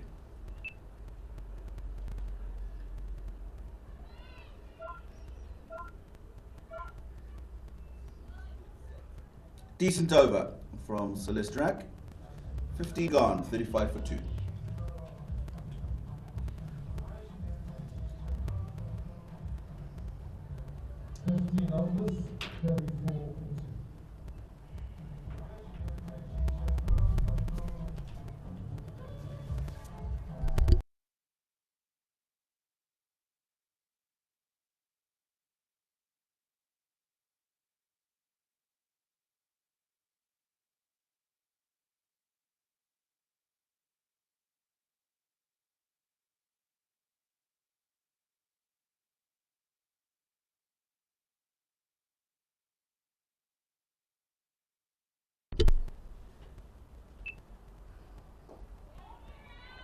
The googly. Out the back of the hand. Good control. And Shindiraya dealing with that comfortably.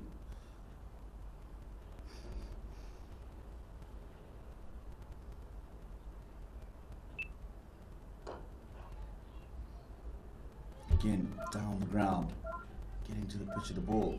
Now, Darlington, I talked about the nice intent shown by Ashley Diraya. That's 3 or 4 balls she's gone down to, and she's just hit the ball straight to the fielder. You've done the hard work, you've got yourself to the pitch of the ball. Make sure that you get some runs off it. Get the ball and hit it into the gap. Another good sweep shot. Absolutely right. It's just she's missed out a few times. And we see the run rate here keep climbing. Started out at just under 6. Now it's 7.2. There's a need to start finding the ropes more consistently. And that is an intelligent shot from Marian Musonda. She's just gotten a little bit of width outside of stump and she's improvised. Hit it to deep third man for 4.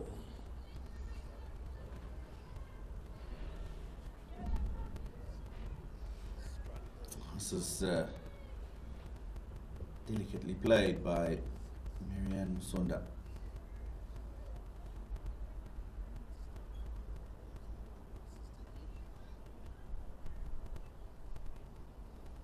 That is an intelligent shot from Marian Musonda. She's just got a little bit of width outside of stump and she improvised. We often are told as youngsters that always imagine your score with 2 other wickets on it. And I think if Zimbabwe were to lose another 2 wickets here, it will be an absolute disaster, basically. And very important too. And then there it is. Marian Musonda, the full toss. Tino mentioned earlier. Full toss takes another wicket. Marian Musonda is out for 4. And Zimbabwe now are 40 for 3.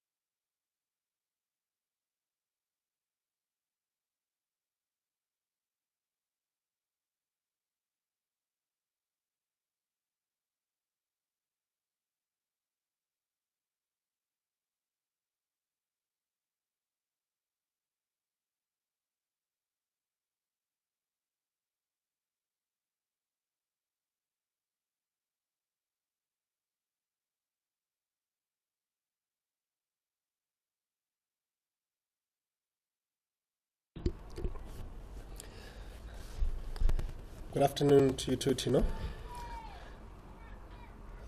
Zimbabwe in a little bit of a pico here, losing the two openers and the wicket of the captain, Marianne Sonda.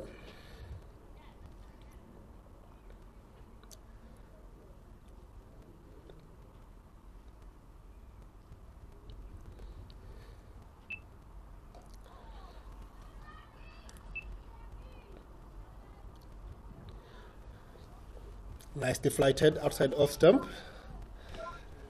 Ashley Ndia sweeps well into the deep region, picks up one. Quite interesting to know you speak about Zimbabwe having lost another wicket via a full toss. Your thoughts? Well, I mentioned earlier, full toss is an opportunity to score. It's twice now in the last couple of matches that Zimbabwean batters have got out to full tosses. And in my opinion, that's criminal. It's an opportunity to score, and you need to make sure you do that.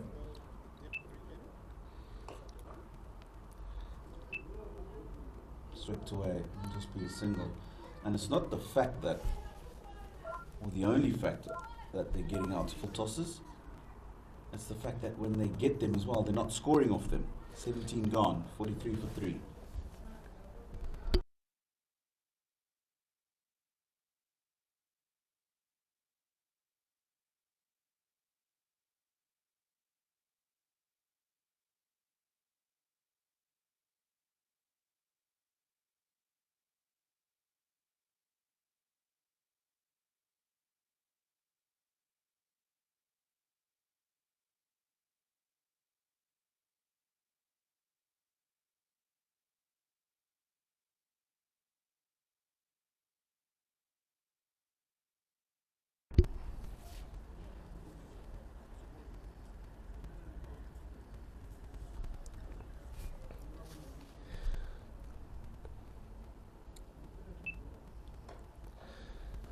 Kara continues from the city end.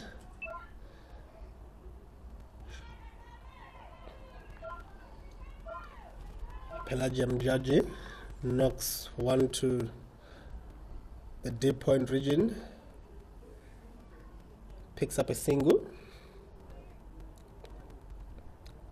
I think you were off at, when we were speaking about how the Zimbabwean openers were so different to the Irish openers in terms of the intent they had coming into that first power play.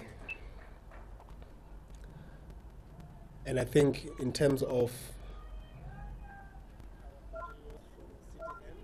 the whole team, it's quite evident how the two teams set up. They want to score, and in some instances in that first power play, we just looked like we wanted to survive. As we see there, a very good sweep shot from the area, very good sweeper of a cricket ball, and brilliant work in the dip to save what could have been a decent boundary for Zimbabwe. We mentioned that it's a shot that she plays and plays well.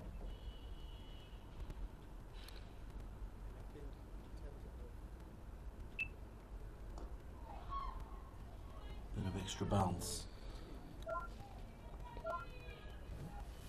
Bit of turn as well for Cara Murray.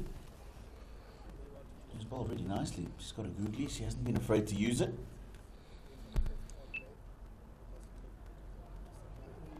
And that will be called wide.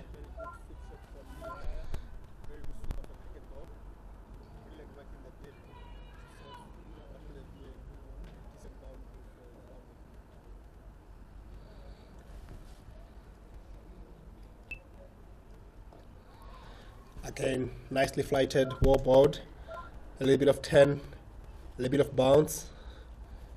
Karamari is enjoying herself here.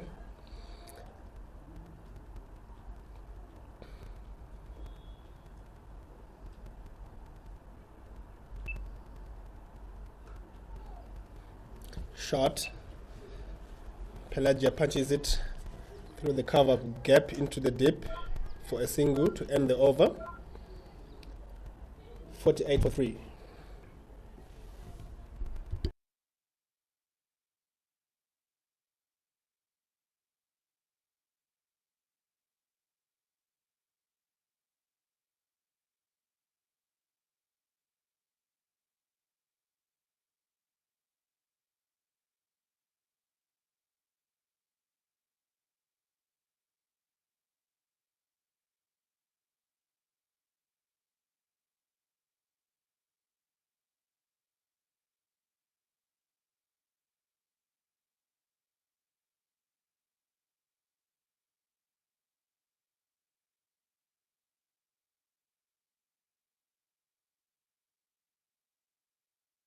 By Pelagia Mjaji. She's only got 4 from the 9 deliveries she's faced, but she's certainly shown that if that ball's up, she's not afraid to hit it.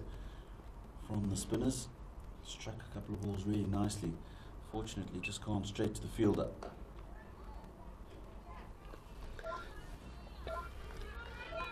Yes, again, Tino, and I think it has been brilliant work for Ireland from the leg spin twins of Rack and Murray, doing all the damage at the moment. That run rate creeping up. Another nice shot from Pelagia Mjaji. Cuts it into the dip to deep point, picks up 1. What I have really liked, though, Tino, from the island captain is she's realized that Zimbabwe's backs are against the wall, and she's doing all she can to make sure it stays that way. She has set some really positive field sets, especially from Jaji, if you see. And that has really yielded. It has made it very difficult for Zimbabwe to rotate the strike, which is something that we spoke about in the Ireland innings when they lost those 2 wickets.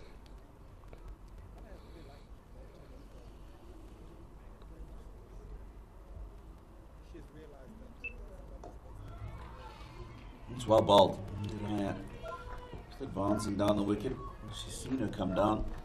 She's just pulled the length back a little bit. Clever bowling.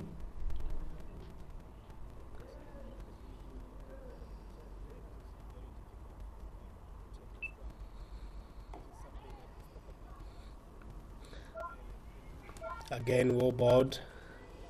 Diraya blocking it into the vacant coverage, but they can't get one. End of the over. 50 for 3 after 19.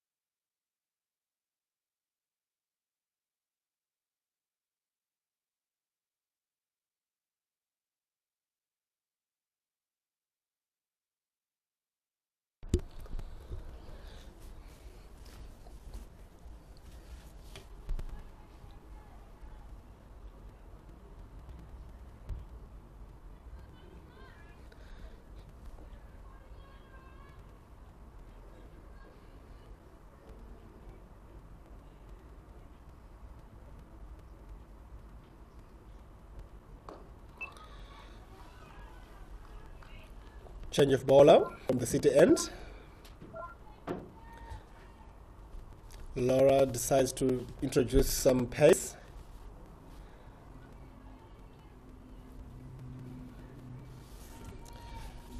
Sophie McHagan comes into the attack.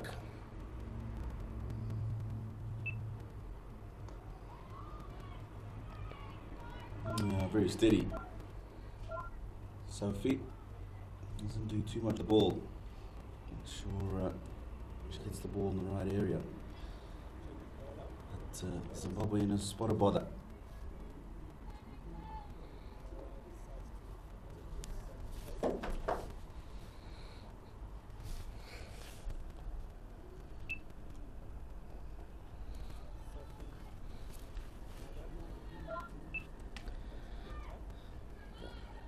This time Sophie strays to the legs of Pelagia, who nudges it to deep square leg for a single.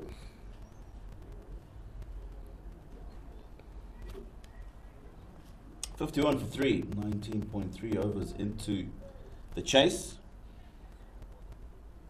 A run rate of just above 2.5, requiring a run rate of 6 and over almost at the beginning of the innings.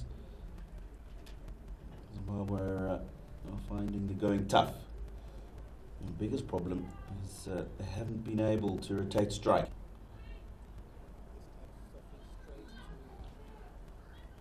Chiedza Dururu opened the batting. 47 balls she took up for her 14 runs. Strike rate of 29. Modesta Mpachikwa, 20 balls for her 9.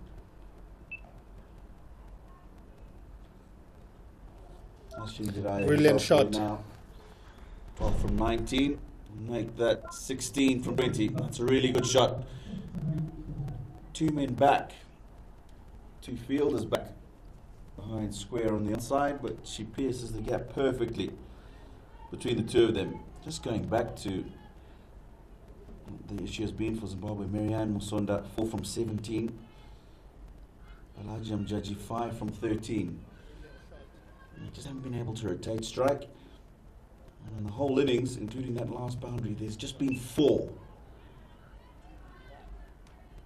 And 20 overs in, that really is just not enough.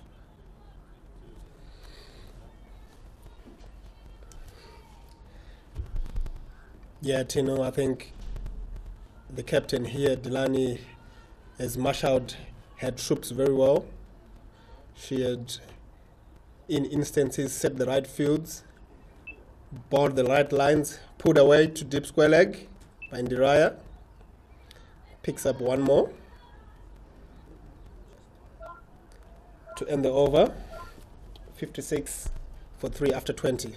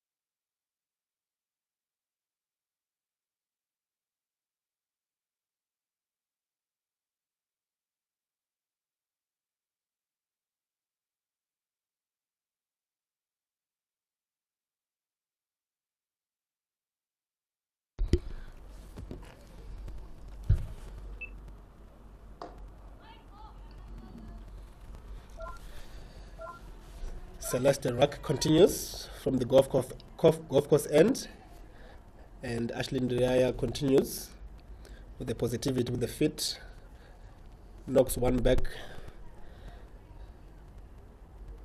picks up 1.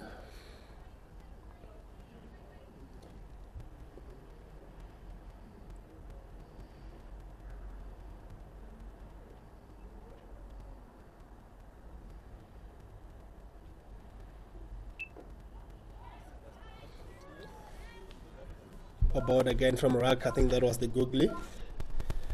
Pelagia Mjaji picks it up.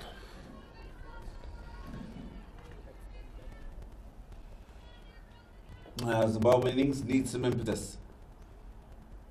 Need somebody to grab the bull by the horns and try and get that scoreboard ticking. Take nothing away from the Irish bowlers. They've been fantastic with the ball. Always makes your job easier when you've got runs on the board. Zimbabwe today could have taken a leaf out of the Irish batter's book. They did extremely well in the air, full toss, Again. and they've lost another wicket. Straight down the throat of the fielder at deep mid wicket, and that's a pretty comfortable catch. Shauna Kavanagh and Zimbabwe have lost another.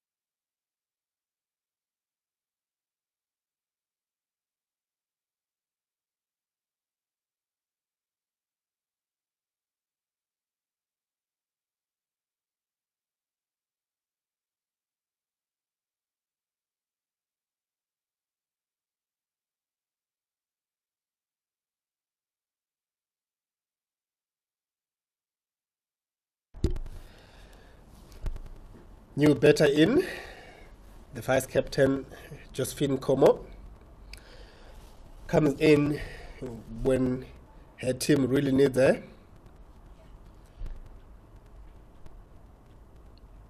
Last better to go out, Pelagia Mjaji hitting another foot toss straight to the throat of cow corner.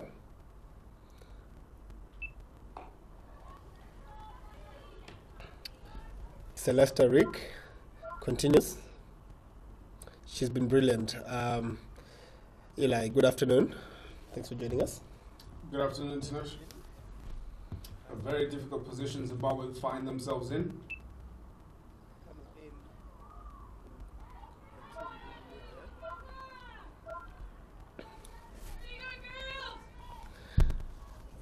End of the over, 57 for 4 after 21.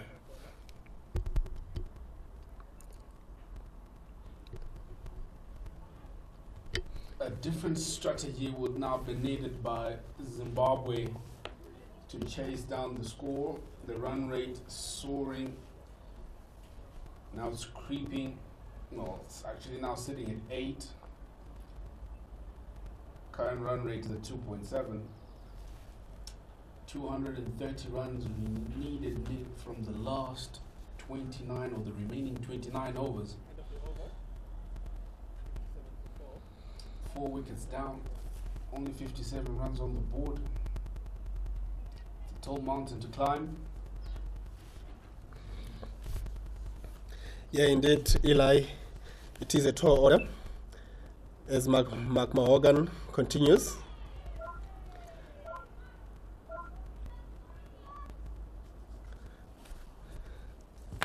I think Tino, he left us there, was just speaking about how Zimbabwe has failed to rotate the strike, highlighted again by the last wicket to 4 of Pelagia Mujaji, falling for 6 of 17 balls at a strike rate of just over 35. In a game where we're needing almost a running ball, that is criminal. And coupled by the fall of wickets in regular intervals, Zimbabwe has it all to do here.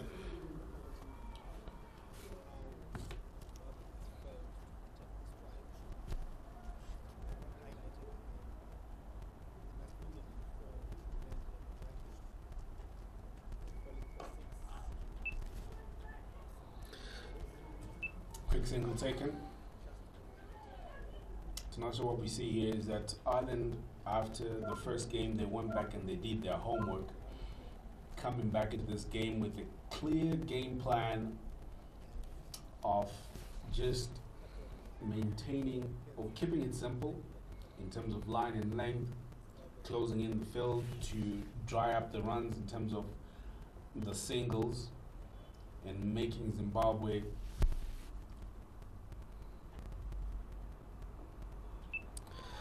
I think that will be called wide. The wicket keeper, Mary Waldron, failing to get hold of that one. In Zimbabwe, Skeppers through for 2. It's runs given to the batsman. The umpire just signaling that came from an inside edge for them to pick up those 2. So, as I was saying, that Zimbabwe have been forced to take the expensive singles and try and be innovative in their shots, because everywhere else they've tried to score, there's been a fielder placed there.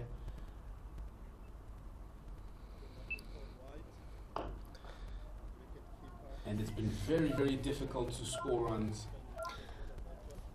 Yes, definitely, Eli. I think the frustration for the Zimbabwean dugout would have been shots like that, brilliant cover drive from Ndiraya, not finding the gap.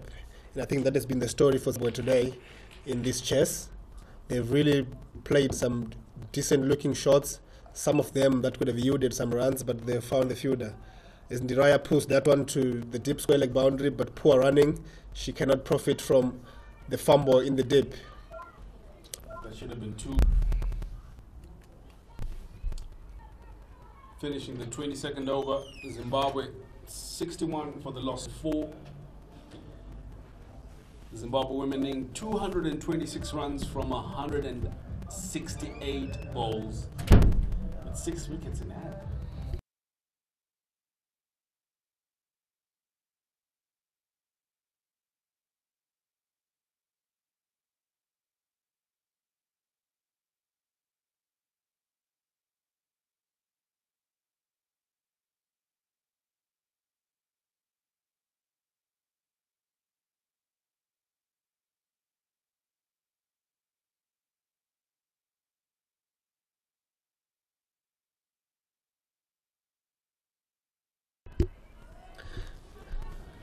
Nicely driven down the ground by Ashley Ndiraya to pick up another one.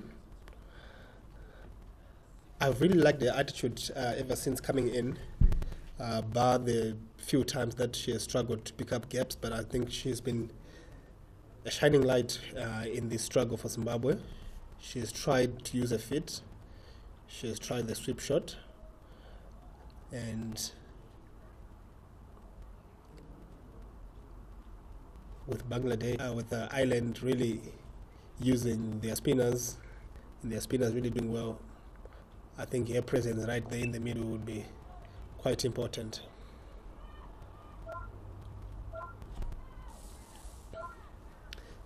As you've seen last over, she failed to pick up those 2 runs.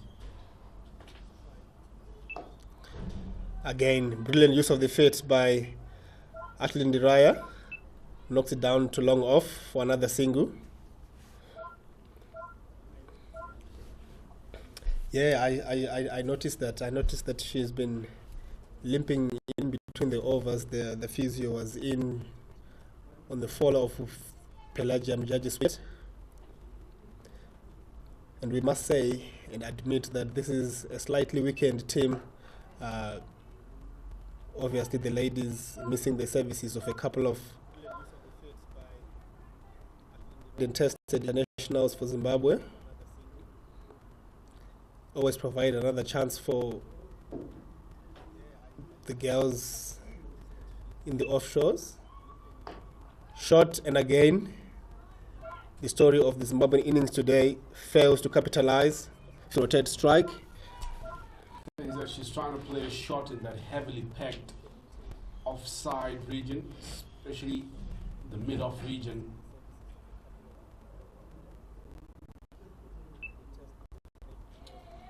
Brilliant. Just tucking away the single. And that brings us to the end of the 23rd over. Zimbabwe 64 for 4.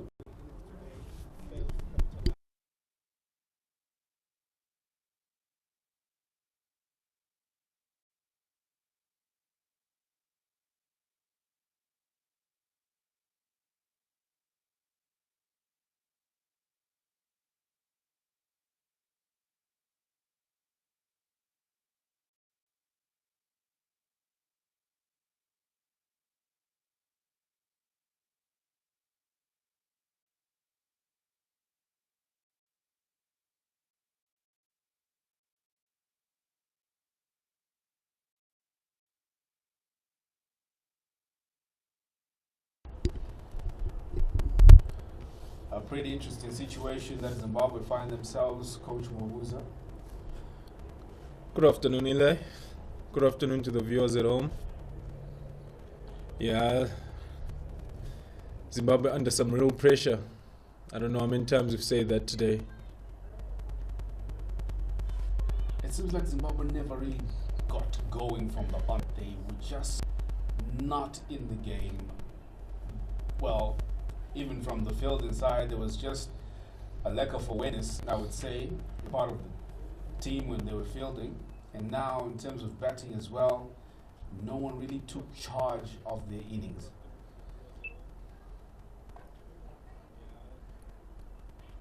Yeah, it's been the order of the day, really. You look at how Zimbabwe, as a batting unit, have hit fielders. Not capitalizing on the not capitalizing on the loose balls as well. Got two batters who went out to full tosses, then a run out, chasing a big score. It's always going to be difficult.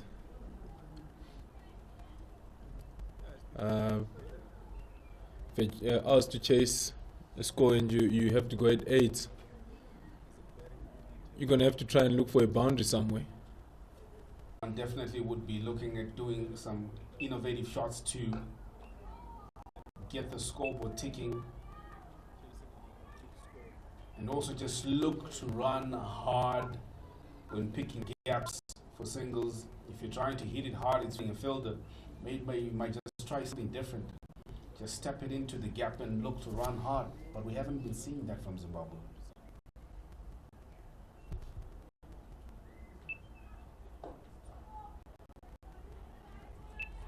It's a learning curve for Zimbabwe.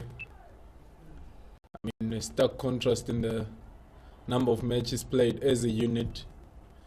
Zimbabwe only into their second game. ODI game, that is. And Ireland just having passed 100 games. So lots to learn for Zimbabwe. Smashed. That'll be 4 runs. Beautifully hit through the covers. Lots of power behind that shot. Definitely a walk-up 100 for Zimbabwe. Good shot by Jocelyn Nkomo there. She looks in good touch. She's coming with a positive intent. And Zimbabwe won lots of it if they had to chase down these mammoths of 287.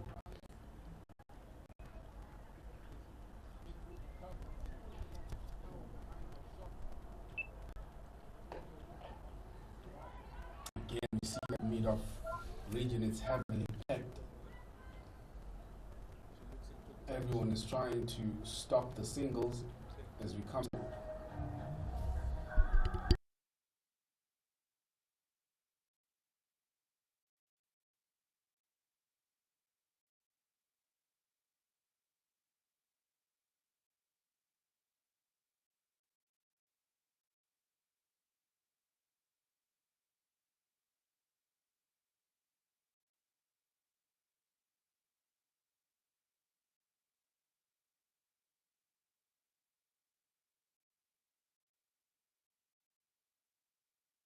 That's a good shot from Uriah through the covers, but picks up a single.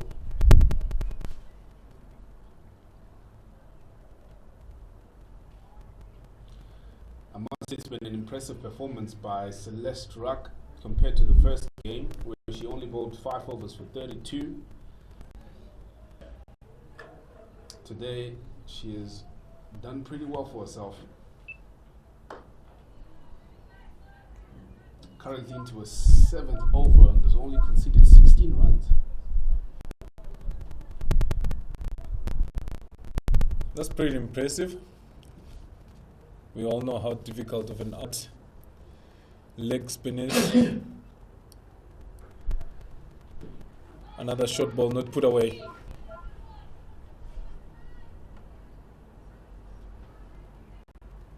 I must say the Ireland ladies set out some good field, and they've protected areas when they needed protection.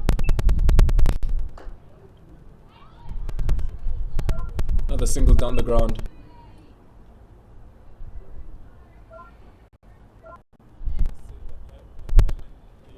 Talking about build set by Ireland, as much as it seems quite beautiful and very attacking, you're looking down at the 3rd man and 5 leg region, they all seem vacant. Just wonder what it takes for the Zimbabwe to just try and innovate and do something and utilize those open gaps.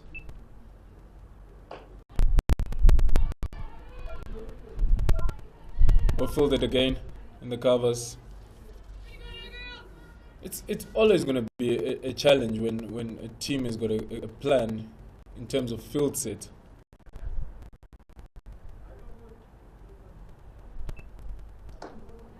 Shot. Well played down the ground. Good use of the feet by Ndiraya. Picks up another single. And that marks the end of the 26th over.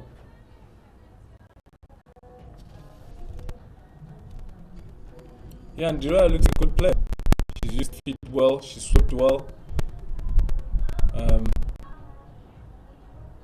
Nkomo will just need to stick around with her and look to run hard and hit the gaps.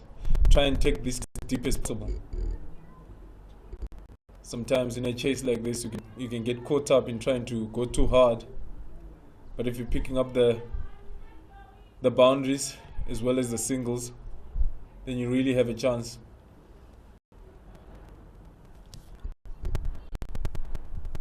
With the way Ireland have bowled today, it's going to be a tough ask. But like you said, touched on innovation, maybe a little reverse sweep. Shot. Finds the gap, but they pick up another single. I'm just feeling that Zimbabwe are getting a little bit shortchanged with the limp that Ndiraya is showing to have. It might just be reducing her ability to play, because she seems to know what she wants to do, but that little nag seems to be coming in here and there.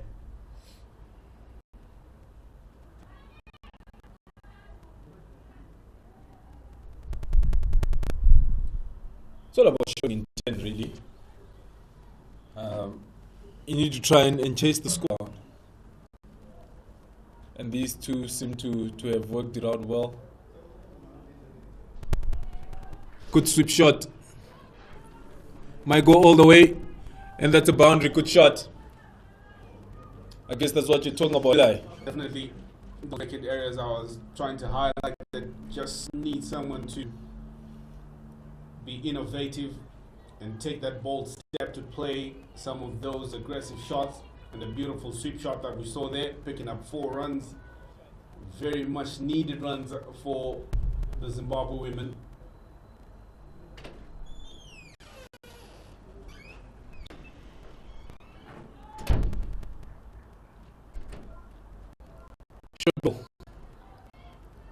Josephine Nkomo feel like she missed out on that one. Didn't come out of the middle of the batter. She would have liked it. Change in fielding from that left and right hand batting combination that we're seeing.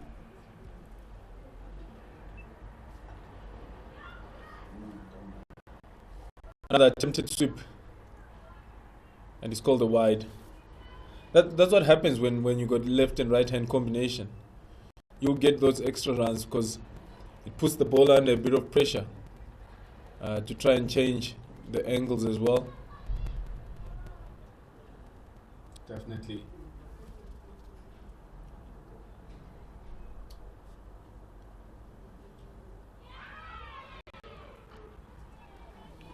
Zimbabwe lose another wicket. Ndiraya coming down the wicket. Didn't really get to the pitch of the ball, and she was stumped. Yeah, you talked about her having a limp. I'm not too sure if running down the wicket was the right choice, but I guess that's how she plays. She got to in playing that and sweeping. But that brings in Precious Marange. Zimbabwe be hoping that she can have a confident innings, because we all know how hard she can hit the ball. And Zimbabwe probably needs a few more boundaries right now. I think this will be the last recognized pay. And Zimbabwe will be hoping that these two can get them close, if not home.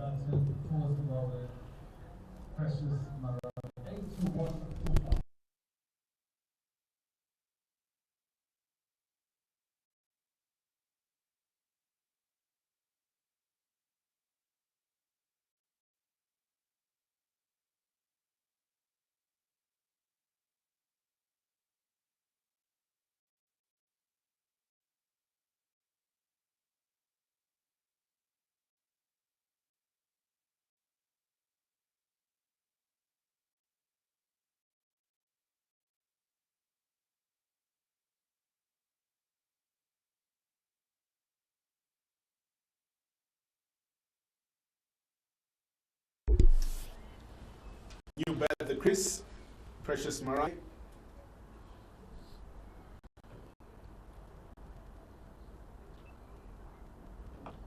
Goes big. Is there field under it? Misses that one. Go down as a missed opportunity. She picks up 4 runs on the first ball that she faces. Definitely she's making her intentions clear from the onset. She's not going to stick around or waste time. But I like that about Precious. She tries to move the game forward. And in this situation, I think Zimbabwe only have one choice. And Precious is the right person to be out there and try and put up something. Definitely that seems to be the call, that Zimbabwe needs some positive outlook, someone who will take the game.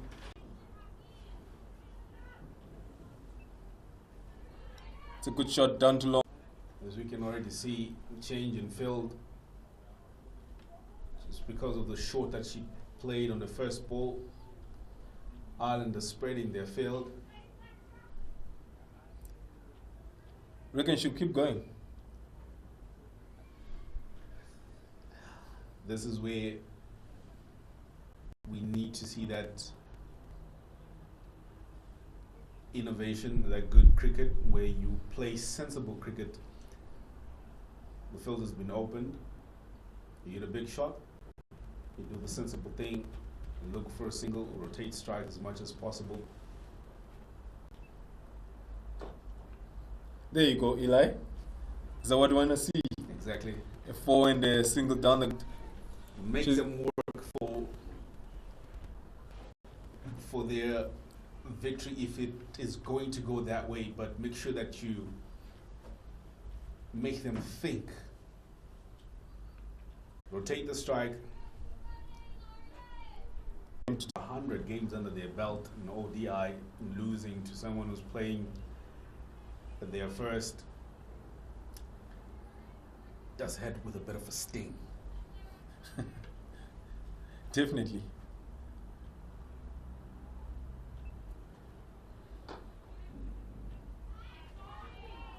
She's giving it some flight. Josie seems to favor playing the leg side. After 27, Ireland are 89 for 4.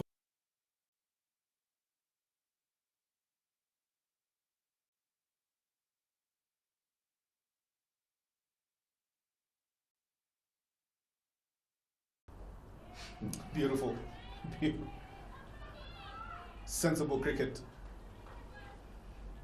One big shot, and she plays the sweep shot on the next one. I'm sure she was looking to try and get it much finer, but she'll be pleased with rotating the strike. Do you think Zimbabwe believes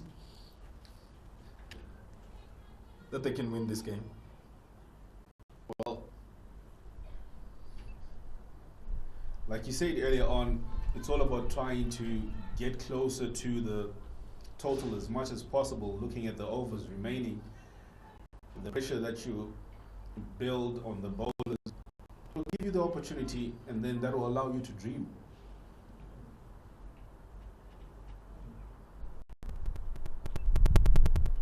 Good answer, my friend. I don't think that's the right sort of pace to try and run the ball down with. You have to hit strong shots here.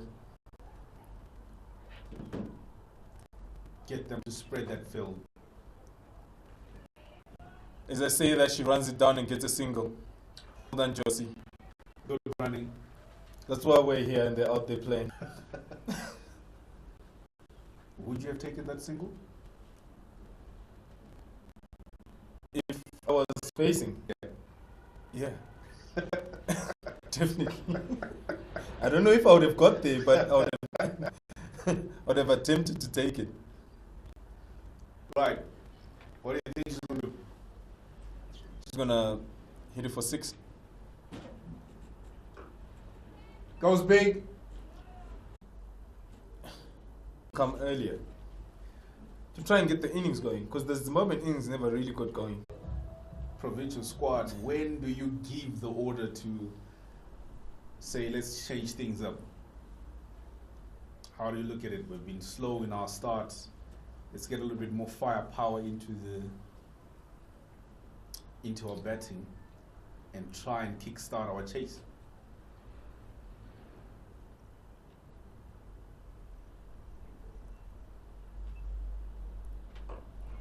Well played. Good forward defense by Marange. She seems like a thinking cricketer. She's waiting for the right ones. So, but back to your question.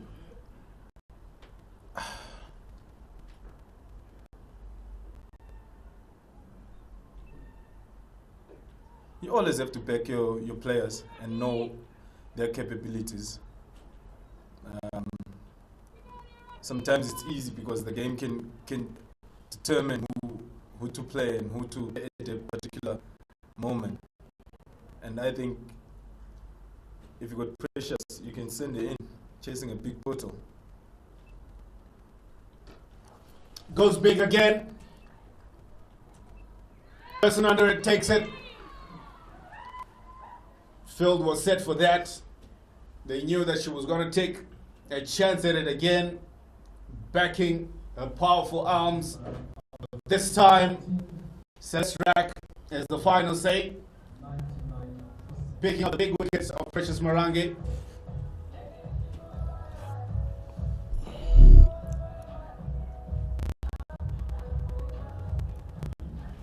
Unlucky there, Precious. You see what she was trying to do.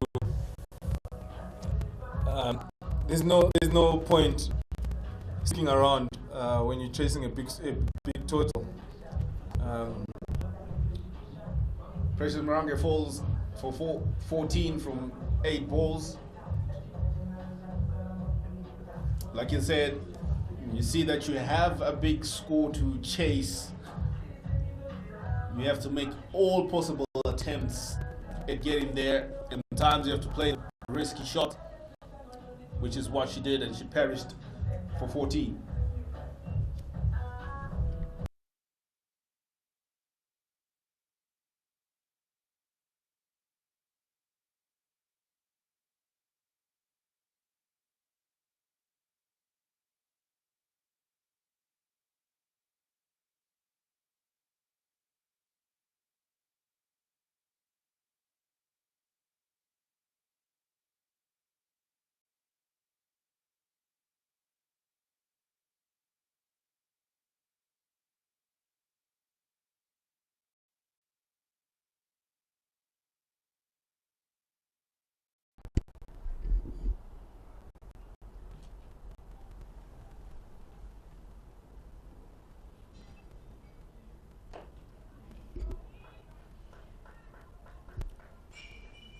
Single down to the covers on the sweeper boundary. Lorraine Chua is new better. I must say she's a good batsman.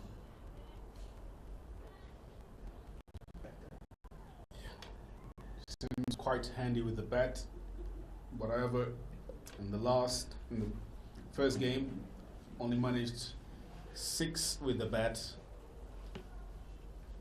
6 not out.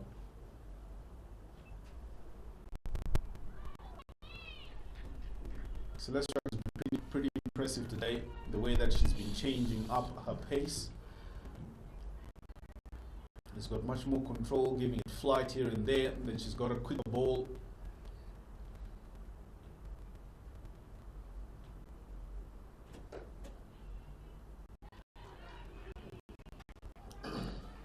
Very impressive from Celeste Rack, the 27-year-old who plays in Tasmania, Australia.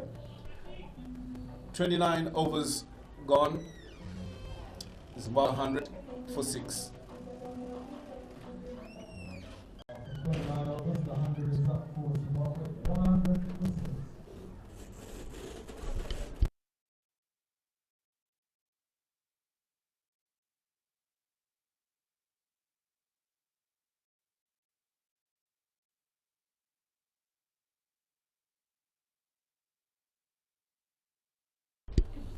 Distance. Distance.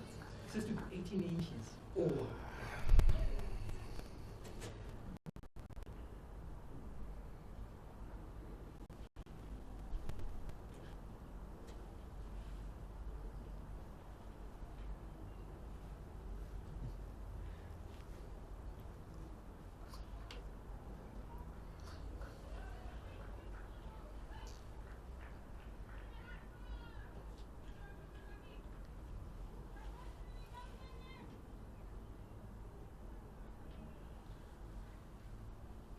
Sophie McMahon continues from the city end.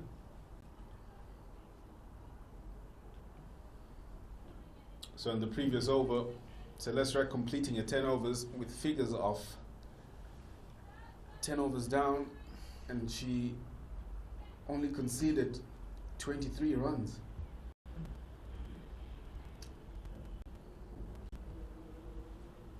And also has got 2 wickets into that column. Dropped. That's a chance that has gone down. Lorraine Chuma playing that one straight in the hands of mid-wicket. Seemed as if it was quite hit with some power.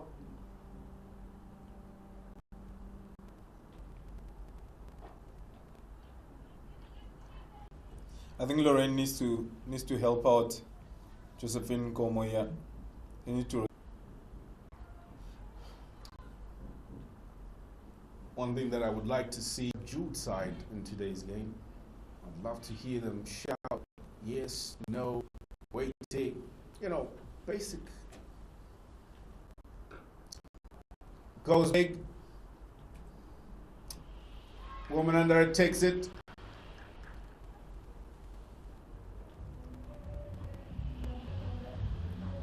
Ireland have taken their chances well today. I mean, we've just seen a drop catch at mid-wicket, but things that Zimbabwe can try and improve on. I mean, Ireland have caught well, Zimbabwe didn't catch particularly well.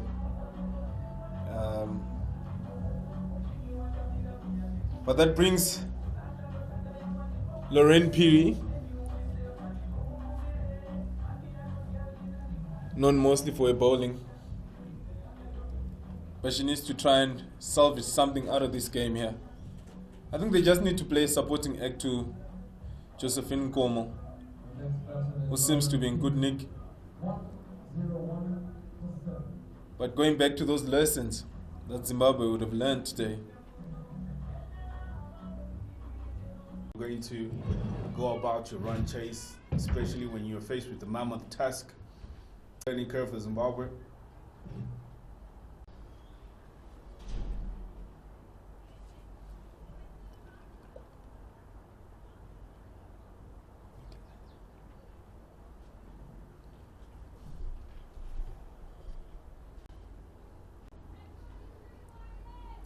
So that marks the end of the 30th over. Zimbabwe 1-1 for 7.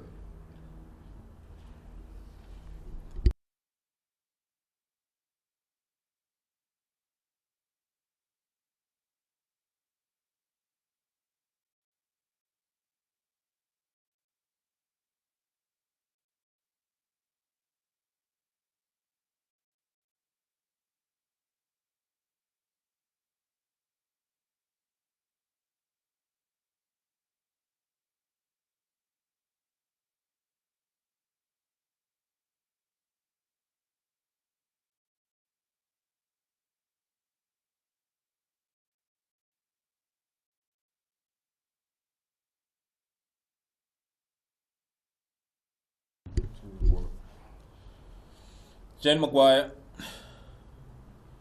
from the pavilion end.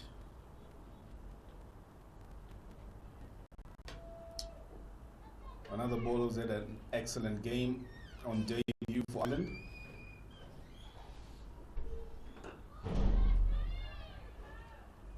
Starts off with a good length ball.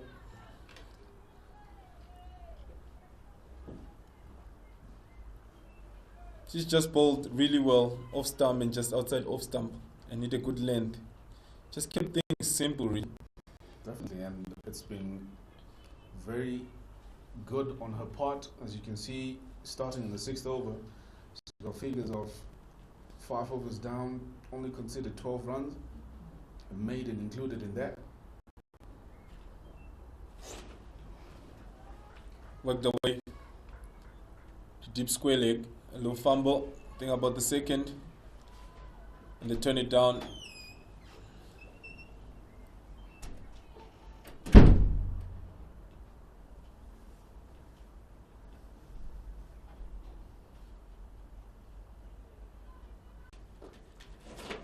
Another single taken, worked onto the leg side, may pick up another quick single. One thing that I haven't seen the island bowlers, seamers try to do, they haven't tested anyone with a short ball, and now you're bowling to tail enders.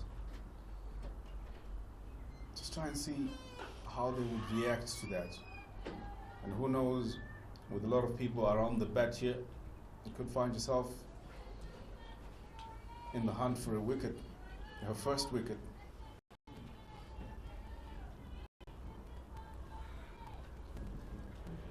That would be a top effort to bowl Bamba on this weekend. Just for.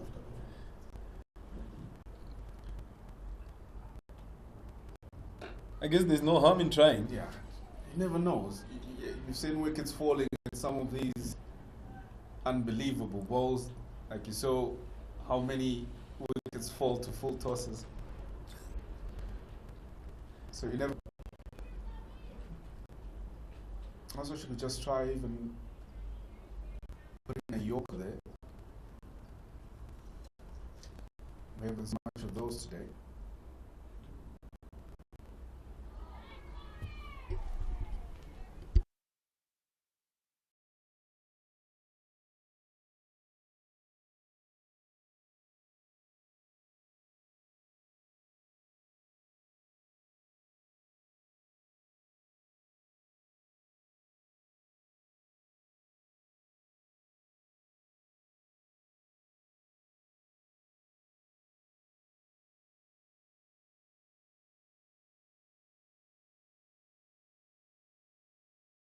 Zimbabwe today is like a little less to post this really, really big score because you just didn't quite create pressure for the first sort of 12 or 13 overs. And then created pressure, took some wickets, but essentially you already lost the game at that stage. I think they lost it in the first sort of 15 or 20 overs, in my opinion. I'm speaking as if they've lost. We might see some miracle here, but I don't know. It's just becoming unlikely that Zimbabwe are going to win this position. Yeah, it's all about taking the momentum from the first half to the second half, isn't it? That's exactly right. And that's what Ireland have done very, very well.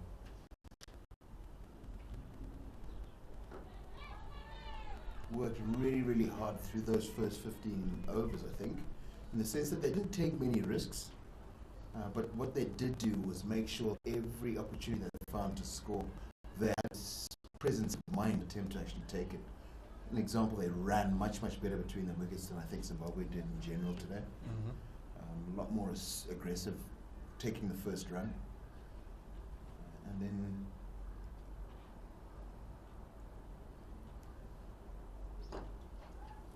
And they say catches win matches.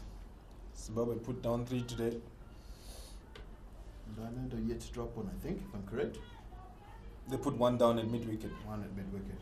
And that's a massive difference.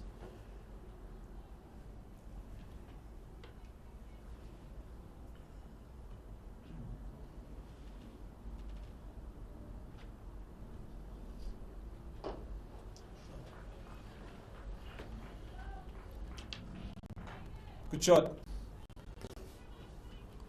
Sliding down the leg side, and she's whipped through mid-wicket, just to the right of mid-on, and she's got herself a boundary. Josephine Nkomo moves on to 28 of 32 balls. She's looked good this afternoon. And this is really a wonderful opportunity for her to create a name, to continue to expand brand Josephine Nkomo. Runs, whatever situation you make them in, as long as you can make runs, and especially you make them not out, it can never ever be bad for your own career. and for your own self-confidence. So I think this is a very important time for her, and she should grab this opportunity with both hands. And she bowled well up front this morning. Had really good figures. So Zimbabwe have a good all-rounder now. Absolutely.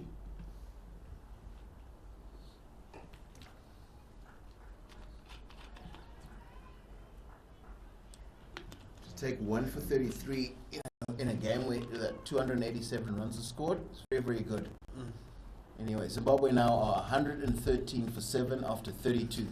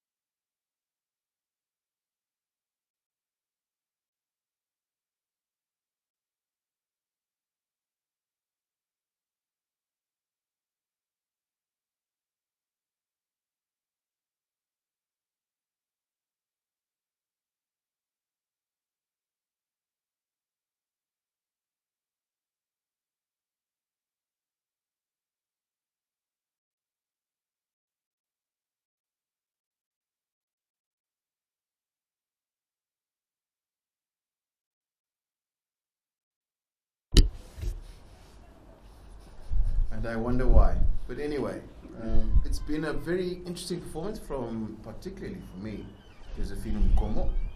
Batted looked really, really solid. Had a nice mix of defense and some good attacking shots. And she's gotten herself to...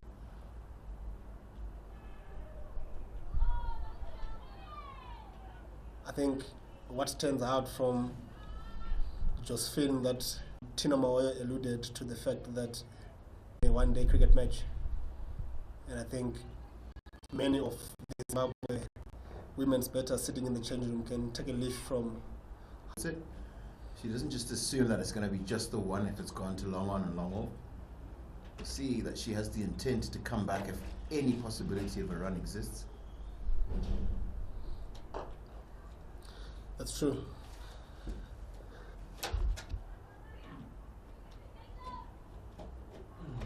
As we say, Piri is very fortunate to be still out there. Chance for a run out at the bowler's end. See the intent and the clarity of mind when she plays her shots. She knows she's hitting for 1. She knows she's hitting for 4. She knows she wants to get 2. The ladies will.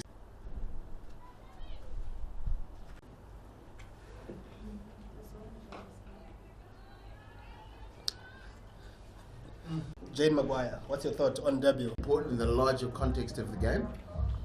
even try out. And I think the pressure that she's created from the golf course end today has really yielded some results for her.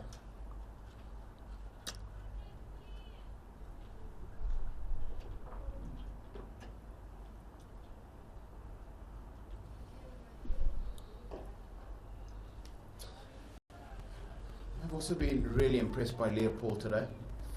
She's contributed heavily with the bat, 95 in the Highland innings, and she's bowled very, very well today. Definitely, she's been really good. Being asked to bowling in the power play, as we see, Piri pulls that one to the cow corner region, which is vacant, and collects 4 valuable runs here for Zimbabwe. Piri this time around picking up and making sure that she punishes and gets all the 4 runs available on that particular delivery, which we have failed to do so far today in this innings.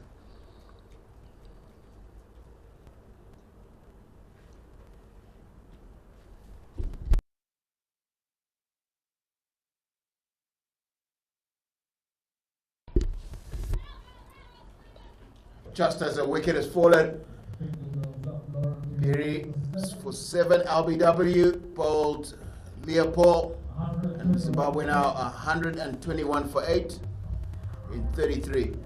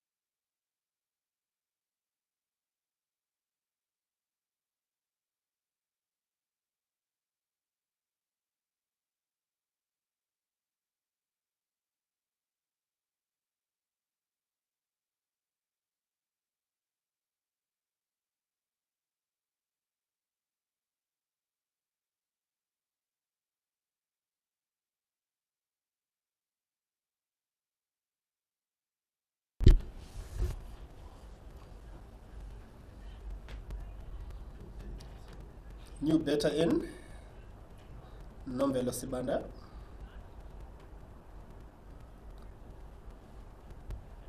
Not really known for exploits with the bat.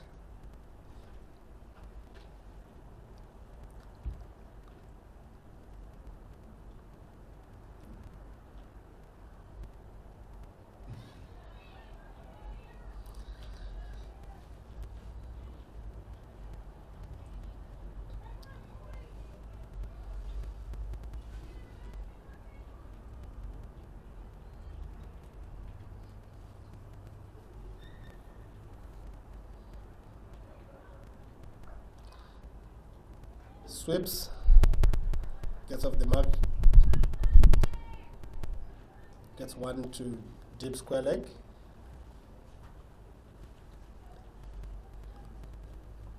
And 22 for 8 Zimbabwe is, with 1 ball to go.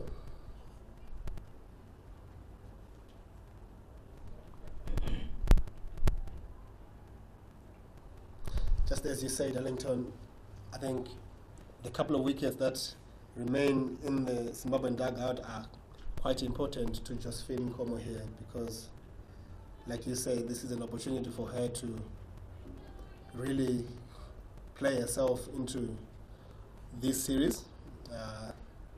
Didn't quite get some runs in the first game. I think this would be a good opportunity for her to really get to know these Irish bowlers. Absolutely. 123 for 8 after 34.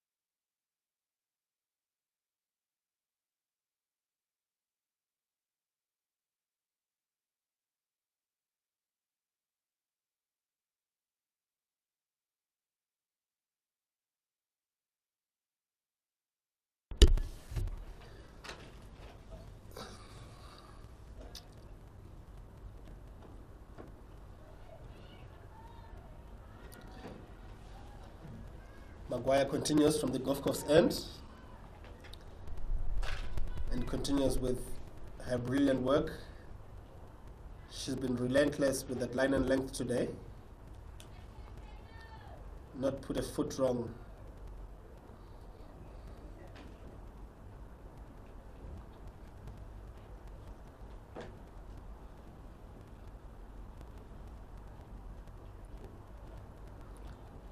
Short, put away to deep fine leg.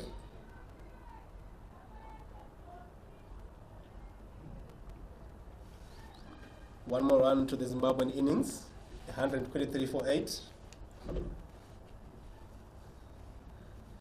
So, Darlington, if you are sitting in that changing room right now, and after a brilliant win in the first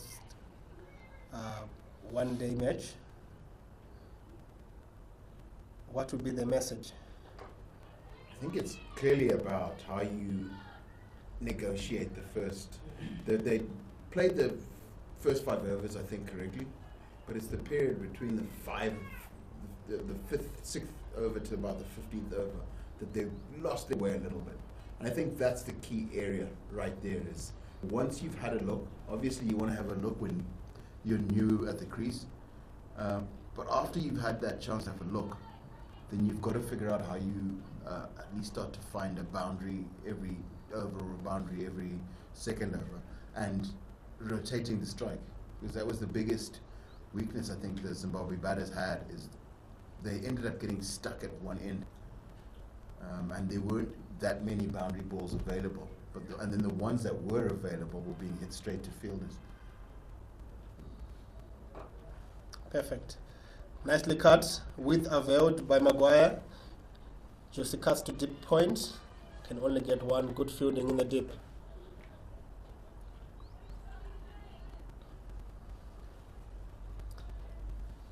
Yeah, definitely. I think it's important that from the onset, the top order is able to rotate strike, and obviously the bare minimum of putting the bad ball away, which the Irish were really good at this morning. They really put the Zimbabwean bowlers to the sword when they strayed. End of the over, 124 for 8 after 35.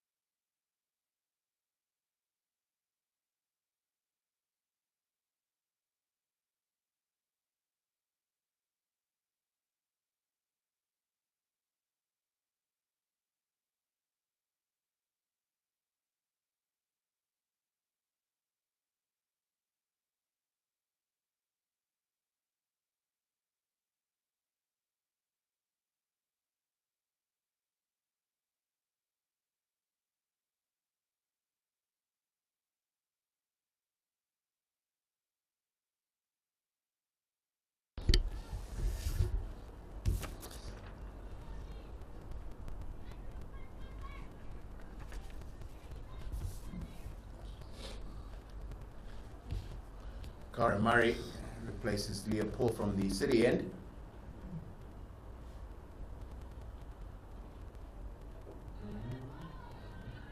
Nicely flighted.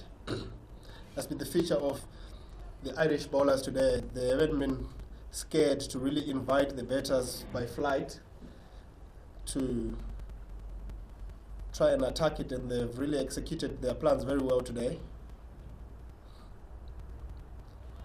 That one just straying wide. Umpire Mr. Gogwe signaling. Cara Murray, alongside with Celeste Rack, bowled at a very important part of the game. Kept things very, very tight. And took between them 5 very important wickets.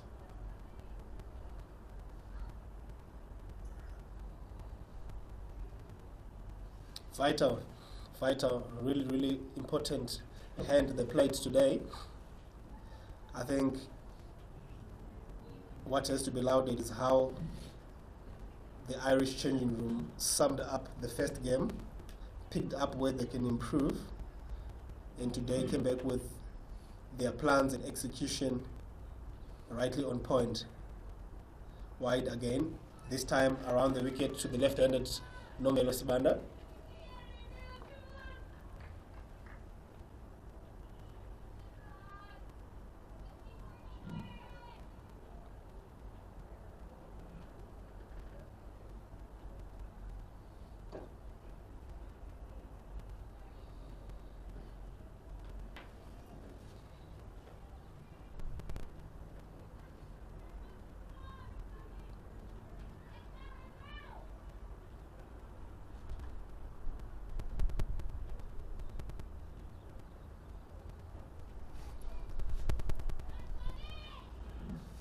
Shortish, nice point for no run.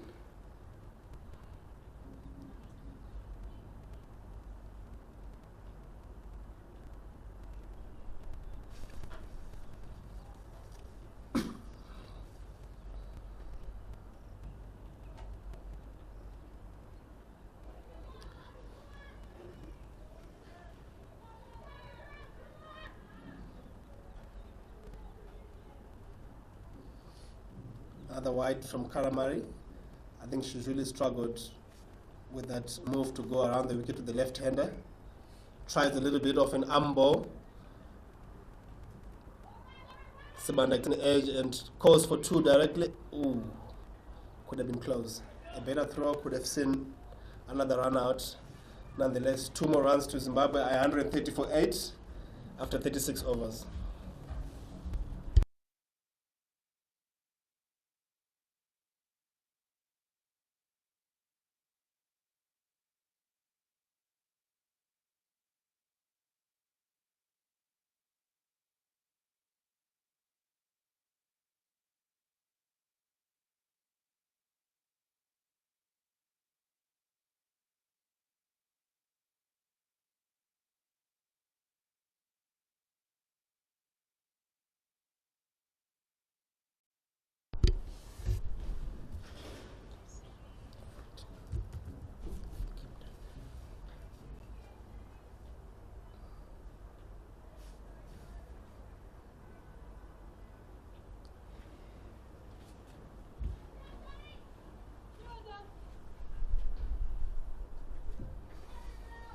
Change at the golf course end as Captain Laura Delaney brings herself into the attack.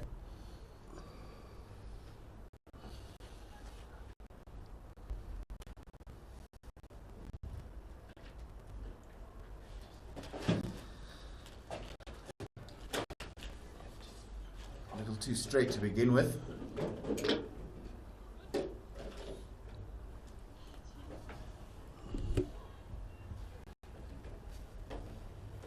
Yeah, Laura with a military medium coming a little bit straight and Josephine just finding the inside edge there and dashing for a scoop. I think what could be important here is for Zimbabwe to just bet through the overs, get Ireland with the 4 days work, which could be handy in terms of fatigue for bowlers and the likes. Zimbabwe have had 2 difficult days in the field, and it will be important if Ireland can also go through their allocation of 50, because basically there is 1 recovery day between the matches.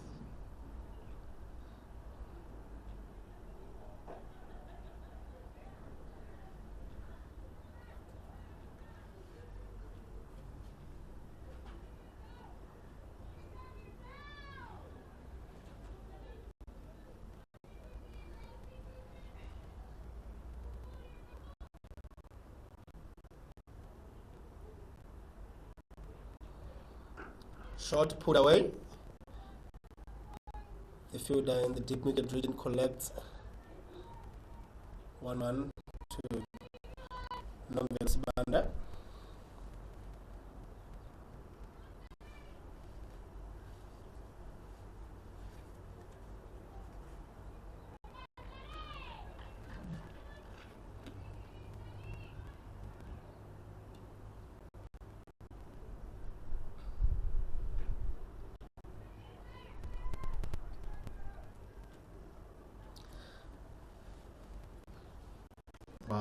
wide called.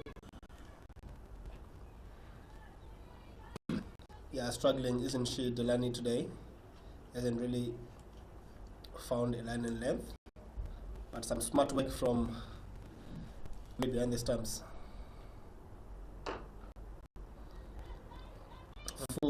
I think this is a smart idea, though, particularly when you've all but won a game. It's just a good time to get some of your part-time bowlers to have a feel, to have a go, because you never know how this series works out. You want everybody who's potentially possible able to bowl for you to have actually bowled in actual match conditions. I think this is a good time for anyone who's having sort of some difficulties to iron them out in a manner that they are.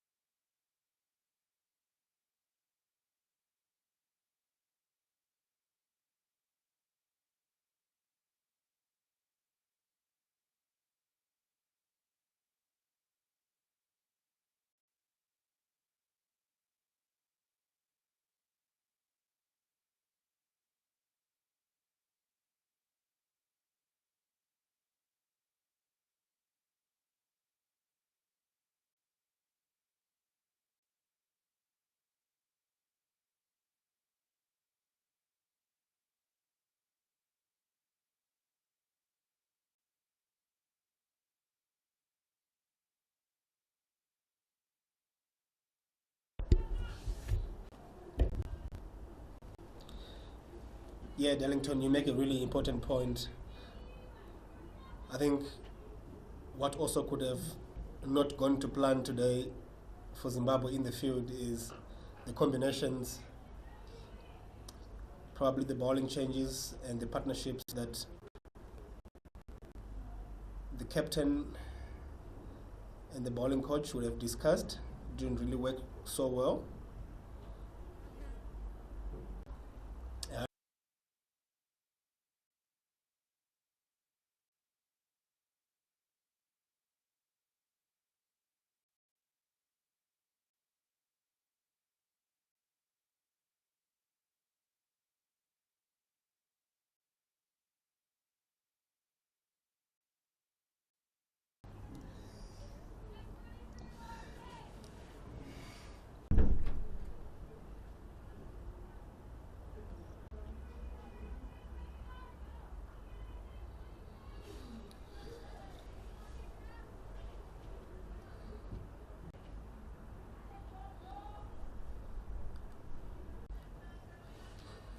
Delani only shining light in the Zimbabwean innings moves on to 37.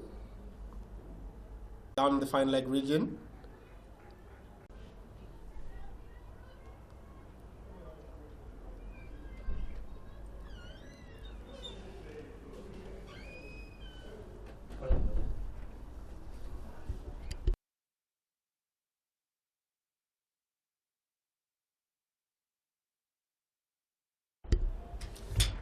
Nicely played through the point. Lots of work for the lady in deep. Does very well. Stops a definite boundary. Keeps it down to 2. Nomvelo Sebanda moving on.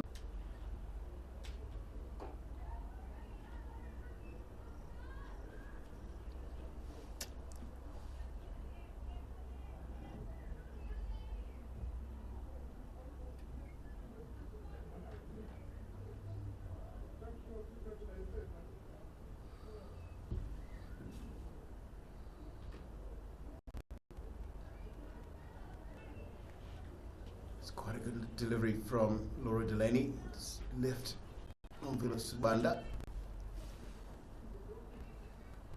Starting to find, I think, the right areas now. Seeing more and more balls around about a good length.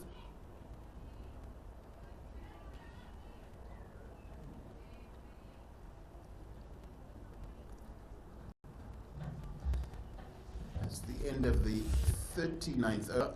Zimbabwe 143 for 8.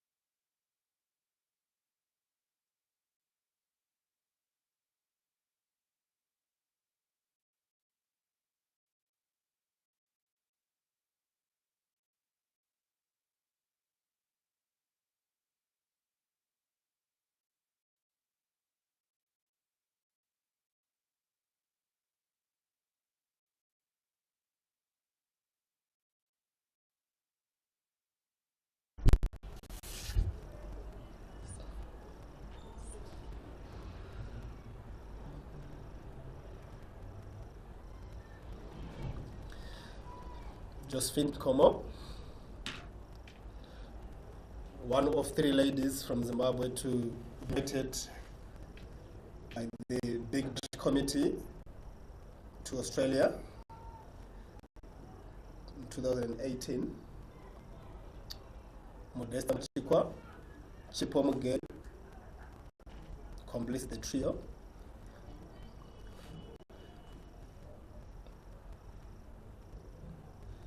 They were part of a group of ladies from development countries that Australia invited on the launch of their 2018 Big Bash League.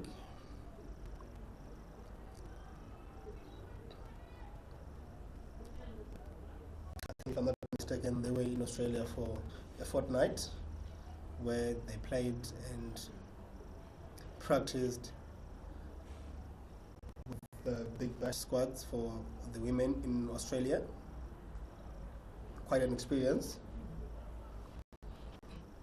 It must have been, because some very good players in that Big Bash League. I saw an article about it this morning that this year's version of Big Bash, the women's version of Big Bash, is going to be the first time in history that a women's cricket competition in Australia is broadcast in its entirety, where typically they'll just show the maybe a final or a semi-final and that kind of stuff. But this is the year that they're going to have every single game of that women's Big Bash League broadcast, and there's some very good players from all over the world who play that league.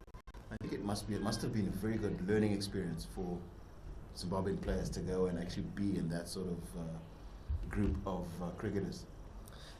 Yeah, definitely, and you can tell the sort of impact that experience had on the players.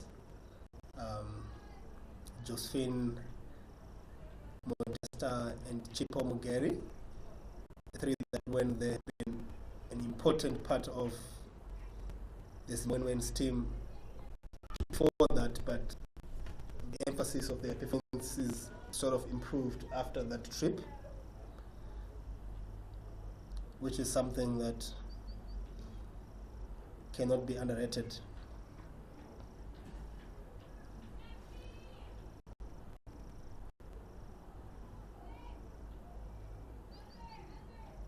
And that just 3 from that Sophie McMahon over. Zimbabwe 145 for 8 in 40.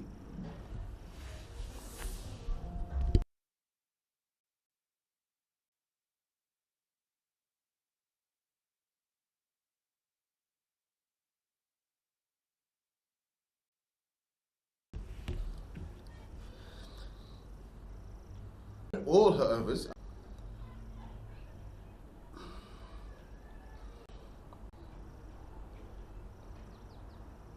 From Ireland was very average, but we didn't see the Zimbabwean run rate, or we didn't see much dominance in those periods where pinned that down to. It's just that we've just given an example. That last shot that Josephine Kowo played. It's just and mistakes like that add up. You know, and in the end, you end up losing by what is a very, very large margin because of a series of mistakes. End of the over. 149 for 8 after 41.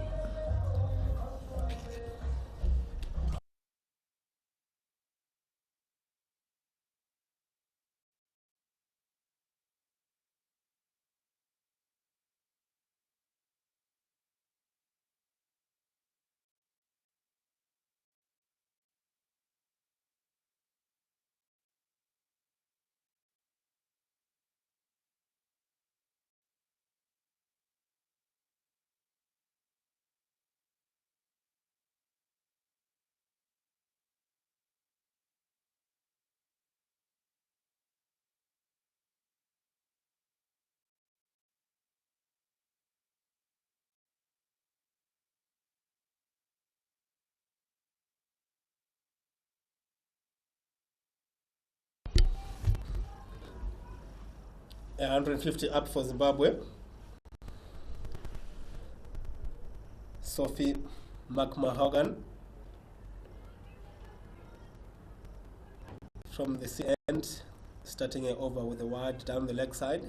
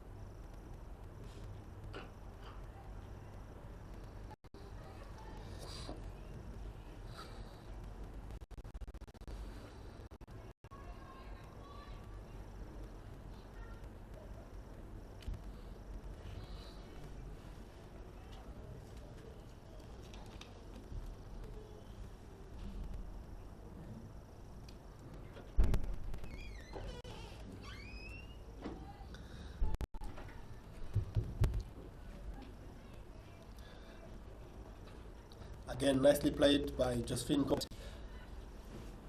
Alternatively, with mid-off and extra cover right on the ring.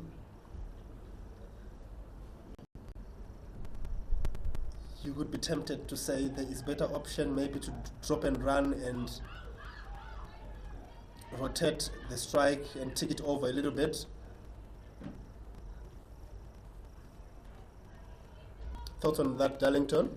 I don't know, like the way I remember it is I was always told to look where the gaps are, because if you look at where the fielders are, you're always going to hit the ball to the fielders. And it's one of those things that you've just got to learn from experience, isn't it? Is that if you are looking at the fielders, you keep hitting the ball at them. But then that's a very, very good shot. Josephine Kowo, she's just got a little bit of length out around about leg stump. And she's slog swept it just in front of square for 4. Looked very attractive batting. Scoring 46 of 53 balls.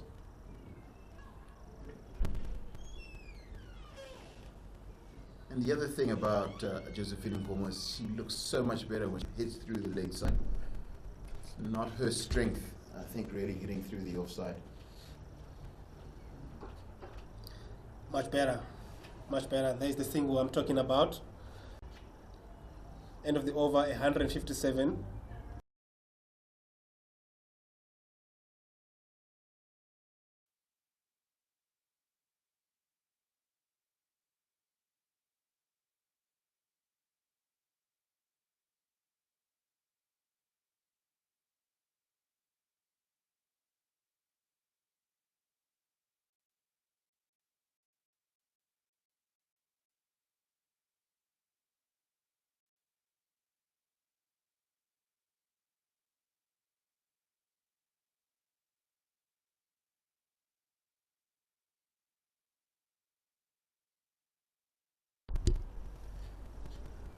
Welcome back, Eli. It's good to be back, Darlington.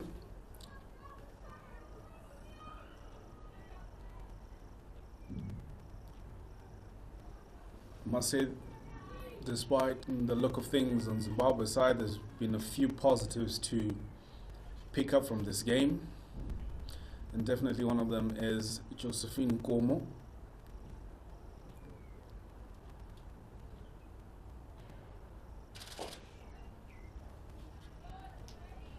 She's looked solid in the way that she's gone around the batting. 48 from 66 balls. Not forgetting 1 for 30 in 10. Those are beautiful bowling figures in a 50-over match.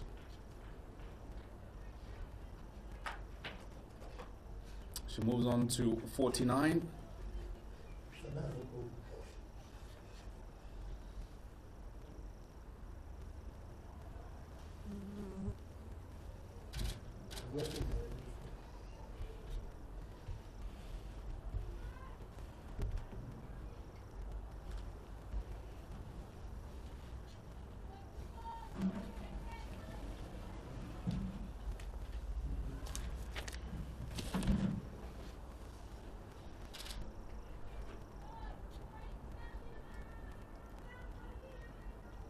That's the end of the 43rd over.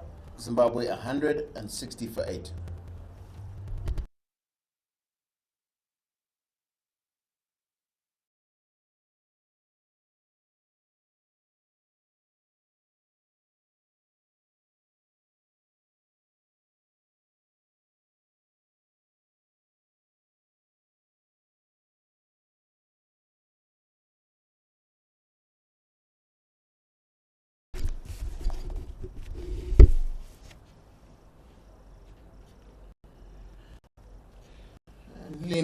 Leah Paul has turned into the attack from the CN. As Josephine Nkomo is just one run from her maiden one-day international 50.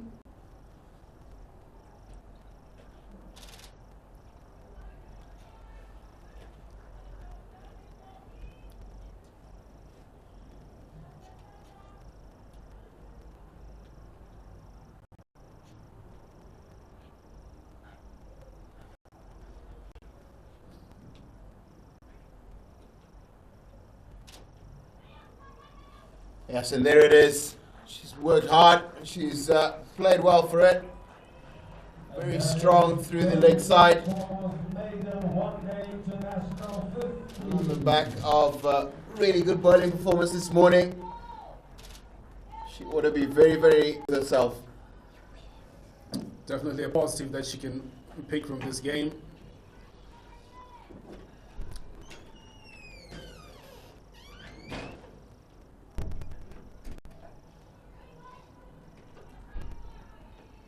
She's looked positive, solid in her defense, pretty sure about a shot selection.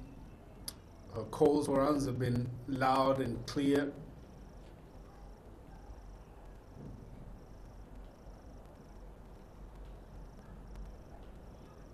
Oh, nicely swept by Nomvelo Swanda, rotating the strike.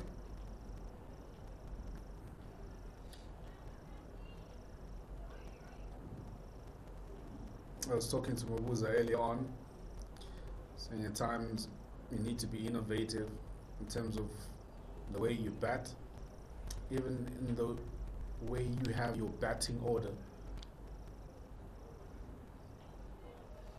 Would you think in the next game these two probably might be pushed up the order?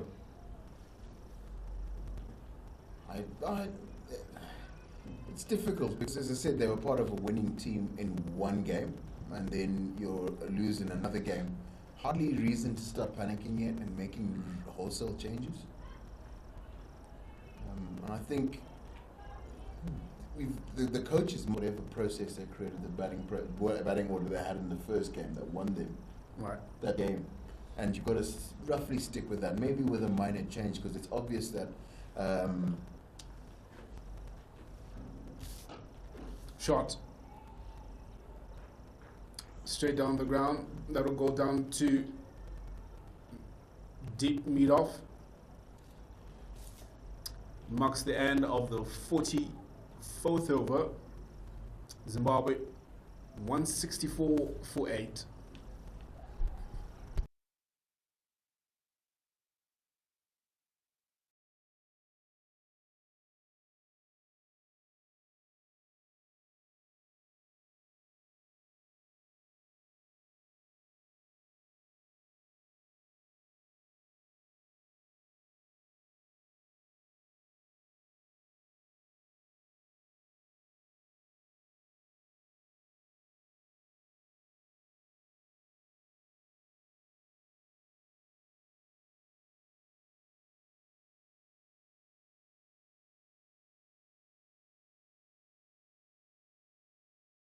Break between overs about how there might be changes in the team. I think earlier on we saw that Ashley Ndiraya was having difficulty running between wickets. Yeah.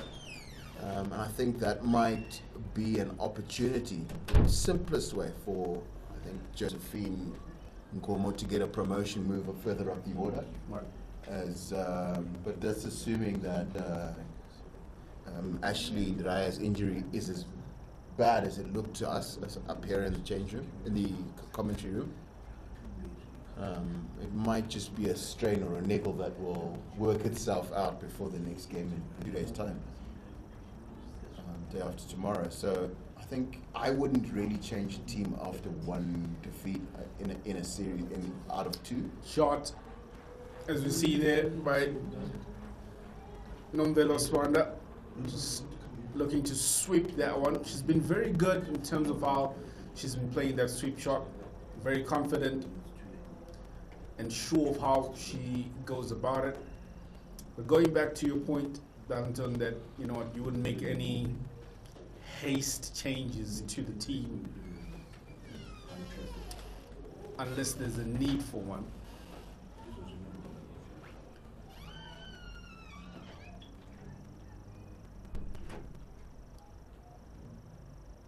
What would be your summary in terms of the key things that you'd find that Zimbabwe need to look at, considering that this is only their second ODI? I think it's to improve match awareness. So for me, match awareness is understanding what the game you're playing requires at the time, at whatever it is, whether you're bowling or batting, whatever it is you're doing at the time. What is the correct length, for example, for you to bowl at this time? Correct lines, and what should my field look like? And then also when you're batting, it's also going to require different things from you depending on the match situation you find yourself in, and what sort of scores or externals you're chasing. It's the end of the 45th over, and Zimbabwe are 168 for 8.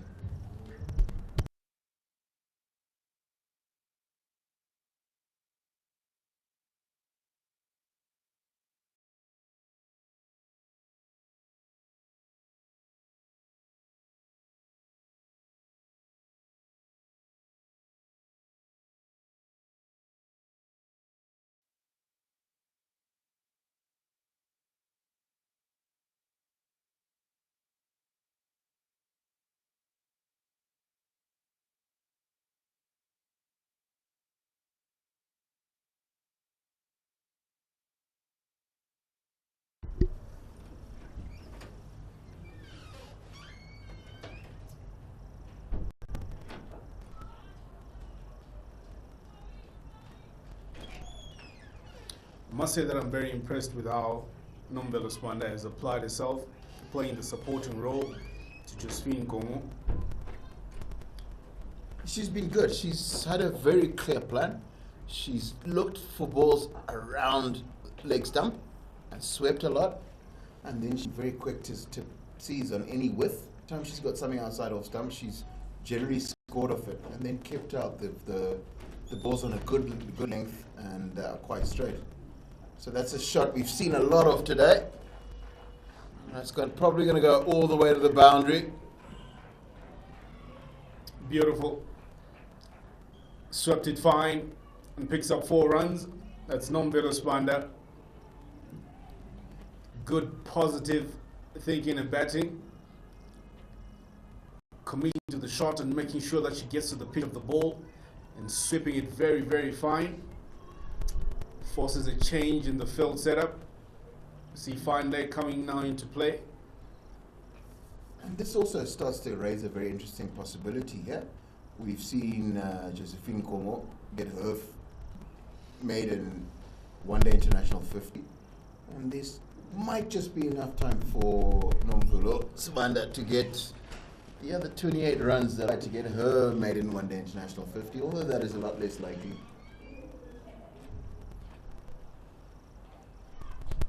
Again, she sweeps it fine, but this time fine leg will cut it off for just one. Definitely, it's a possibility. But at this juncture, do you think that plays on the mind of the player that I am just a few 28 runs from 50? We'll continue that at the beginning of the next 173 for 8 Zimbabwe are after 46.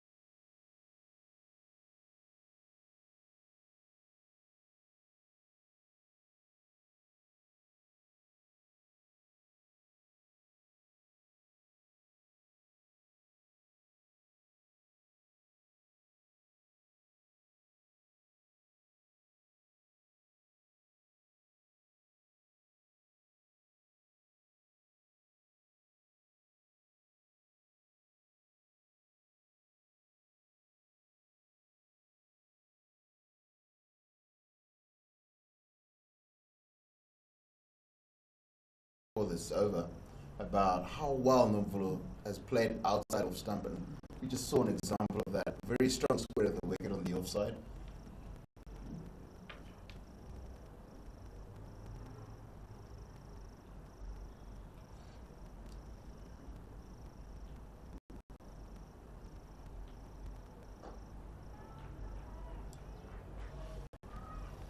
Let's again play square of the wicket.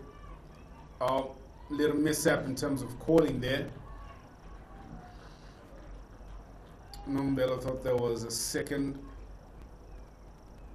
but didn't turn to just check with the partner, almost running blindly. And could have been a run out.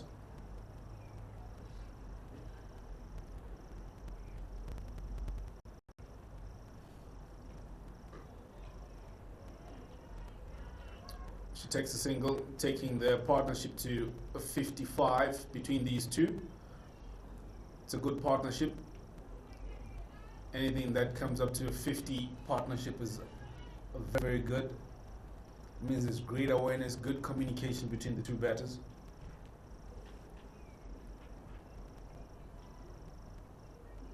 My question still stands, darling.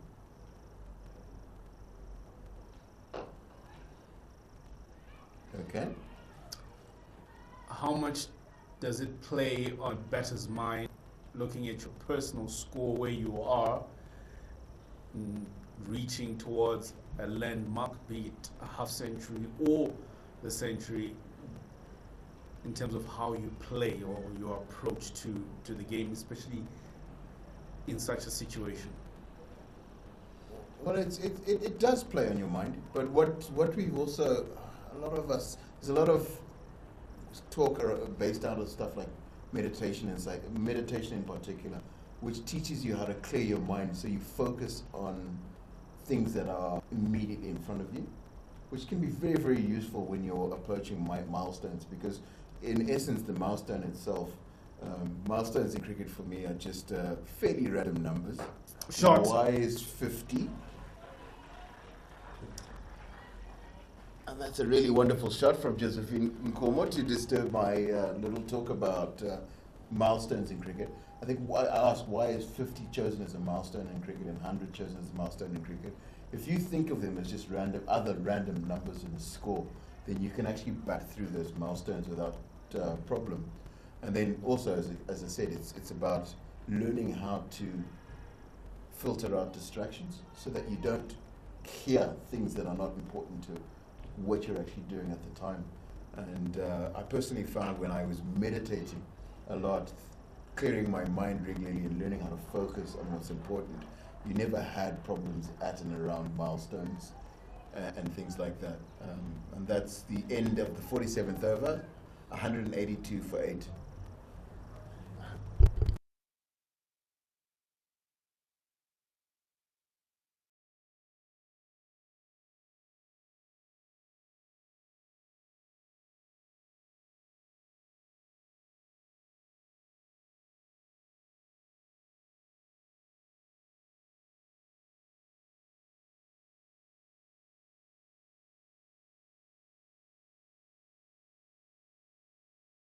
That's what you were just talking about, how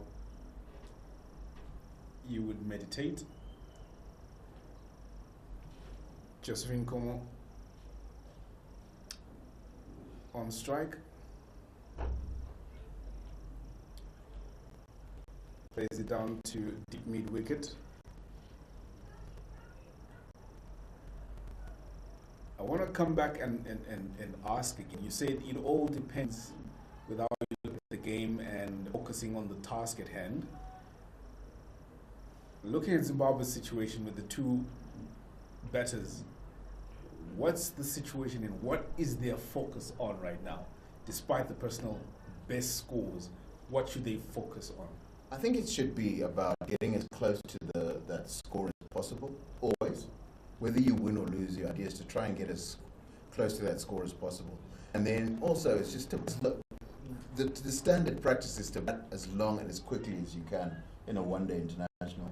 And I think that's all they've got to do here. So we've seen, particularly Josephine Gomo, she's scoring at a strike rate of 75, which is, while great in the context of this game, generally in one-day international cricket, 75 is a very good strike rate. And this is just, in essence, about establishing her own position in this team. Good shot down the wicket. Good attempt as well from the fielder to try and stop it, but they still managed to force one.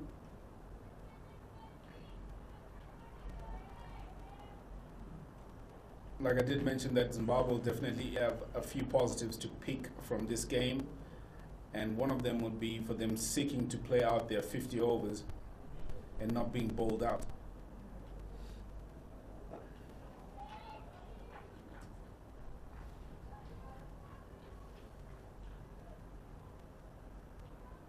Absolutely right. It would be very important that they just finish their overs and get whatever the maximum score that Ireland allows them to get from this situation. And also, it's just very important that you stress test the length of your batting, in a sense. So, in winning, if they had chased and won, it would have been a lot more pleasant for Nomvulo to have batted at that time. But this is just as important as batting in a winning situation, because no matter how good your nets are, it's never quite the same thing as batting out there in the middle. And so this is actually the best practice, as it were, that either one of the two batters in at the moment now could get.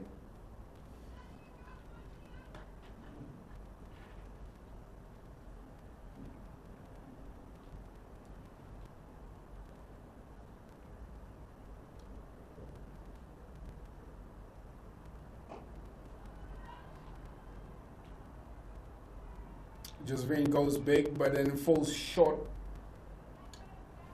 Falls in a very safe place. As we come to the end of the 48th over, 189 for 8.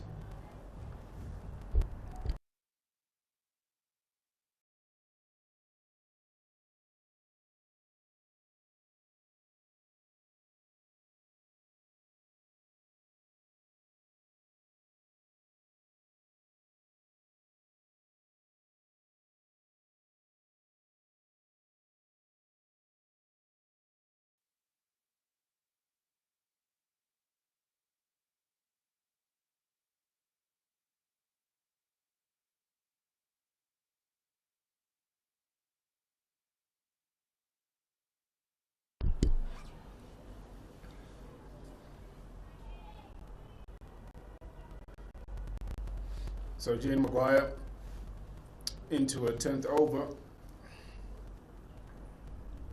seeking to try and show off a very good day on debut. One thing that's just missing is just that first international wicket. And there it is. And that is really, really lucky for Maguire, as Nomvula Sibanda has just played on, playing a sweep. She's got a bottom edge onto her own stumps. And Zimbabwe now 189 for 9.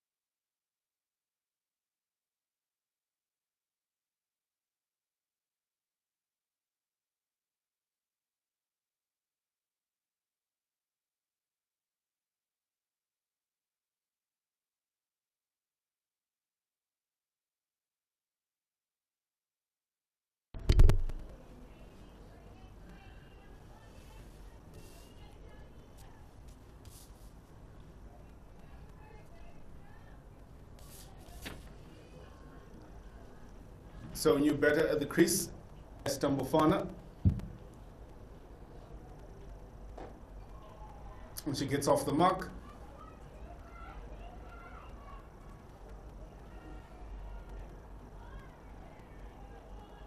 So Darlington, just a couple of balls earlier on, saying Jane Maguire needed a wicket for her debut to go according to plan, I would say. Would we call that the commentator's blessing? It depends from a Zimbabwean perspective. What we call the commentators. Because, but yes, it's a bizarre how often that actually happens. You hear a commentator talking about something in the background and then almost exactly what he was saying. You know, it'll be interesting if such and such happened. You see it happening out in the field. That was just, I had one earlier when Zimbabwe's star from the first one day international, Captain Marianne Musonda, was batting. And I just commented about how a few Zimbabwean batters got out to full tosses in the first one-day international, and then immediately the ball after that, she receives a full toss and hits it in the air straight to mid-on. It's just like one of those really, really bizarre things about cricket.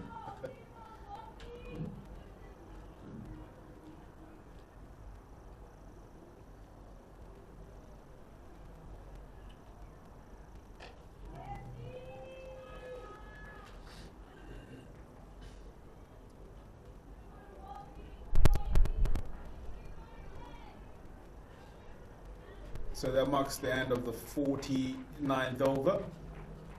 194 for 9.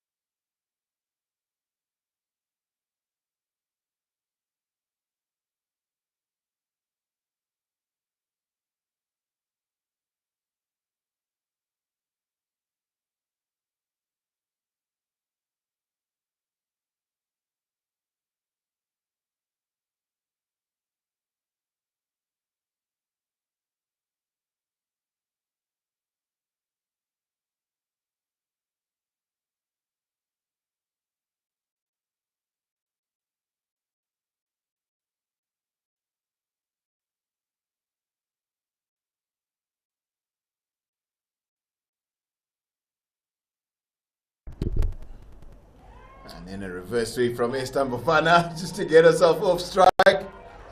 Cheeky shot. Shaky shot.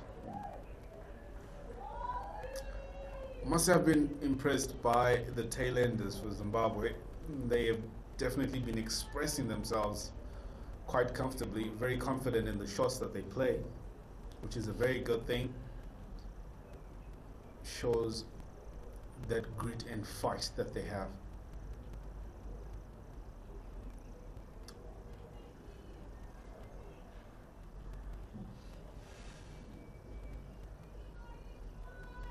No. Is that a no ball signal? It's what? It's no ball. Free hit coming up.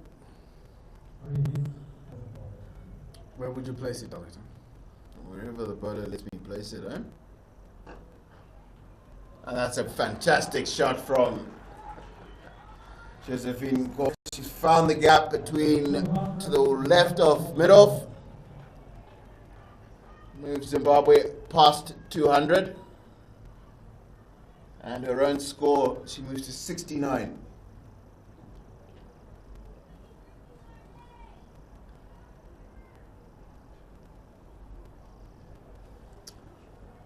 A very well played shot by Josephine Gomo.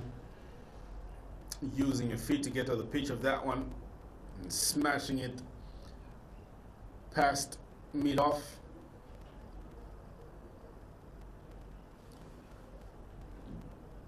She's been growing confidence with each ball she's faced. Amassing 69 runs from 85. Strike rate moves up to 81.1.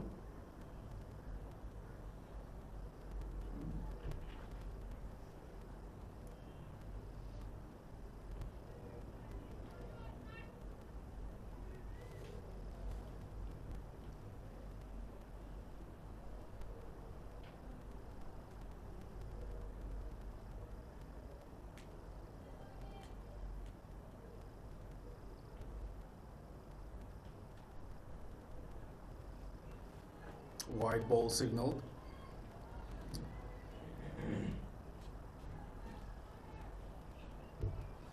Pressure on the bowler. Looking to try and finish good. Whatever, it seems like it's not yet coming together for her. A quick single taken.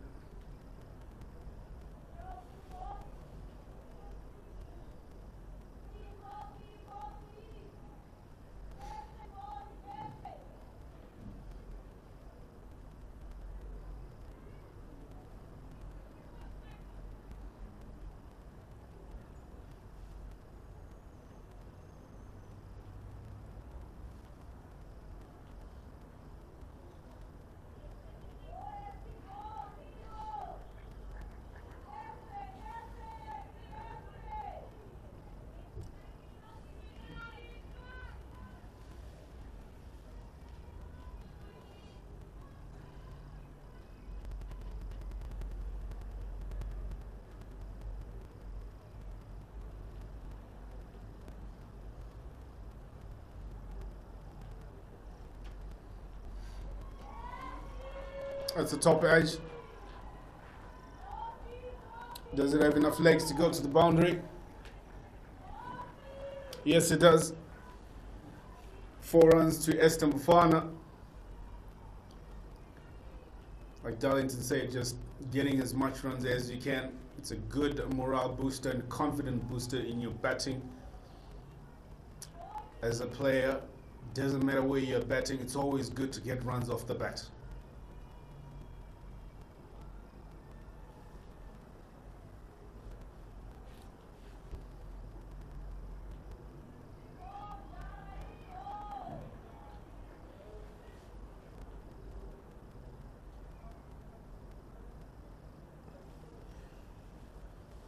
And that's the end of the game. Basic outline. Zimbabwe lose by 80 runs. Ireland batted first, made 286 for 7.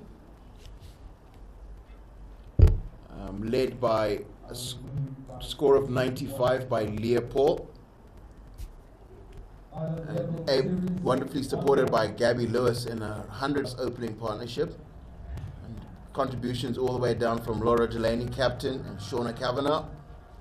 Pick of the bowling for the Zimbabweans today was Josephine Nkomo with 10 for 33. 10 overs, 1 wicket, 33 runs.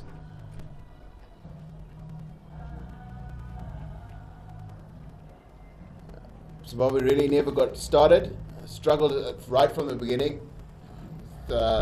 Josephine Nkomo is the top scored with 76, and the next highest score there was Nomvelo Sibanda with 27.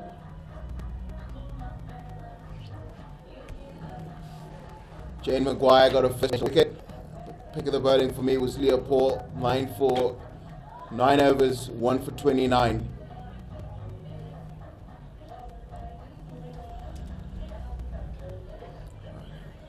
We ask that you join us on Saturday, the 9th of October at 9:25 for the third one-day international in this series. See you then.